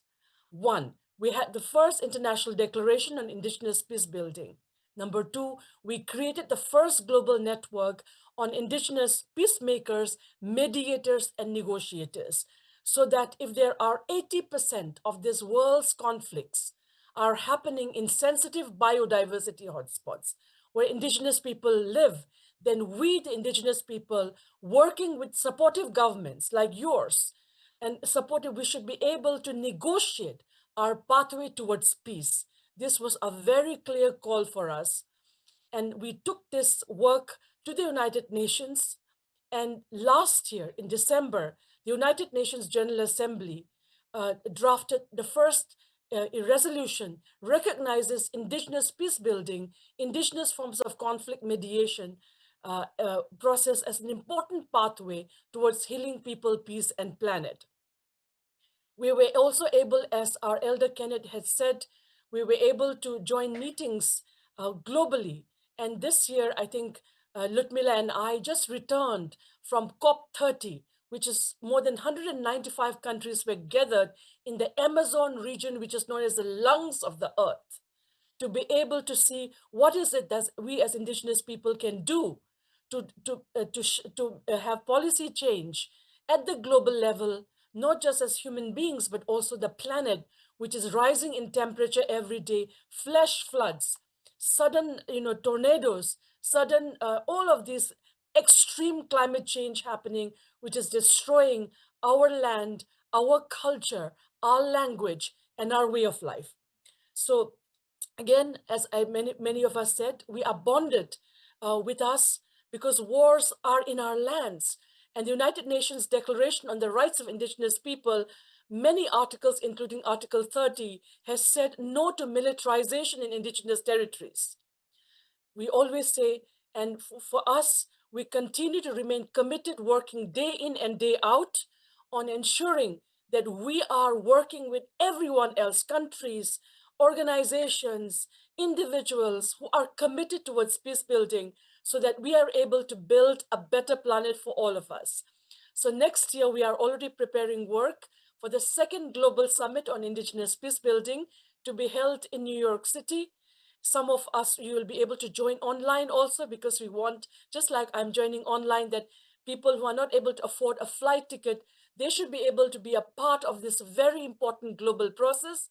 On the 15th of every month, 15 December, 15 January, 15 February, March, and April, we'll be meeting online to put our heads, our hearts, and our ideas together, because if 80% of global conflicts are happening in sensitive biodiversity hotspots where Indigenous people live, we have to be at the front center in all these peace talks and negotiations to be able to tell countries who are creating war on our land, stop it.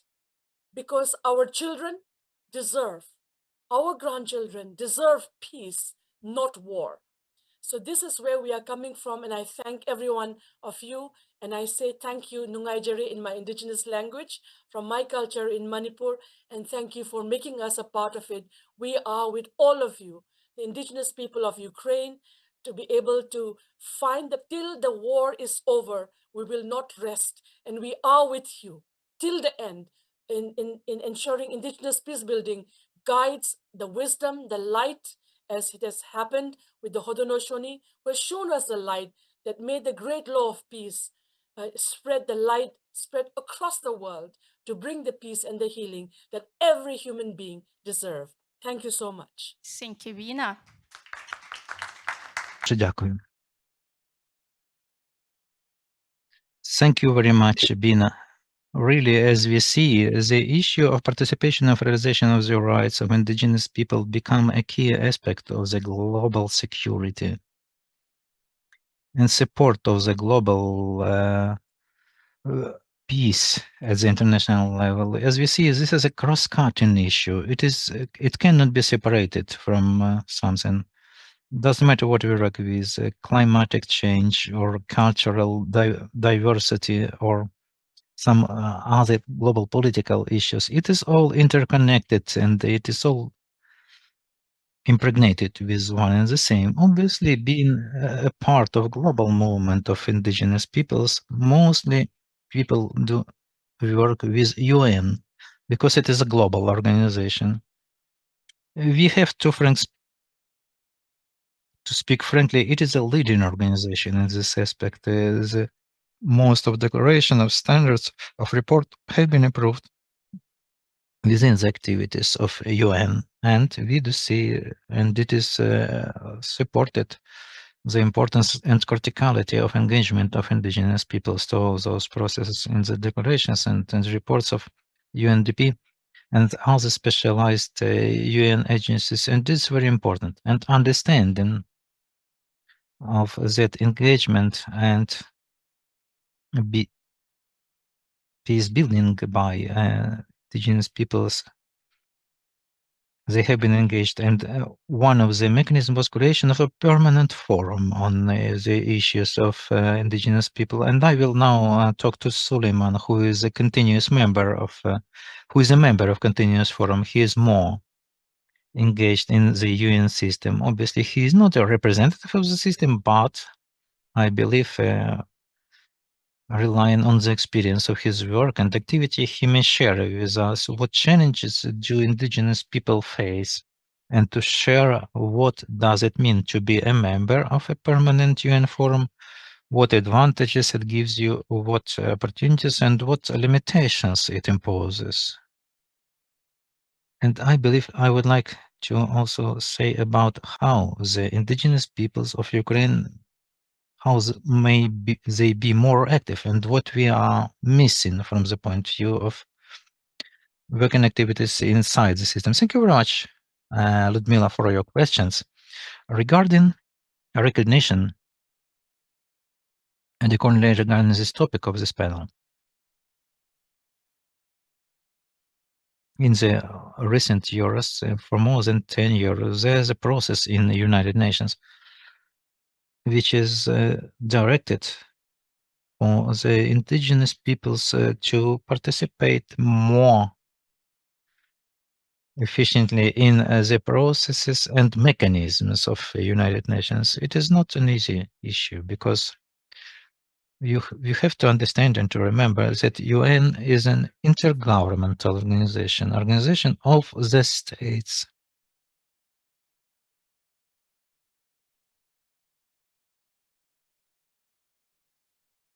And the states are very attentively, very jealously looking at the issues of recognition of the subjectivity of anybody else than the states and the international organization. So it's very difficult to penetrate, to be engaged in international mechanisms. First of all, UN is a key platform. It's difficult. They don't want to let anybody there to specifically the indigenous peoples who are declaring about their sovereignty and right for self-identification. And they don't allow indigenous peoples to strongly participate in those mechanisms process. But everything begins from recognition. When you are not recognized, it means they do not see you. Accordingly, they do not see your problems, they don't recognize you exist, and cannot coped very well with his task to talk in 5 minutes about the history of global movement of indigenous peoples. The problem really exists in that nobody saw indigenous peoples before the second half of the 20th century. They were ignored before the World War II, and after the UN was created, established, and the General Declaration of Human Rights was approved, still nobody saw the indigenous peoples. Why so? Because the framework of the rules on human rights and the framework of decolonization was dictated actually by an ex-metropolis, ex-empires who won the World War II. They didn't want it to let the indigenous peoples, or maybe they just haven't seen the indigenous peoples in the processes and mechanisms they have been created. Accordingly, the approach was to decolonization, which was in the concept of blue water or salted water. It means that only those are entitled for decolonization who have a clear barrier like an ocean or some water reservoir, water line, not, and those the rest no. And it was believed that the first beneficiary of this concept for decolonization and the most important beneficiary is the United States. And the hidden beneficiary, second one, was the Soviet Union. And it seems strange that only in the 1977 the representatives of indigenous peoples practically for the first time came to UN, and they have been seen as a subject, but representatives of the indigenous people residing in the territory of ex-Russian Empire, they haven't seen up to the collapse of the Soviet Empire. And the Crimean Tatar people is one of the indigenous people of Ukraine, was a determining mechanism and element in dismantling that Soviet Empire. So due to that approach to the localization, when the indigenous people were not perceived for a long time internationally or nationally, and this all began to change in the 80s and then in 90s. Last century, when first mechanisms within UN were created, the permanent forum on the issues of indigenous peoples, then the expert mechanism on the rights of indigenous peoples. Now, there is a discussion ongoing for that indigenous peoples should participate in other UN mechanisms. On one side, it was a long process. It might seem to be too long, but nothing happens quickly in the international law. For example, UN Declaration on the Rights of Indigenous Peoples, which was mentioned today, it was discussed for a very long time, at least 25 years. Same happens with that process of an enhanced participation of indigenous peoples in the international mechanism. It lasts for over 25 years already. As much as I remember, if I'm not mistaken, Ludmila was the first consultant to take part in the meeting of the Council of Europe for Human Rights as a representative of indigenous people. 10 years ago, it was impossible to imagine. And obviously, the indigenous peoples do participate in those bodies, in UN platforms, not at the same level as the states do. I don't know how much time it would take before it happens. It would mean total recognition of, complete recognition of indigenous people. Coming back to answering the practical part of the question, what does it mean to be a member of a permanent forum? We should remember that the forum is made by experts who half of them have been nominated by the states, by the countries, and frequently, not always, but frequently, they continue with their activities and their decisions, the politics of the states who nominated them, also according to the rules. As soon as you become an expert, you have to act on your own behalf and your personal quality to represent yourself only and not the state which nominated you, not even your people. If you are a person from indigenous people, you have to work at the individual level. You work on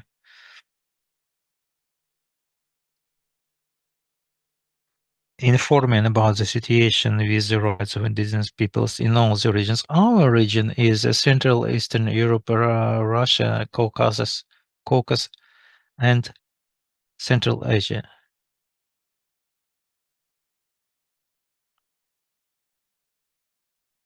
Should be understood that the first challenges we had to face,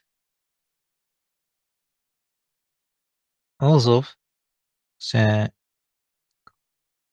Crimean Tatar people and the Mejlis of Crimean Tatar people is participating in those mechanisms for many years. The impact of Russia on the decision taken is very big, is very high. Even after the beginning of full-scale invasion, after many diplomats, the number of Russian delegation in the UN was reduced. Their resources are much higher. We shouldn't forget also that Russia frequently uses the Soviet heritage, and Soviet Union rather successfully built up a renommee of the defender, of the protector of the nations, and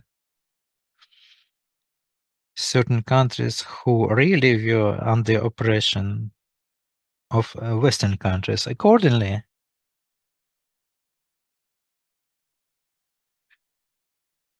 the number of experts, I have to work with them for a long time to explain why certain provisions, certain points on the indigenous peoples from the area should be represented in the report, not only from Russia, but from Ukraine as well. There is Ukraine. It takes a long of time. And they have frequently fears about the feedback, about the reaction of different states. UN is an intergovernmental international organization, and they have consultations if there is a criticism of such government. I do not consult with Russia. We have no dialogue, but I have continuous consultations with other members of the forum. The first year when I was elected to the permanent forum, I do remember for almost a week every day for certain hours, we have discussed one point concerning indigenous peoples of Ukraine. I am very happy and I'm proud of that. There was an opportunity and we managed to list the indigenous peoples according to the laws of Ukraine, in line with the sovereignty of Ukraine. Not only Crimean Tatars, but also Karaites and Krymchaks are listed there, who experience huge challenges due to the Russian aggression. Not just challenges, but exactly realization of their self-identification right. Thank you. Obviously, it's very difficult work to achieve that in the context of some international report would be at least one line of mention in the indigenous people. Really, it is a very good opportunity for Ukraine to have an agent who understands very well what happens and what challenges are we facing and who can help us in promoting this issue in international structure. We have left very few time, but we began our panel a little bit later, so I will take those 5 to 10 minutes for our panelists because I promised that I will come back to them. as we discussed now, we do see is that the participation of indigenous peoples in the international process and the processes of decision taking, peace building, determination of their future, it's important. It is topical and urgent all over the world, not only for us. And as Suleiman said, and we on our side, the team of Crimean Resource Center, when we are participating somewhere internationally, we do stress there are 3 indigenous peoples in Ukraine: Crimean Tatars, Karaites, and Krymchaks, and we feel our responsibility to inform on that, at least thereby to provide for the presence of information on all the indigenous peoples of Ukraine. As I already mentioned, participation in decision taking is really important, but this participation has to be efficient.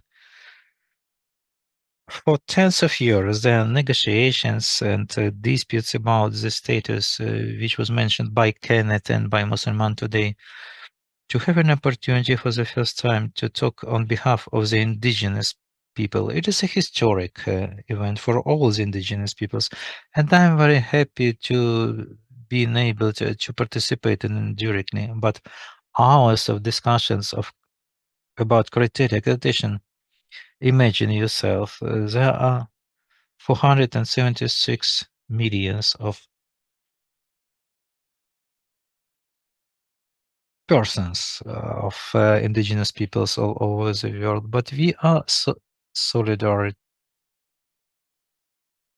and we support each other. We have one purpose, and I want now to address to our online speakers. First of all, to Kenneth Dira, talking about participation of indigenous people in the international process.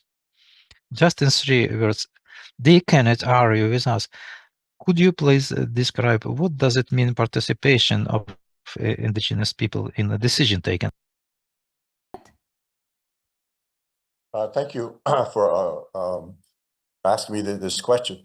The indigenous peoples need to speak for themselves. We've always had this problem where in the United Nations, states say that they speak for everybody, but we also understand that states don't speak for indigenous peoples.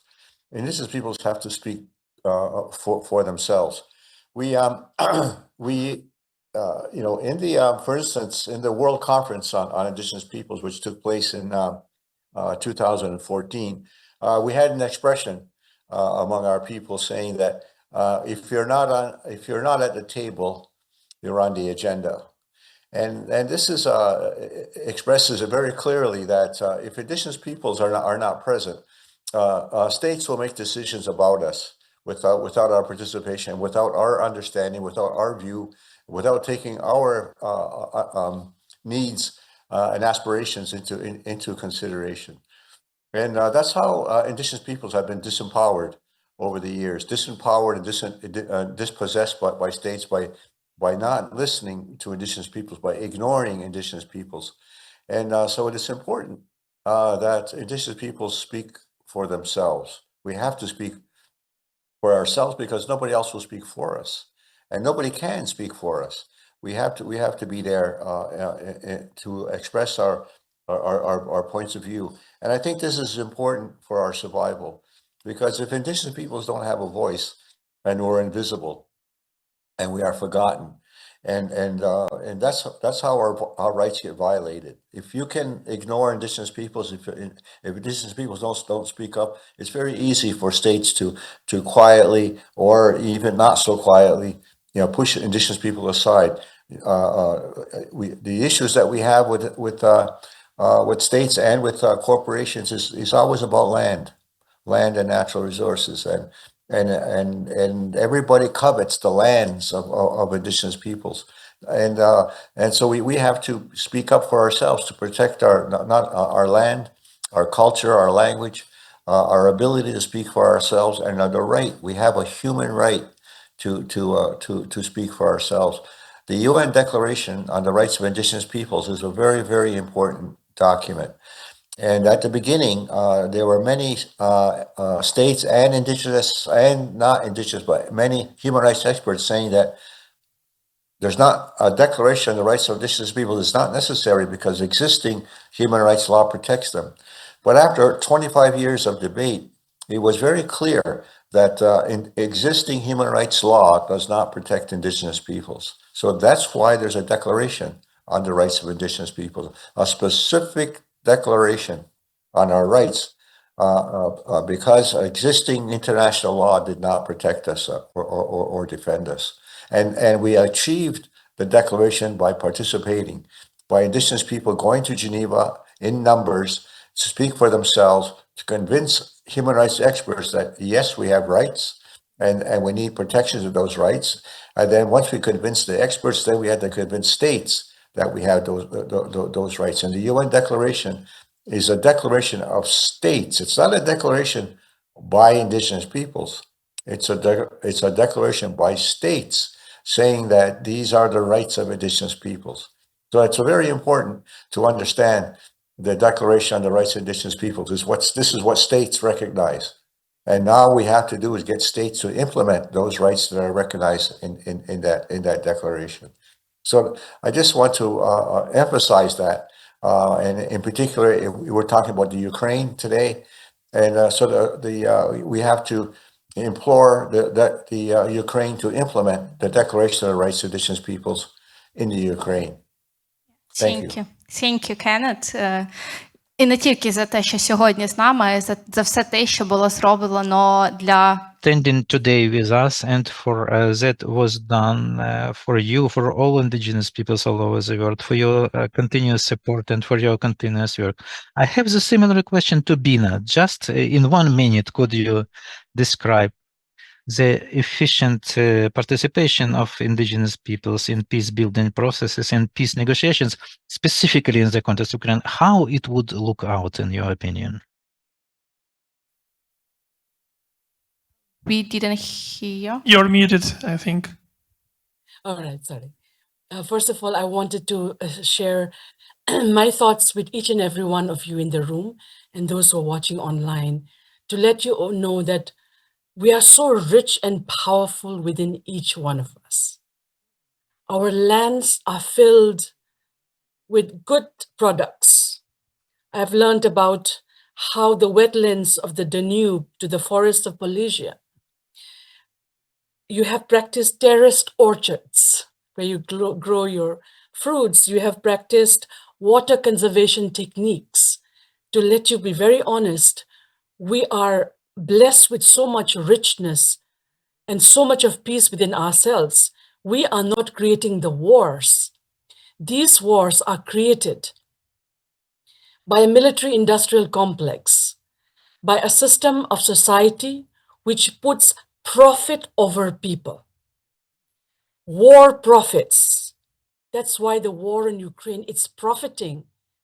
Weapon manufacturing companies. The permanent 5 members of the UN Security Council produces 88% of the world's weapons. These weapons are being sold to us. For every $1 of humanitarian aid we get from the Western world, they make us buy $10 worth of their weapons. This is the reality which is in front of us. And knowing our inner strength, our peaceful strength, we as indigenous people, what we have to do is to listen to each other's stories of what's happening, and you'll see a pattern happening in which our lives are being put under war. We have to defragment that and ensure that we put that fabric of peace, healing, and returning home where we belong. As a result, for us, our strategy is very clear. We are going to strategize at the second global summit, which we started at the first, to see how we can create that fabric of peace together. And for this, we call upon all the indigenous people of Ukraine and all the peace-loving people of Ukraine to join hands with us and around the world to be able to create this together, because peace cannot be also held only in the United Nations. Peace has to be in our homes, where our children don't have to live under bombings, where our soil are not to be filled with mines. We have to create that peace at home and outside. And we have crafted a way forward through the Indigenous Peace Builders Network, Please join us in the process and let us know if there's any support we can give. Again, you have so much of wisdom in each one of you that we can create a world of peace than war. And we have to do this together, very strategically, diplomatically, and with our heart right there and our intellect, because we are living in a world where critical minerals are to be mined in our indigenous territories. And that's where the next frontier of war is going to be. But we're going to tell companies and nations, stop the war. You don't have to kill us to take our resources. Rather, negotiate with us, because we all are human beings after all. So that's the message that I would like to keep with. Do not lose hope, do not lose heart, but continue to work with strength to be able to build the world that we deserve, and we will build it together. Thank you, Vina. І дійсно, у нас залишається дуже мало часу, тому буде одне загальне питання для наших Left very few time, and we have one general question for our offline speakers, just one after other, very quickly. If you look at the current situation, please answer the following question. Why currently, for Ukraine, there is a key time for advocacy of indigenous peoples internationally? And why the long-lasting and durable peace in Ukraine is not possible without participation of indigenous people? Thank you for this is a manipulative question. You already answered this question. We paid a little bit of time regarding what mechanisms do we have to participate internationally as well, and I would like to draw your attention to that message on that in the international platforms, sometimes the experts who have to talk individually on behalf of themselves, they do use it as a state platform. It regards Russia from not a capital letter. They do use NGOs as representatives of indigenous people. They do disseminate their propaganda also regarding Ukraine and Ukrainians and also indigenous peoples living in the temporarily occupied territory. So answering your question, I do believe the first point, when the state will have representatives of indigenous peoples as persons representing the interests of indigenous peoples of Ukraine, the state will have a natural ally, because the state of Ukraine and the peoples of Ukraine, indigenous peoples of Ukraine, we have a common goal of victory, prevailing above Russian Federation and deoccupation. So this is our common goal. And the second coming from this, I believe the state of Ukraine and the indigenous peoples of Ukraine can cooperate in this, specifically by helping institutionally to grow up such representatives from the lines of indigenous people.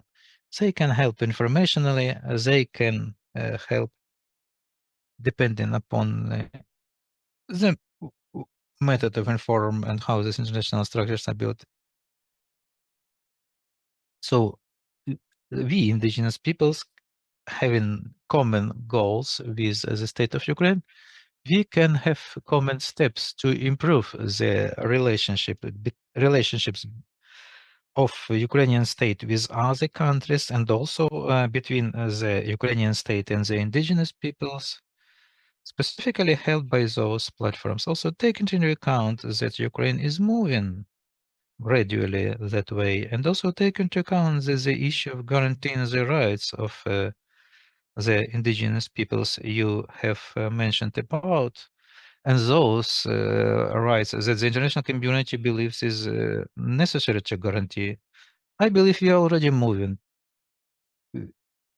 towards this goal. I am very proud we have representatives of indigenous peoples there, and I hope that you will help in the sense of information to Crimean Tatars and Karaites to be most efficient internationally. Also take into account all those messages. Our voice has to be loud, and we have really to represent ourselves. And we have to continue the tradition when the indigenous peoples of Ukraine help each other, the real friends. And also in the international arena. I'm grateful. Svetlana, same questions. I want to answer this question maybe even more in a more regional way than it is normally accepted in such a way. What is an indigenous people? It is a people which doesn't simply lives in this territory. It has genetic connection, ties with the land, with the water, with the energy of the land. So, as Vyacheslav said, we as indigenous peoples of Ukraine, of Crimea, we do always understand each other. We always find ways of negotiation, ways to the peace. Same way we can find ways to negotiate peace with any indigenous peoples in the world because they also are connected to this land. And the people who have lost connection to the land has lost humanity.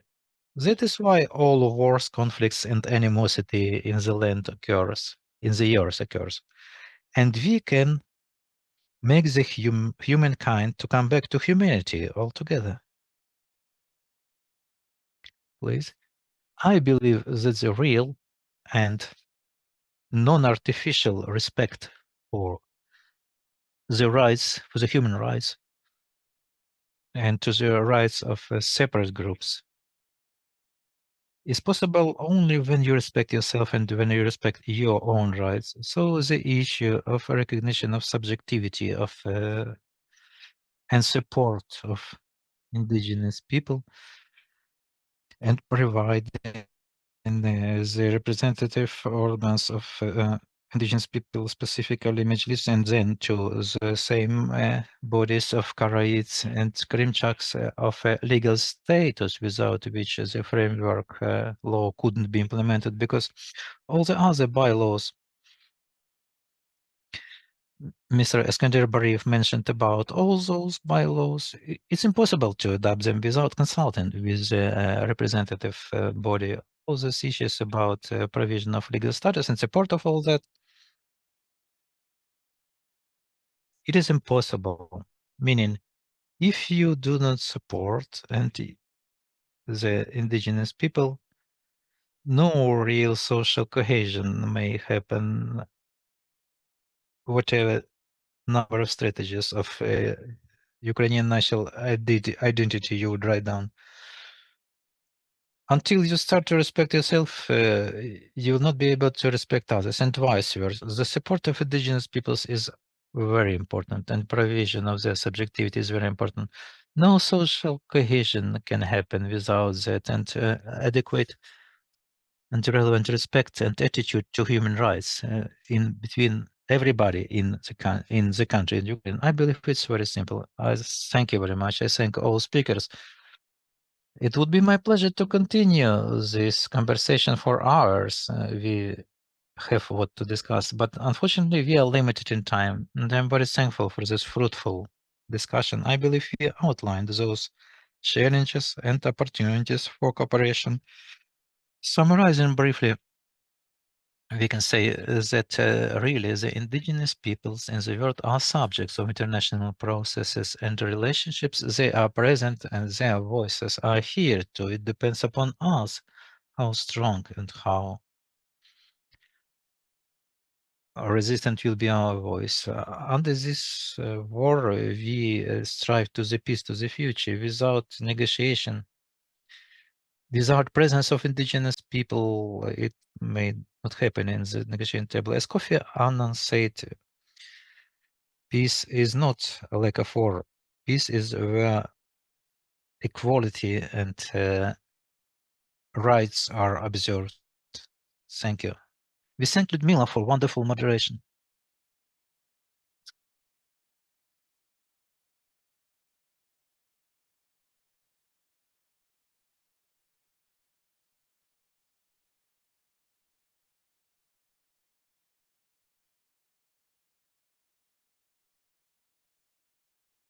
Let's applaud.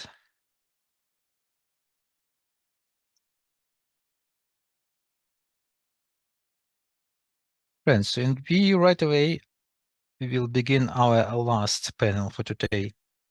But it is not least important. It is very important because we will discuss the tangible and intangible heritage of the indigenous peoples of Ukraine in the circumstances of war. And I want to invite Anastasia Kozar, head of the Intangible Cultural Heritage sector of the Ministry of Culture of Ukraine, Olena Rabaji, head of the public organization Union of Karaites of Ukraine. Olena. Elmira Ablulimova-Chigois, project manager of the public organization Crimean Institute for Strategic Studies. And Gulnar Abdullaeva, the representative of the Crimean House.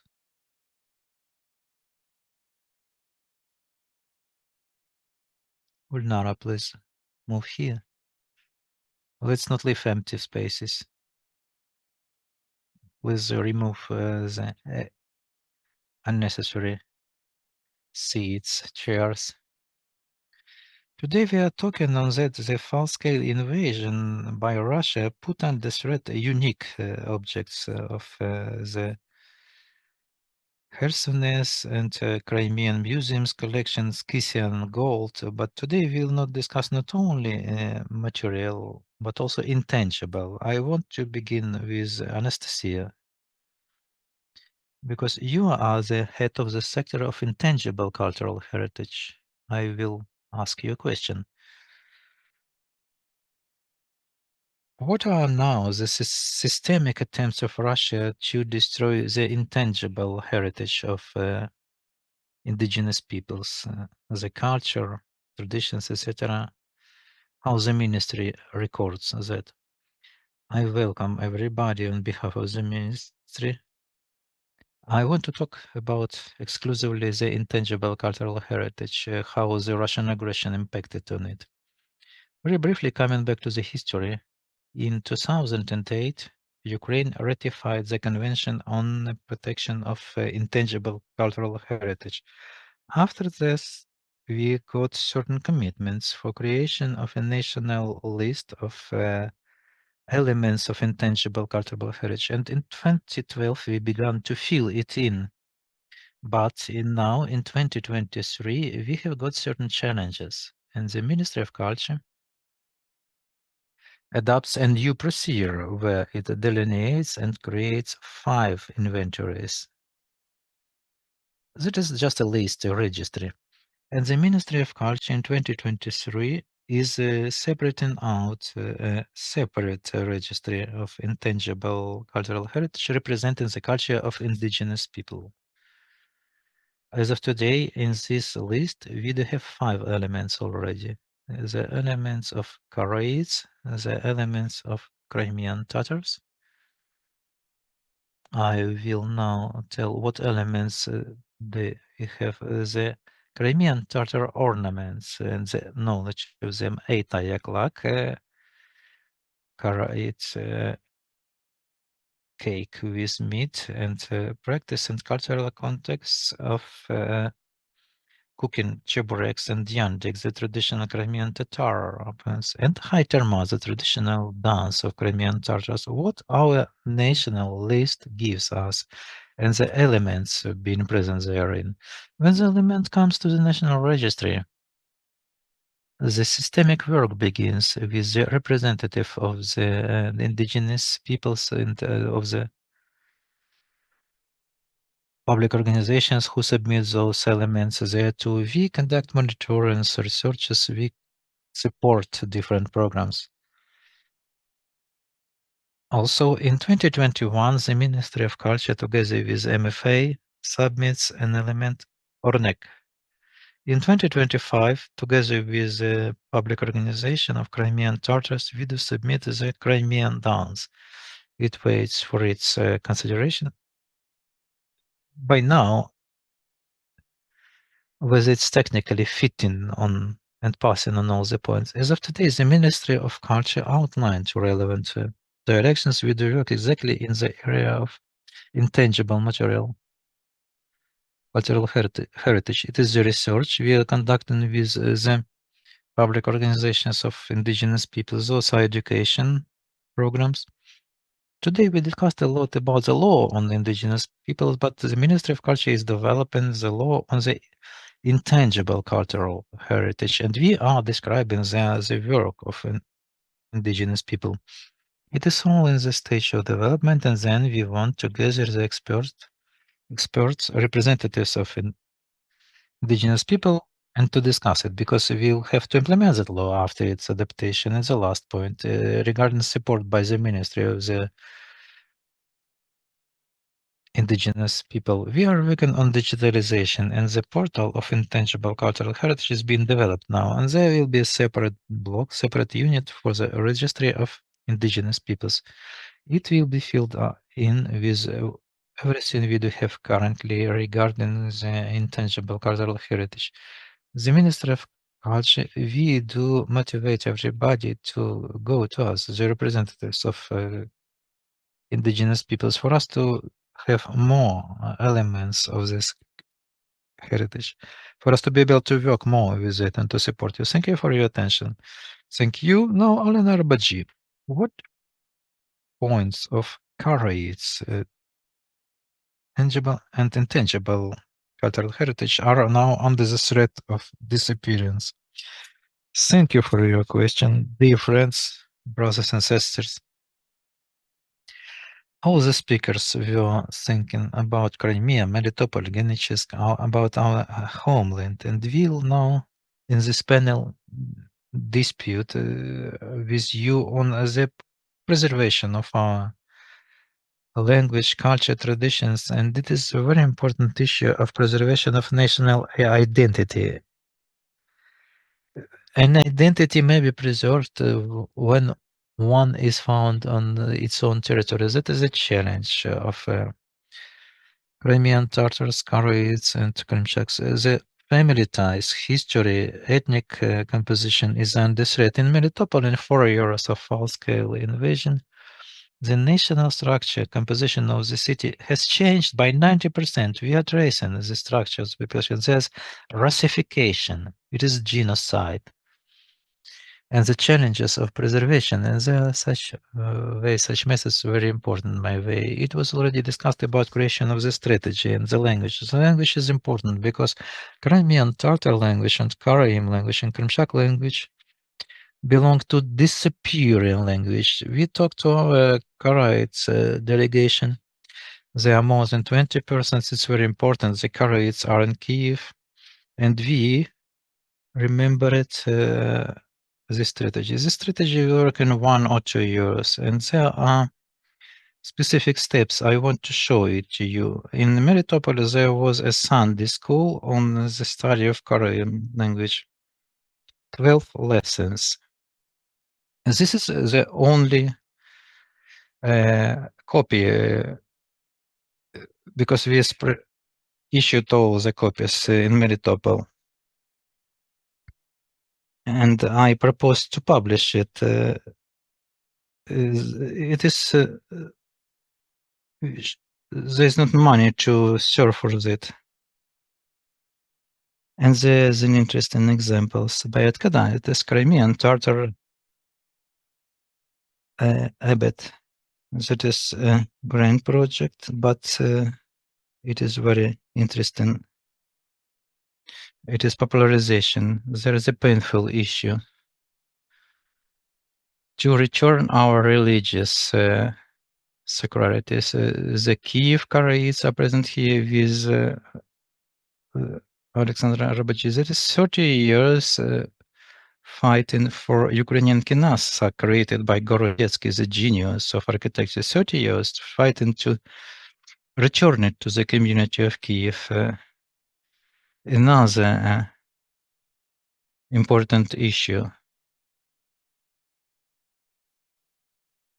And it was returned to the composition of the Kharkiv Hromada. We don't hear to our religious leaders, but religion is an important factor. So return of our sacred places, we, the Kyiv delegation, Kyiv Karaites, we shall have return our Kyiv Kinas and have our services there. The third issue, the museum institutions of indigenous peoples should be created. In Melitopol, we had a large center of Karaites, ethnographic center. For such a small people, we have 60 persons there. But there was a museum, not only for Karaites, but we invited and when the city was occupied, there is a coffee shop in a beautiful building. And what should be done? We cannot build up a museum there in Zaporizhzhia, but we have found a solution. But we have found the representative of the Garage Museum. We cooperate with and we have found already some selected works by Karaite writers. A conference was conducted.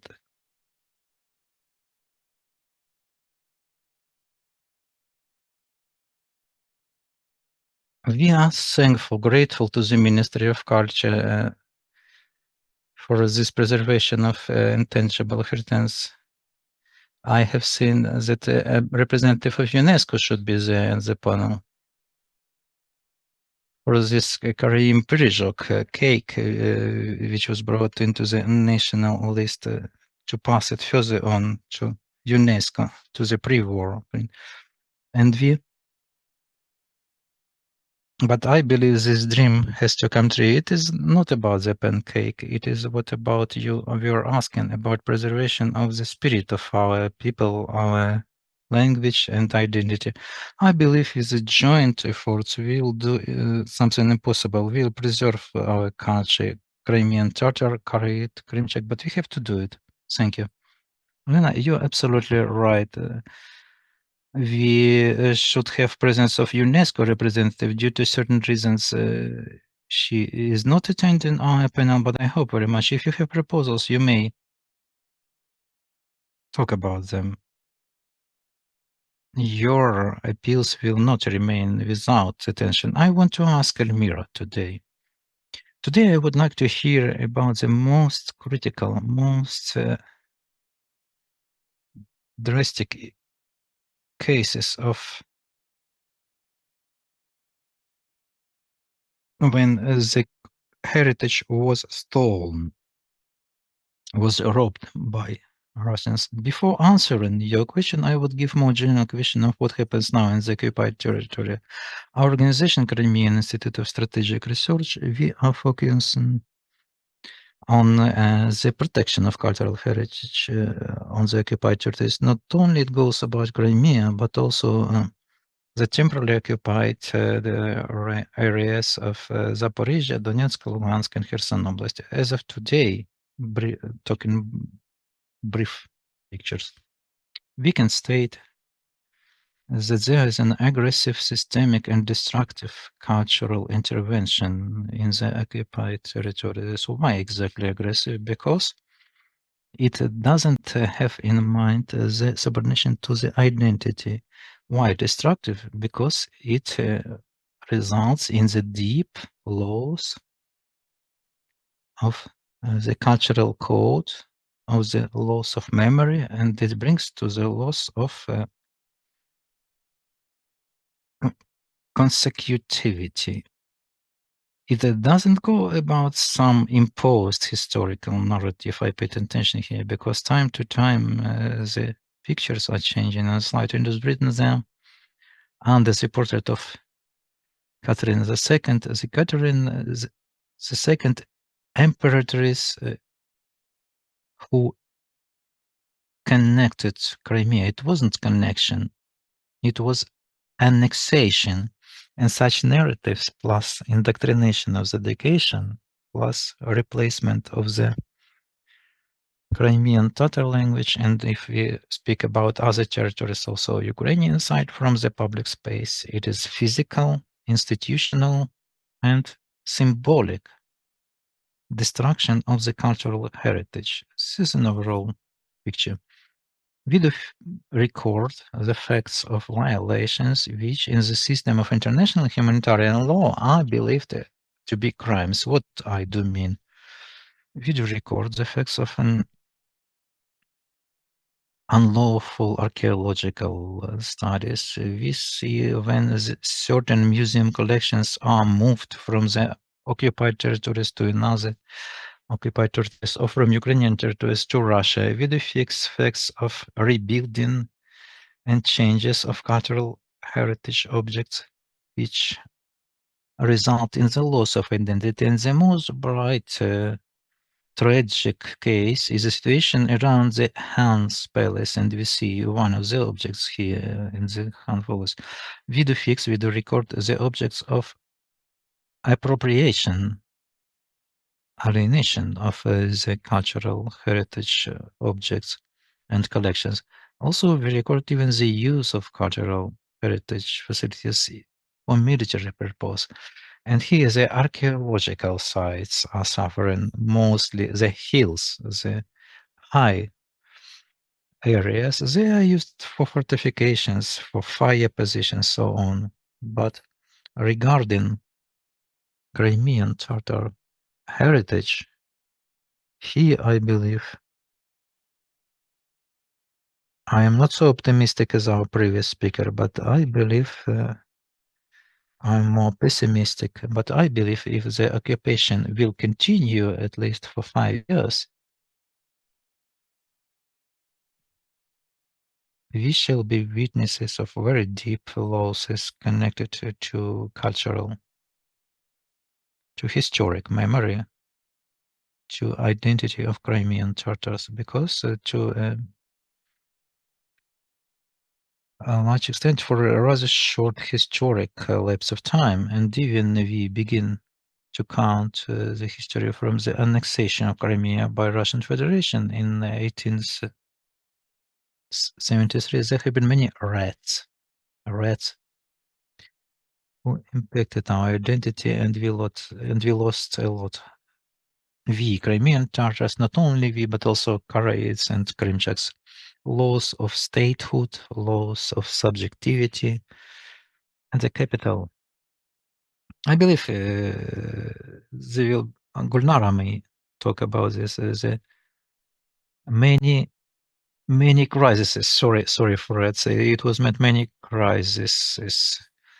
And when the Renaissance was destroyed for Ukraine, and then they were executed, and then deportations of Crimean Tatars, in the conditions of their life and existence of Crimean Tatars, in the conditions of a forced survival, not the development, but a return to the homeland, and once again the crisis of 2014, 2022. If we take situation now, Crimean Tatars remain disseminated. A part of them is found in Crimea in their own conditions, a part of them in Ukraine, and we have certain own challenges. A part is disseminated all over the world. And how could we preserve such unity in the conditions of permanent challenges? It's very difficult. And I believe a very big challenge has Ukraine now regarding what is Crimea now. How is Krim existing now in the imagination of Ukraine? I believe it is more questions than a stable image. I would say it is some philosophical aphoria between the reality, historic memory, and the understanding of Ukraine. As I see, there is no single image of Ukraine. For somebody, Ukraine is a lost territory. For somebody, is a homeland of Crimean Tatars. For somebody else, is a political promise to return. For somebody, the elements of some Helvada, which is also present. So it is rather a question, I would say. And in this situation, how much efficient, effective we will be in the solution of these issues, and the answers, open, frank answers, with a focus on that we do have a rather complicated and multi-layer past and not yet completed today. So much future perspectives we'll have. Thank you. You are right. To talk about today, we have to look into the past. And Gulnara Almira already made a pass. Let us look into that historic way, how the tangible and intangible heritage was destroyed in Crimea and how it is resonating with today. We understand those processes began not recently, but hundreds of years before. Thank you. Thank you for the invitation, and I welcome everybody in this event.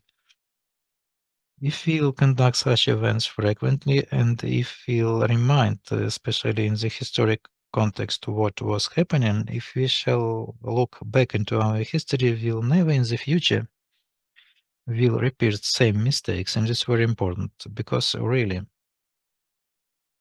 the destruction of tangible and intangible heritage began not in 2014, and not even from 1983, the destruction of Crimean Khanate, the first occupation by the Russian Empire. It happened somewhat earlier, in the same period of the Russian-Turkish War.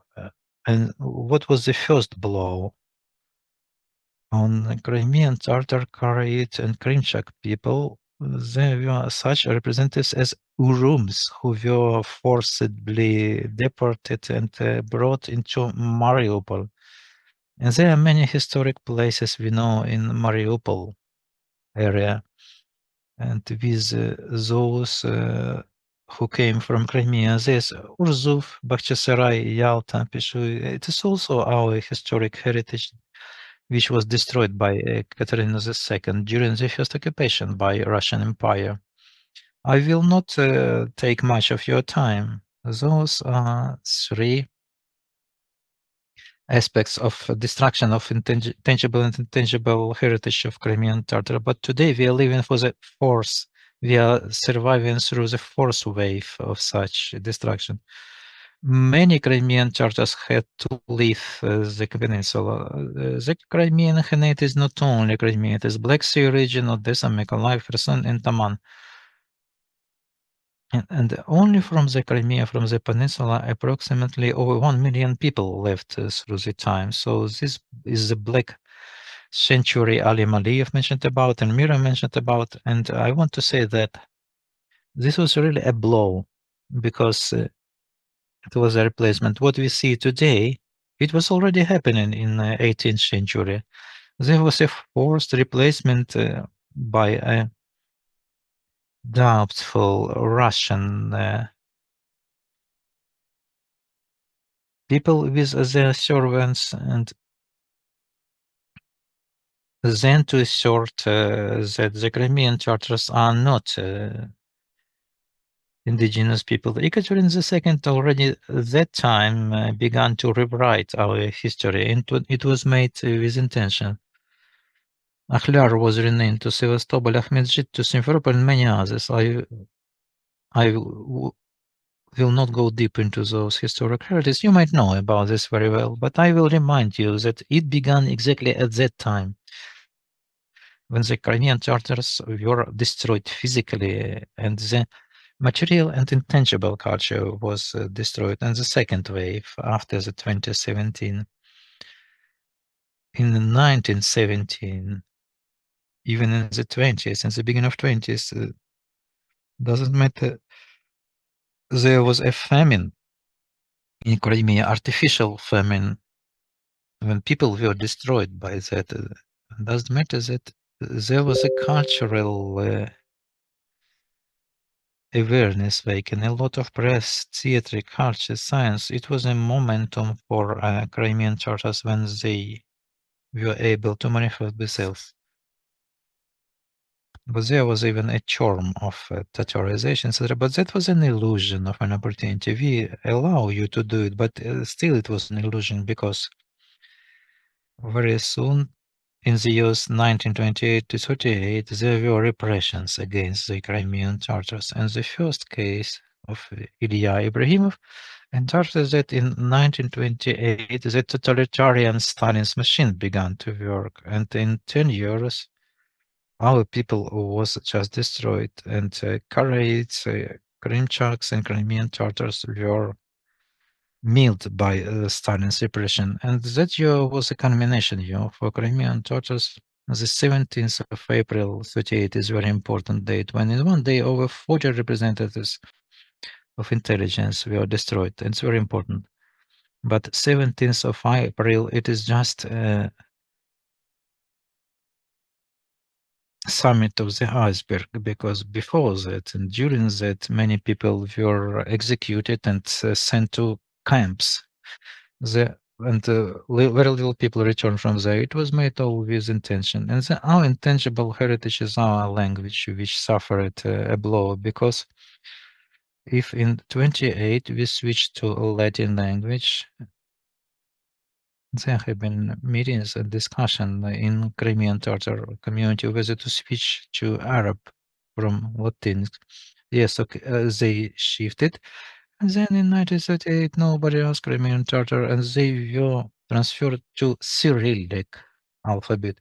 It was made intentionally for people now not being able to read the historic legacy, the materials. It was intentionally made to blow, to produce material, tangible and intangible blows, because historic heritage was destroyed. I am Crimean Tatar, and we have passed through all that, and we remember that, and we have been renewing all that. And then, obviously, deportation of Crimean Tatar, which was the high end of that. Not only Crimean Tatar were deported from the peninsula, but Crimean Tatars were deported totally. Other peoples were deported not totally, but Crimean Tatars, yes.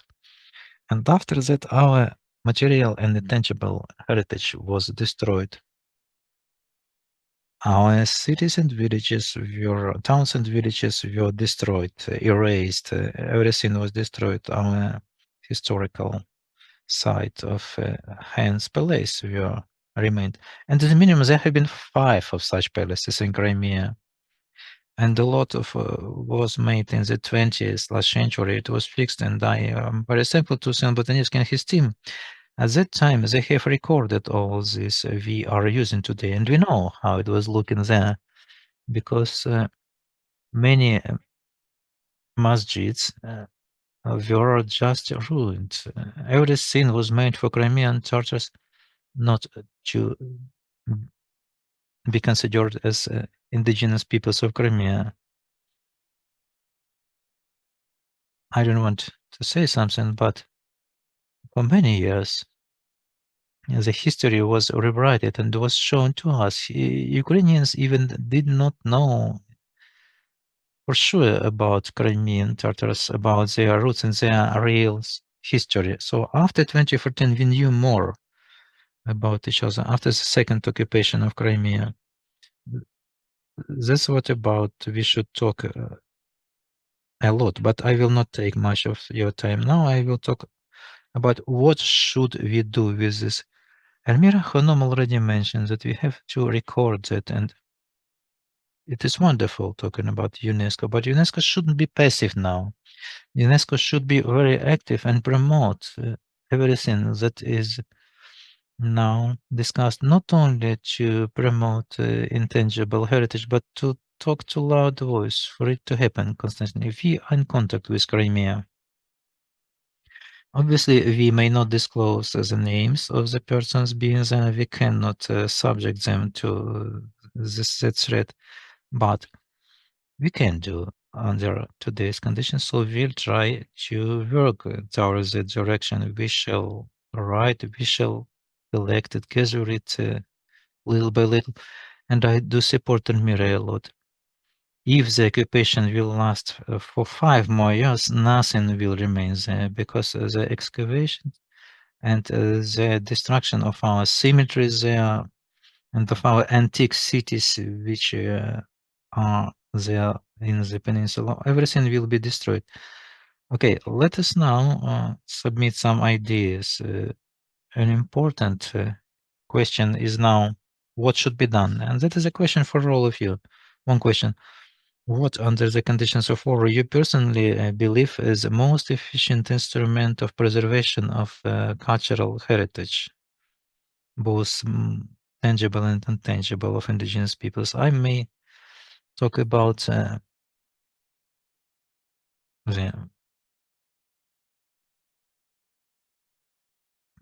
heritage.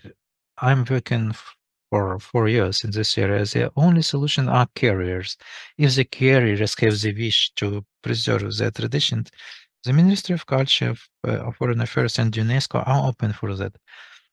But we need for carriers of the traditions to become more active, and then I believe we will be able to preserve intangible heritage and pass it to the children. If there will be no an active position of the carriers, then children, there will be nothing to pass to the children as well.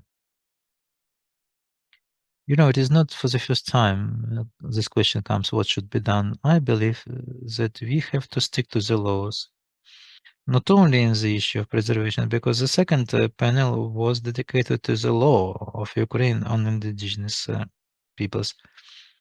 If that law will be implemented, we'll preserve our intangible heritage and we'll preserve our people. So let us adhere to the laws of Ukraine. Thank you. I might be skeptical regarding the previous speakers, but I believe you will not be offended against me. We are now living in the period of armed conflict, of the war. So I believe it is very important now, the first is to the identity. It is not a static phenomenon, say so. It is controlled, it is changing. It is changing through arts practices, through public visualization. It is changing through some public rituals, traditions, or through the policy of memory, or the rest. So all these issues, the state has to support them for the first. For the second point. Even not rethinking, but thinking from zero, realizing from zero of the Crimean space. Where are we now in the construct of Ukrainian national identity? Where are we found? I'm not sure by now that the Crimean Tatars and Karaites and Krymchaks are a stable part of Ukrainian identity. I cannot prove that, affirm that, because there are many questions. So we need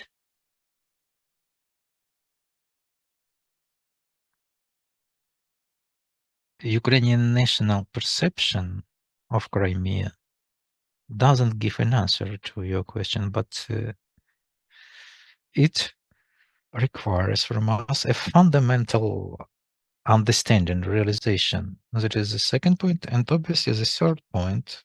What is the basis for preservation of not only the cultural heritage, but also the identity of indigenous peoples? I believe the answer was made in the previous panels, and obviously it concerns the realization of rights of indigenous peoples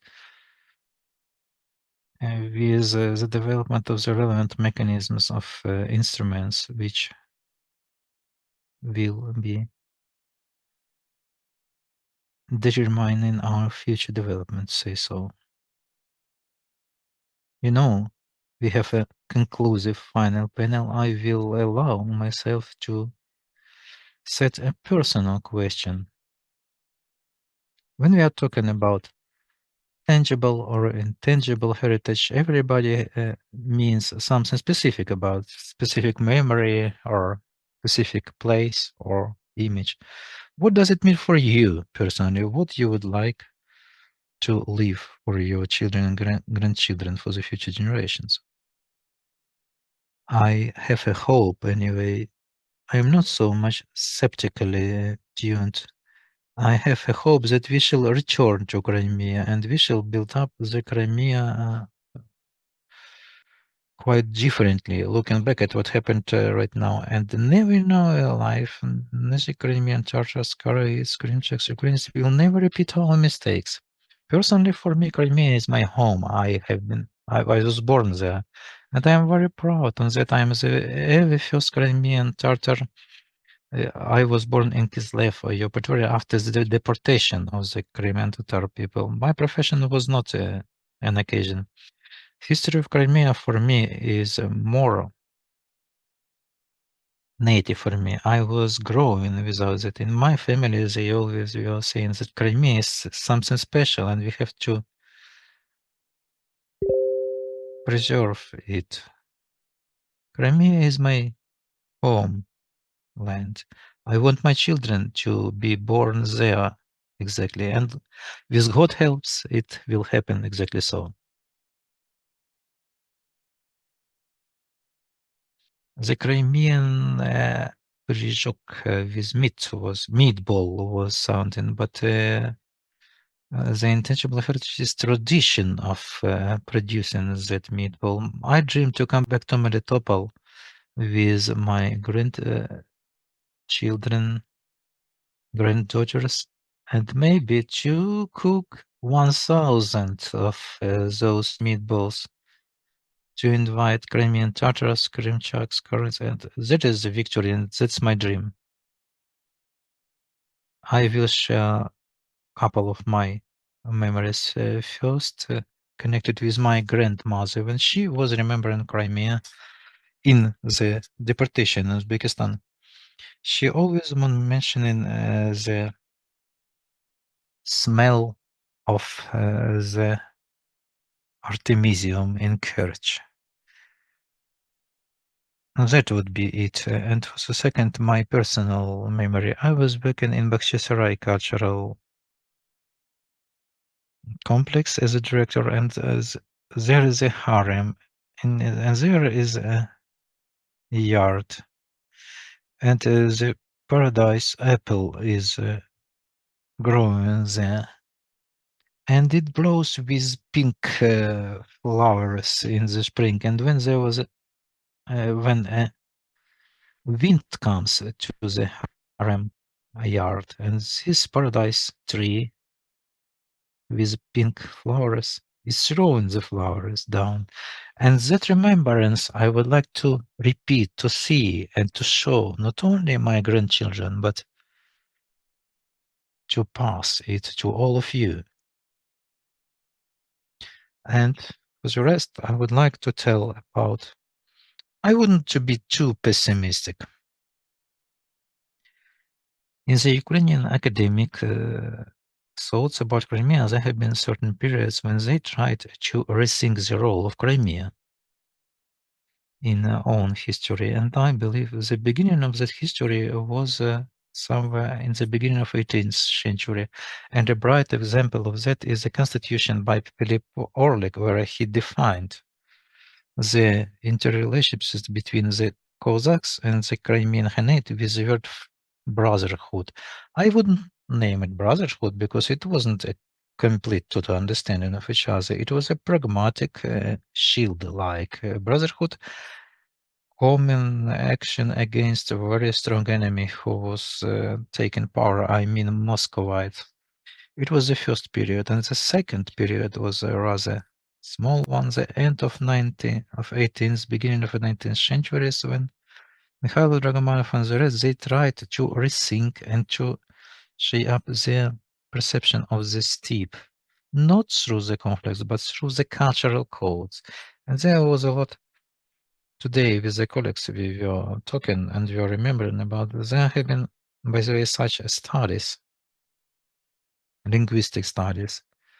How many borrowers do we have? The Crimean, Tatars, Ukrainian, so on. And the next stage is the third stage of rethinking of the role of Crimea. In that period, Mikhail Grushevsky integrated the history of Crimean Khanate into the history of Ukraine. It was rather interesting fact. And the third rather short stage 20 to 30 of the last century, a very new pleiad of Ukrainian historians, they try to rethink the role of Crimea in the Ukrainian history. I believe such a rethinking of the modern days will be a good modern return to those sources, origins about the perception of Crimea in Ukrainian identity. Thank you for sharing, Stasia. Let me answer this question as I do feel it, but from two sides. First, as a Ukrainian mother of 3 children, I have 2 small girls and 1 15-year-old girl and daughter. I want to say that our Ukrainian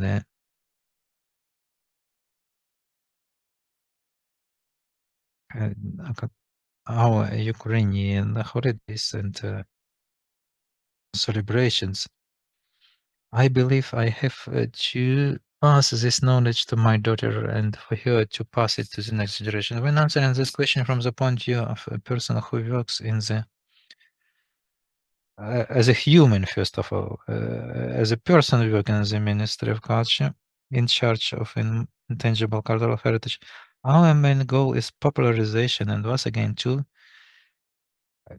get together to collect the carriers. We organize large events. We are trying to disseminate this knowledge, not to lose them. There are some successful cases.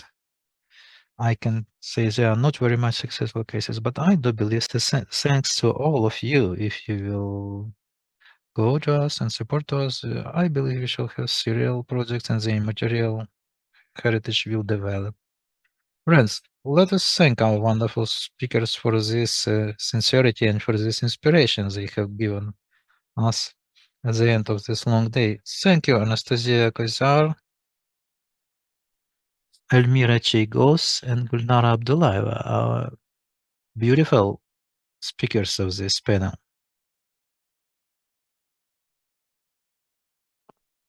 Thank you.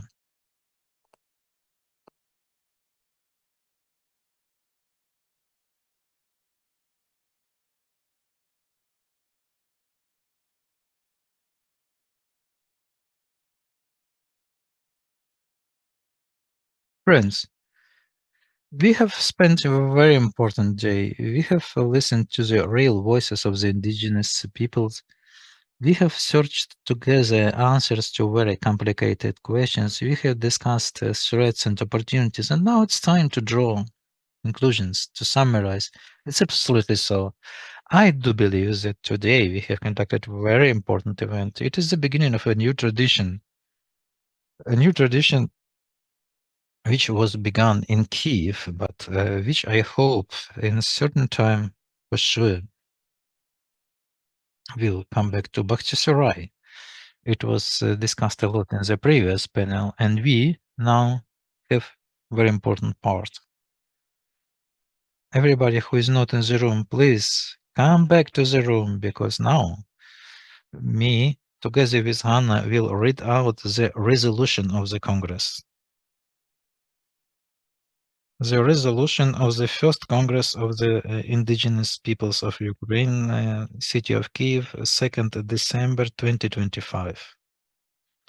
We, the representatives of the Indigenous Peoples of Ukraine, Crimean Tatars, Karaites and Krymchaks, after gathering on the first Congress of the Indigenous Peoples of Ukraine,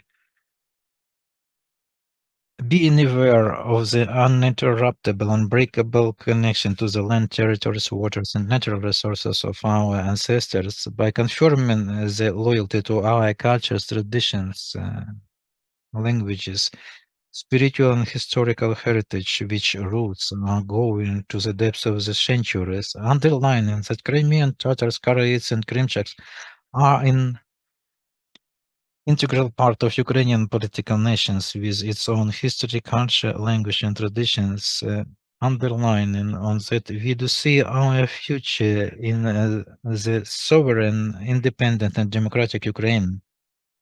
while has taken all the efforts to protect sovereignty and territorial integrity of Ukrainian state within its internationally recognized borders, stating that due to the Russian-Ukrainian war and occupation of Crimea and other territories of Ukraine, indigenous peoples of Ukraine suffer systemic repressions, prosecutions, and restrictions in the realization of their rights, including they are deprived of access to their traditional lands, territories, resources, and institutional representation. Recognizing that the due fixing of legal status of the representative organs, bodies of indigenous peoples, and also guaranteeing their participation in decision-taking process and nationally and internationally remains actual and not guaranteed tasks, underlining the necessity of increasing guarantees of protection of the rights of indigenous peoples under threats caused by Russian war and occupation of Crimea and other territories of Ukraine, stressing on the necessity to respect the right for self-identification, preserving reproduction and development of cultural, language, and religious identity, and also traditional possessing, using and governing lands and resources of indigenous peoples, requiring provision for effective participation of indigenous people in the process of approval and the decision taken regarding their rights and interests in the future, with strong adherence to the principle of free, preliminary, and informed consent, guided by the principle of international law, specifically the UN Declaration on the Rights of Indigenous Peoples, international acts in the area of human rights, and also Constitution of Ukraine, law of Ukraine, Indigenous People of Ukraine, and other regulatory acts. We do announce this resolution as an expression of a joint will of the first participants of the First Congress, Indigenous People of Ukraine, and we do call to implement the law of Ukraine on Indigenous People of Ukraine on all the level of state governance to fix the legal status of the Mejlis and also of Karaites and Krymchak peoples, and to provide for the activity according to the legislation in Ukraine, to provide for the participation of indigenous people in the outlining of priorities and sustainable development priorities, also preparation and realization of state and regional programs and strategic documents based upon the free, preliminary, and informed consent regarding the issues concerning their rights and legitimate interests, to develop and to introduce the rational strategy for sustainable development of indigenous peoples, covering the sphere of culture, environment, etc., to provide the participation of indigenous peoples through their representative bodies in the peace building process, namely in any peace negotiations, with adherence to the principle and resolution of the Council of Security of UN 3025, Women, Peace, Security. To promote participation of indigenous people in the international process, to provide for development and adoption of legislative acts aiming to establish mechanisms for repatriation of indigenous peoples of Ukraine's representation and the direct heirs who had to leave this territory according to the legislation of Ukraine, caused by political persecution, deportation, or replacement from the traditional residence place at the international level, to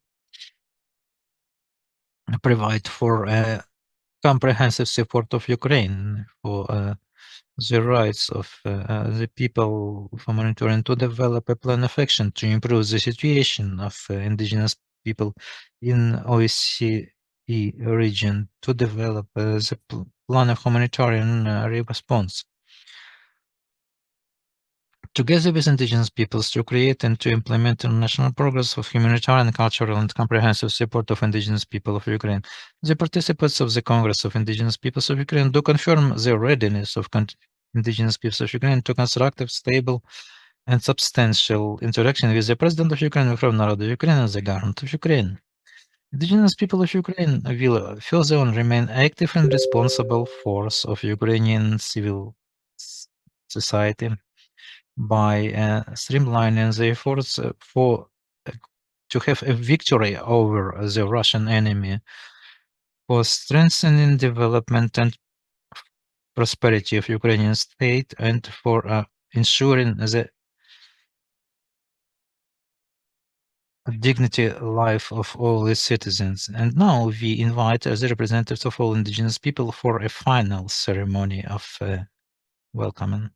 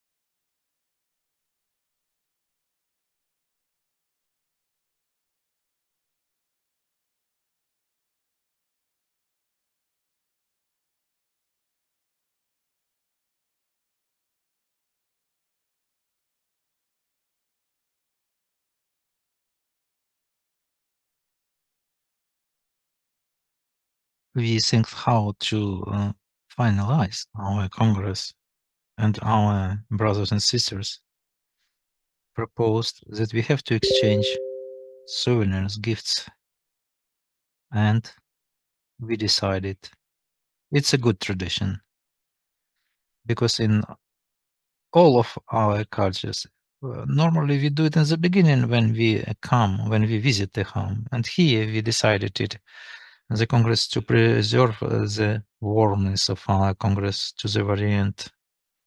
Upon your permission, helped by my colleagues, Iskander Bariev, Reza Shahiv, we want to hand in some symbolic gifts to our brothers and sisters, the delegations of Karaites and Krymchaks. You see now.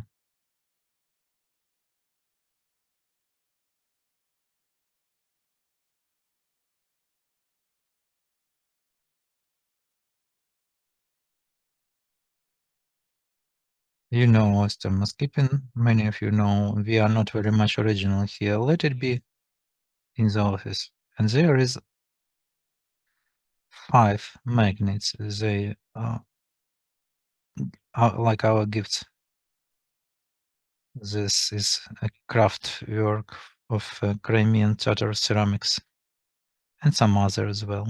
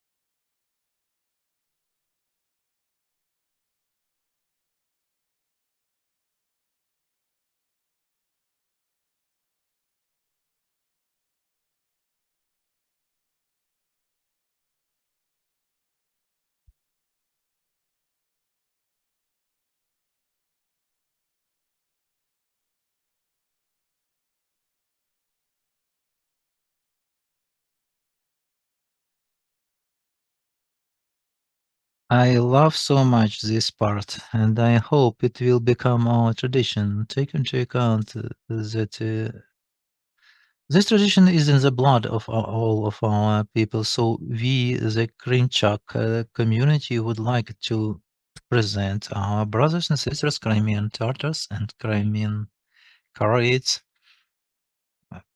something that we need every day and that we use every day. But I would like us wants to get together and to use it once upon in the future in Crimea.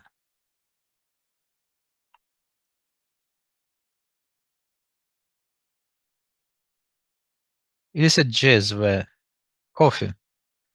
Jezve coffee and everything is necessary to next year to use it in Bakhchisarai, hopefully.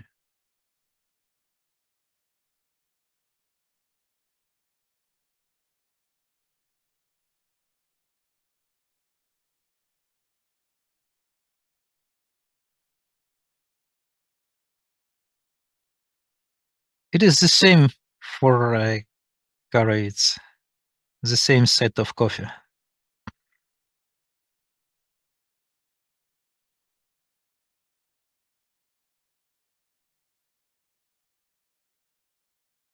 The tradition to exchange gifts is an ancient tradition of our people. It has a spiritual roots. It is right. When we enter somebody's home, we welcome and we present a gift, and thereby creating a special space wherein we conduct further dialogue. So I will begin from our brothers Krymchaks, because they are less numerous, so special respect for them. Dear brothers and sisters Krymchaks, Shalom Aleichem Achim Yekarim. On behalf of the Karaite community of Ukraine, we do welcome, congratulate you sincerely with the conduction of the first Congress of the Indigenous Peoples of Ukraine. It is a significant event, proving, asserting our subjectivity, right for direction and development. Our communities have for centuries coexisted peacefully in this common space in Crimea, living together, preserving the beliefs, language and traditions of the ancestors. We do remember the tragedies we passed together, and also your efforts for preservation of language, cultures of Krymchak people is a special inspiration for us. We do wish Congress fruitful cooperation, wise decisions, and unity. Let it enhance the voice of indigenous peoples to promote the deoccupation of Crimea, cultural rebirth and development of young generation. We are near you, together with you, in the common history, in the joint and democratic Ukraine. Let the High Lord bless your work with respect and brotherly solidarity, Karaite community of Ukraine. And we do present such important gifts to Mr. Lombrado, the prayer book, Sha'arei Tefillah, according to Sfaradim, right?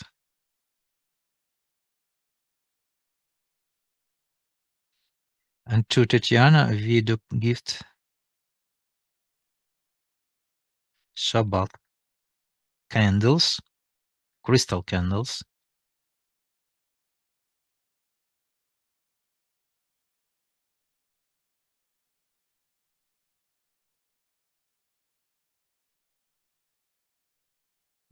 This is a women's duty to put those candles and to, for the sake of the peace, in peace. That is yet not everything. And to Vyacheslav, the alphabet.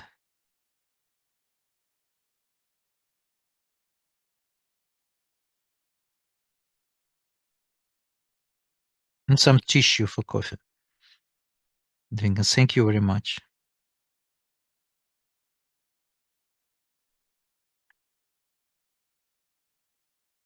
Dear brothers and sisters, Crimean Tartars, on behalf of the Karaites community of Ukraine, we do sincerely welcome you with the first Congress of Indigenous Peoples. It is a historic event which is asserting our right for life in the land of our predecessors. We are united and we are mutually supporting each other. And your consecutive fighting for the rights of indigenous peoples is inspiring all of us and bringing us to the victory. Let all our development become a bright example and for preservation of our cultural heritage. And will accelerate the occupation of Crimea and us returning home. Let us remember on the tragedies we survived together. Let us be in respect of our predecessors and heroes and be responsible before the future generations. Let us live in a free and democratic country.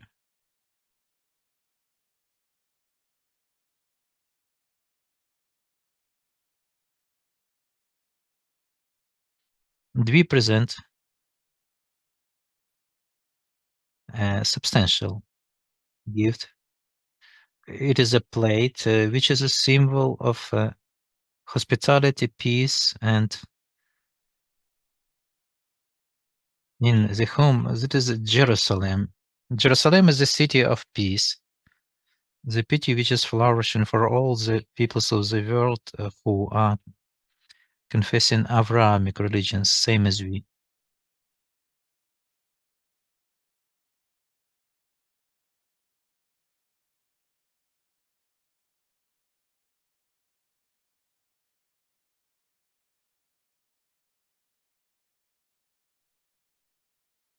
And also, we give to each leader of Crimean Tatar people. That is a symbolic presentation of a Mizbach. These are for Muslims. So the prayer set for them to pray every day and to say Subhanallah, Alhamdulillah, Allah Akbar.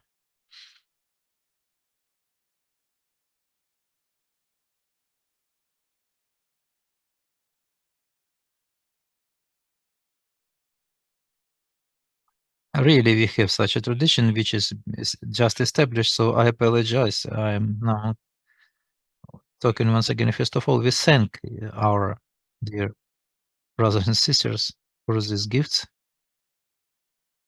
and we shall pass it to Mustafa Jamilov. We have a special room in Mejlis where all the gifts are reserved.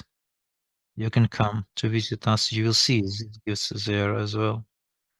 I know that now the head of the state service will take a floor, and I know that we'll have no such opportunity with my brothers and sisters. So I want just to seize the microphone, and I want to thank to the big team which was working for preparation of this Congress. Very different people. You have seen the organizations. They are the state service, the mission of President Mejlis of Crimean Tatar people and the Crimean Tatar Resource Center and the Karaites organizations. I may not see the name here, and also the Krymchak's organization, but also a lot of other people. I will not list all the names.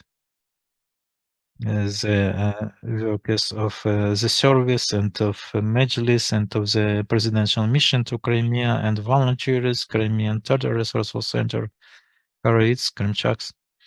I do believe we managed, we coped to do something, and I sure that the next congresses will be better and different with your help. First of all, I want to thank you because we invited all those people who are active in life. Not everybody was able to come, especially our military servicemen, but our gratitude to you is limitless for that you are today with us and we worked with you the whole day. We are sure that all this for the sake of the as fast as possible liberation of Crimea, so all of us could meet in Crimea only in this behalf. Thank all the participants. Let us especially thank the organizers, the State Service of Ukraine on Ethnopolitics and Freedom of Consciousness, and we invite Viktor Zelensky to the wrap-up speech.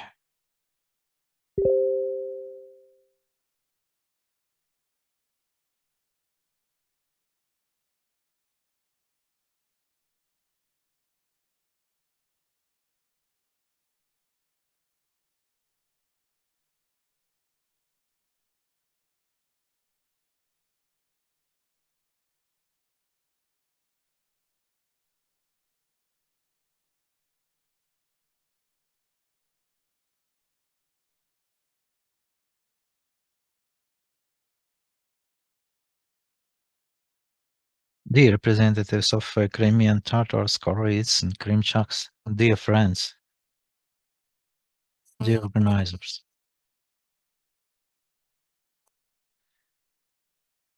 It seems Rifat thanked everybody, and I traditionally do thank those whom there was no time to thank or forgotten to thank, those who enabled our Congress, those who made this Congress really effective and a working one, operating one, those who were translating, catering, those who facilitated, and those who applauded, those who didn't leave the room even when would like to exit. I thank all of you. I believe that the Congress came out to be an ally of such touching remembrances about Crimea, and it also is aiming to the future. When talking about the traditions of our Abrahamic religions, on the religious traditions of our brothers, Reims, Karaites, and Krymchaks, could be said that this year in Kyiv, next year in Bakhchisarай, in Melitopol, in Simferopolis, Yalta, in all those places where we all strive to happen, and we shall obligatorily come back there too. And also, I would like to say that we have rather assured and streamlined vector of development. Meaning we do know what we have to do in the nearest days, months, in the nearest year, and I do call you to feel elevated, but also I call you to do a hard work. I thank everybody. Glory to Ukraine, glory to heroes.